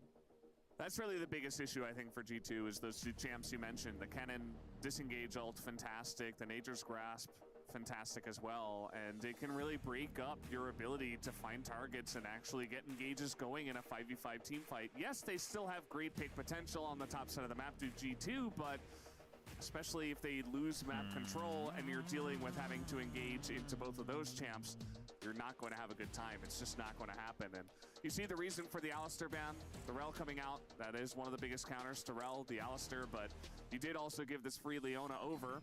And I suppose for G2, they said, well, we're mostly worried about Ezreal Leona rather than just Leona itself. And they do let that one get selected. So at the end of the day, who are you liking in terms of the drafts here, Joshi? I'm still liking Top Esports once again, although Caps really has some of the most outplay potential of any champion in this game. If this is a time for the Western GOAT to step up, it has to be right now. This is their last potential chance to move on in this series. If they drop this one, they will have to watch their key get crushed, and then we will see the LPL advance to play up against T1. Yeah, absolutely. And, coming into today, I Bro. actually felt like this series, the second one was going to be closer than the first one. But Team Liquid made it really interesting between them and T1. And you know what? So far, G2 haven't been able to make it as interesting, in my opinion. So I really want to see them get something going here for game number 2 and make this a competitive series. Otherwise, Top Esports are going to be going on to the finals. But, still going to play out game 2 and potentially a game 3 in this series. This is where we're going to be putting a big look once again at Broken Blade as well, right? We're looking at Caps as one of these players who has a lot of tools to try and make outplays going into Top Esports. Use that mobility, use that burst of damage, and create zones of vision where... From the producers of Vanderpump... The fuck? You have total control, but Broken Blade also received the first pick Rumble in this game. He picked it blindly. He's now going to be going into 369's Kennen, which is already a bit of a tough matchup, but it is definitely going to be on Broken Blade to showcase why they put as much faith as they have into this top lane who has been so strong for G2 throughout this spring split. Starting the Shadow War grind. Absolutely. That's going to be the All biggest right. thing to look forward to. The first pick always kind of has I'm probably going to be joining you here shortly. on their shoulders saying, hey, we're giving you It's the an best interesting pick enough draft that I in, think the you know, first 10 everything minutes that are going to hasn't been dictate this game, banned, so and I'm we're going to wait expecting 10 you minutes to do find a out lot with what's it. going to happen. As guys, it looks like we do have a slight technical issue with one of the Oh, if computers there's a here trying tech to get this issue. solved and into the game as See soon how long as the tech possible. issue So takes. apologies for that. We'll try to get into this If one. it's more than and another have a minute, then I'll fun just go and back hop on forth the game Shadow number 2, War and I say hope. screw it. As you were mentioning, you know, the LeBlanc coming out here for Caps as well. I really do feel like the heavy commitment to the top side of the map here from G2's draft, the Rumble, the Vi, the LeBlanc, that 2v2, especially the mid jungle, I feel like they should have a really nice angle there, especially in the early to mid game. I also think it's kind of funny that we are getting the LeBlanc and the Yone. I saw a tweet earlier today where people were looking at some very high elo solo queue players who are like, Cork Estrana, and then LeBlanc and Yone were about the only two champions after that you were seeing anyone play at the top of the solo queue ladder. And this is going to be a perfect example of seeing what happens if those two other champions were to disappear. It does look as though Han Sama seems to be the player who is having some issue in getting into the game, but it does create a much more volatile game than the ones that we've seen before. Corki and Tristana just kind of neutralize each other in a lot of ways, and even though, yes, Cream was getting the better of the matchup last time around, normally both of them just farm very heavily as we get into game. Yeah, I was told it would be a quick issue, and you know what? We are just about done with it. As you can see, they have entered the game, and we should be heading off into game number 2 in just a moment. So thank you for your patience, but we shouldn't require too much of that from now on, as we are getting ready for game number 2 of Top Esports up against All right, G2 let's Esports. see it. Come on, Will come on, come G2 on, come fight back on. and Let's bring us see to the game West 3, do or will something Top right Esports today. prove to be Also, one I of the put my money best on teams fucking here, G2, as so. they have not yet dropped a game in the Esports World Cup. And as they jump in, we can already hear the shouts of the crowd very much in favor of Top Esports here, making sure that their team has the energy necessary to power their way through this one. We load onto the Rift for what could be the last game of the semifinals. And I have to say, as we were talking about before, Valdez, it feels as though Top Esports is in pole position to try and take this one home. I really am looking forward to what they actually do with this Kennen as well. It was a very clearly prepared counter pick going into Broken Blade's Rumble because of how quickly they were willing to lock in both their solo laners as soon as the Rumble came through. Yeah, and we talked a lot about how this the Kennen and the Maokai could definitely do a number in terms of dealing with the engage on the side of G2, but at least for G2, they have the LeBlanc, they have the Varus, who do have a very nice amount of range, not just in terms of their auto attack range, but their ability to do damage from a very far distance and kind of just get out without much of a scratch. So still an opportunity to try to bait out, you know, a Slicing Maelstrom from 369 and then just, you know, kind of chain of corruption him in position and then just not even deal with him at all. And certainly angles for G2. So I'm very excited to see what we are going to see in terms of the back and forth team fights in this one. As speaking of which, Cap's just going to find an extra tree in that bush that's not quite supposed to be there. Yeah, a little bit surprising for Tian to go there, but every little bit of health advantage can make big plays possible later on as Mickey. Yeah. Speaking of which, he is going to have to jump over the wall here, as already is taking a big chunk down in that bottom lane. And he's not going to be feeling too good about that one. Meanwhile, 369 just taking a bit of harass himself. Tian, level 2 on the blue buff, and now he's entering Yikes Jungle. Very aggressive already coming out from Tian, but they seem to have a good read that Yike is going to be towards the top side. This looks like good scouting on the behalf of Top Esports and their coaches and analysts identifying, Yike really likes starting the top half of the map. He's going to be going for this clear, and Tian, that means that you have time if you just do one buff as Mako already goes in. Yeah, I mean, level 2 advantage here for the bottom lane of Top Esports. They get a huge health advantage on top of this, especially in the support role, as you know, not too surprising, I would say, especially after Mickey X did face check the brush and did fall behind, as here comes Yike. He is going to be spotted. He is level 3, and over the wall he does come, but just in time for Tien to get away with his buff. And that is a brutal position to be in, as Yike, yet another situation where these jungles end up falling behind simply because they do not have the same kind of read on where their opponents are as they do. And now Top Esports will allow Tien to clear out his entire side of the jungle. He still has Gromp, the Wolves, and his entire northern quadrant to actually play around. However, it does mean that the top side of the map will be left to its own devices for a little while, as the Caps clone does actually get proc relatively early on. But Tien has so much freedom to move around the map now, simply because Yike is going to be trying to find something on the top half of the map. Yeah, absolutely, especially with the Caps dominating this mid lane matchup. He is going to get on in there. We'll see just how aggressive he wants to get. He's going to start on the Raptors and knows that he will not be effective here for just a moment. Tien is about to figure this out, as we just saw Yike find out about his own red buff. They will spot each other here in the jungle, and that is going to be Yike only taking the Raptor, so he will not be able to get the red buff, and Mako has already roamed up here to mid alongside a Mickey X who's following him up, so a lot of follow roams here from both sides. It just is an entire party from everyone on both sides trying to rectify some of the issues that we saw previously. Yike is fully on a ward, so should not be able to pick up this red buff at all, as Tien does smite that one away. But could potentially go for something a little bit more aggressive, as look to potentially hop the wall into the Krugs, does not in fact get spotted, as we just see these very small skirmishers across the board. Yep, we get supportal combat here on the bottom river. That's barely going to go the way of Mako, and Cream, meanwhile, is going to get that knock up in mid and start to slowly but surely find a way back here in this matchup. Early on, that should go the way of LeBlanc, and Caps is doing a great job of exerting that pressure in the mid lane, as you would expect. But still, Tien doing a really good job at managing where Yike can go, because Yike didn't have anything to farm, finds themselves on the top side of the map, trying to create some opportunities for Broken Blade, but not going to be able to find that gank whatsoever, and Tien showing himself will allow Broken Blade to crash this wave into the top side turret. But it is going to still be a good wave position up here for Broken Blade, as he does have at least somewhat of a freeze to deny some minions from his opponent. Yeah. Does feel pretty good up there in the top side for Broken Blade. Now, we are going to see Caps TPing back into mid here. Cream was winning out in some of those trades in the mid lane and has caught up a decent amount in terms of CS. So Cream should feel pretty good about the way that one did go for the last 30 seconds. Tien, once again, very proactive, looking for another angle here, maybe down on the bottom side of the map, as Ansama is going to find the tree once again, does proc that cleanse, as that TP is just going to go into the mid lane.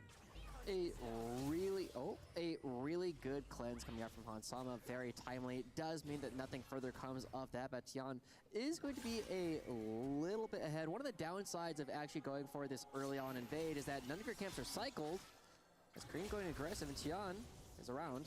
Caps, yeah, he's going to lose that distortion as well, but Tien not going to dive LeBlanc. Definitely kind of a fool's errand if you did want to try to go for that one, especially at level 6. But still very much on a knife's edge here. Feels like the trades are very close in a lot of these lanes. And, you know, once we hit that tipping point, once someone gets that first kill, they could easily run away with this one. Decent gold lead early on for G2 without any kills so far. Just CS leads in mid and top, doing the majority of that gold lead. Yeah, a lot of it will equal out here in just a moment, but G2 is going to be sending Caps good to get that fruit. But the other major thing is we will see this gold lead tip back towards Tien relatively shortly, unless Yike is able to pick up some of these grubs without any contest. And now 369 running back into the map is going to get there a little bit too late, and Tien not looking like they're going to be contesting this set of grubs whatsoever. So good stuff to Yike. It does make Caps in the side lane not necessarily known for being the best champion at taking the turrets, but very good at getting to them in the first place. Yeah, absolutely. Just the threat that LeBlanc has to push lanes and get out scot-free just allows you that extra leash to push on in, get damage to turrets, and get out without much risk. As we do see 369 dashing around a lot. Looks like he did have to run all the way back to lane, as you were mentioning before. Isn't too far behind and should be okay. Still waiting for that first kill as Mako here in the mid lane. Maybe trying to get something done onto Caps, but Mako himself only level 5. And no grubs to fight over at this point in time, so nobody making their way into the top river. And no trade for the Dragon either after the grubs were picked up. It is going to be Top Esports not necessarily having the same kind of explosive early game. Or Since I had my early game that we were seeing from them in the first game of the series. If you're there, I'll check and see if I got anyone on Twitch before I tell this entire You don't have the same amount story. of time as a Maokai. You just have so much freedom to stay down here in the bottom lane when you're desired, because you do every single camp without looking at it. But now Xiang going to be starting up this Dragon, does have Mako in the jungle, and Jackie Love could rotate over relatively quickly if they wanted to, and Party in the mid lane as well. This should be an objective going over to Top Esports. Yeah, you would imagine that it just gets taken down here with you're already off. Contest from the side of G2, although as I say that, I mean, Caps is dashing on over, wants to get at least some vision in the river and maybe poke their head in and see what they can see. As the ward goes in, the smite is there. And Top Esports get the Dragon without much of a contest. Although Mickey X is trying to aggressively posture here, and he will be able to hop away. Let me move you? As the Rail not in too much danger here. We see the equalizer up in the top side. Looks like Broken Blade went for a very aggressive trade Let me himself. do this. Thank you. Jesus. No kills just quite yet, though, Valdez, as everyone... It's knocked up. As the clone is going to be chased in the river. And meanwhile, down on the bottom side, here's Tan once again, and he's got Nature's Grasp. That will be the first blood given over to the Maokai. At 9 minutes, it comes a little bit late, but Top Esports get the job done. There we go, Jesus Christ. Top Esports has a small gold lead, it looks like, for the first time this game, as they will be able to find that kill down in the bottom side. Unfortunately for Top Esports, like you said, it will be going over towards the Maokai. They would have loved to put that into Jackie Love, and at the same time, with Maokai committing down towards the bottom side, here comes the cross map. Yeah, Yike has not used his ult yet, and that is the dash out of 369, and here it is, the flash away, slicing Maelstrom immediately as Yike is under the turret. He's in a lot of trouble, and down he will go. 369 in the 1v2 will win it, but here is Caps in the top lane, and immediately he trades it back. So G2, well, it's a little shaky there at first, but they do at least trade a kill back. Really good roam up from Caps, making sure that the kill does end up going over. I feel as though the ultimate coming through from Yike, knowing that the flash is still up, a little bit greedy. We'll take another look at it as soon as Yike shows himself. We see 369 running away. The flash comes through, the ultimate comes through, and too many tower shots end up getting taken down. But then 369, he's a bit big for his britches. Doesn't realize that there's a LeBlanc around the corner. Oh boy, meanwhile, looks like Broken Blade has overstayed his welcome. Mako looking to punish this one as he's in the alcove, and he can run around in there, but 1Q will get the job done. Even Solar Flare as well, as somehow he gets a equalizer off, actually, to push the lane back. So not half bad there. Won't take any turret damage or plates to go to Top Esports, but he still goes down, and Top Esports will still enjoy the kill. We're always going to look at where the cross map comes in from there, but it doesn't look as though G2 are ready anywhere on the map to make a play happen. Yike does not have the ultimate available just quite yet, but they could potentially still look for a dive on the bottom side as Mako leaves some pressure mid. Yeah, Caps just have the Mimic Distortion. That's going to get this TP, though, out of the side of G2, as it is Broken Blade. Does not have the equalizer, and not quite enough damage to get on top of him. Mako will respond with a Respect Flash to come out, but now Broken Blade.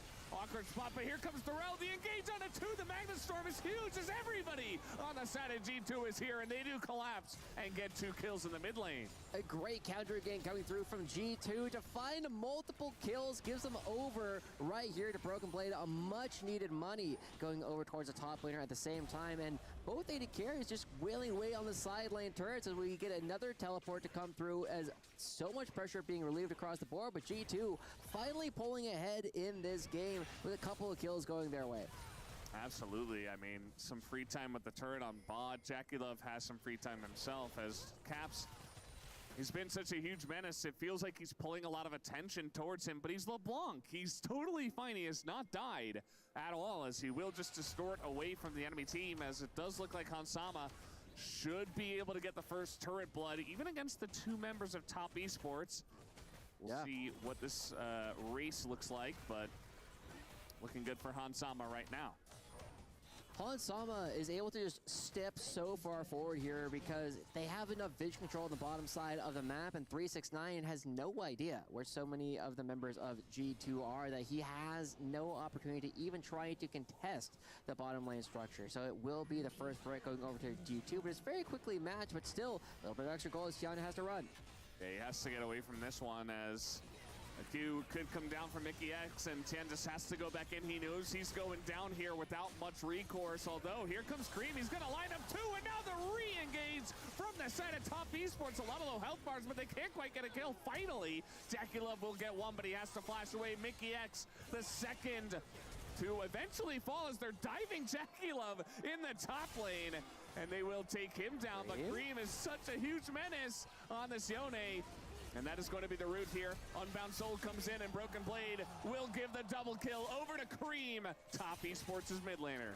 Both of these mid laners are everywhere in so many of these fights, but Cream coming out a little bit ahead when all is said and done. Probably because 369 the far side also getting even more money. But Cream just finding so many of these small opportunities. Another ultimate in that one to just keep his teammates alive for a little bit longer. However, another dragon is spawning, and it looks as though G2 looking to create pressure here, push 369 away from this side of the map.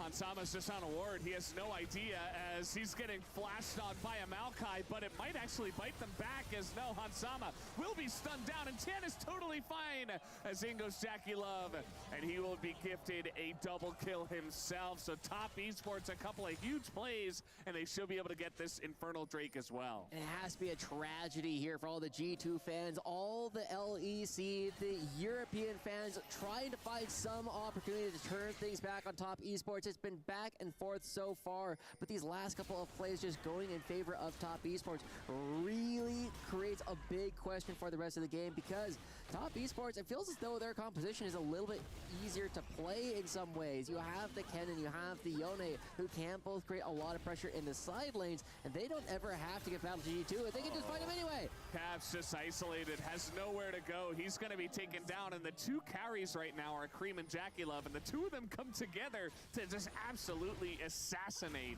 the LeBlanc. As Caps, he thought he was safe. I was talking about the, mobility of this pick, but he's not able to mobility his way out of that death. Now it is going to be the Rift Herald that does go over to G2, but at this point in time, just kind of feels like a small gift compared to what Top Esports are getting. Oof. Sama, like you said, having no idea that they are Guys, I'm sorry. My stomach is very upset, and lots going on today. Have the same kind of burst as Lethality Varus was showcasing even earlier, not this event, but even during the regular season for all of these teams. And now Mickey X a little bit in danger of potentially making a similar mistake. Does have some friends in the back pocket, but there's a lot of Top Esports members here. They're going to spot him as the Rel is pretty good at getting out of the first engage. Can he get out of the second one? The slow comes down on a Hansama. And now the Nature's Grasp here. Mickey X has to flash away just to survive. Meanwhile, the Nature's Grasp could extend it up to Yike. He's going to have to flash away himself. And Top Esports, they're just on the hunt for any champion on the side of G2. And G2, they have Broken Blade, but he's not going to be able to get a whole lot of damage on this structure. Just a little bit of minion damage fed to the Tower of Gods. However, it is still Top Esports creating a bit more pressure. Now, one of the big things that I am going to be looking at yet again, Broken Blade, we put some pressure on him at the very beginning. He got the first pick in the entire game. He's on this rumble. He is up about 1,000 gold, but when you look at the rest of the map, it doesn't look nearly as good for the side of G2, and that means that so much of their damage is going to have to come out from this rumble. Yeah, he's going to have to lift some heavy weight. Alright, I can't watch this. I'm done. Is what it is, guys. Alright, let's go ahead and hop over to... guys, I'm going to hop off for a bit, go watch a TV show and get myself back in the game. I'm chilling. I don't really want to do anything else right now, and Saturdays are already our fun days, so if I'm not feeling it, I'm not going to stick to it. But appreciate y'all for tuning in today. It's been fun. I'm sad that NA lost to LCK yet again.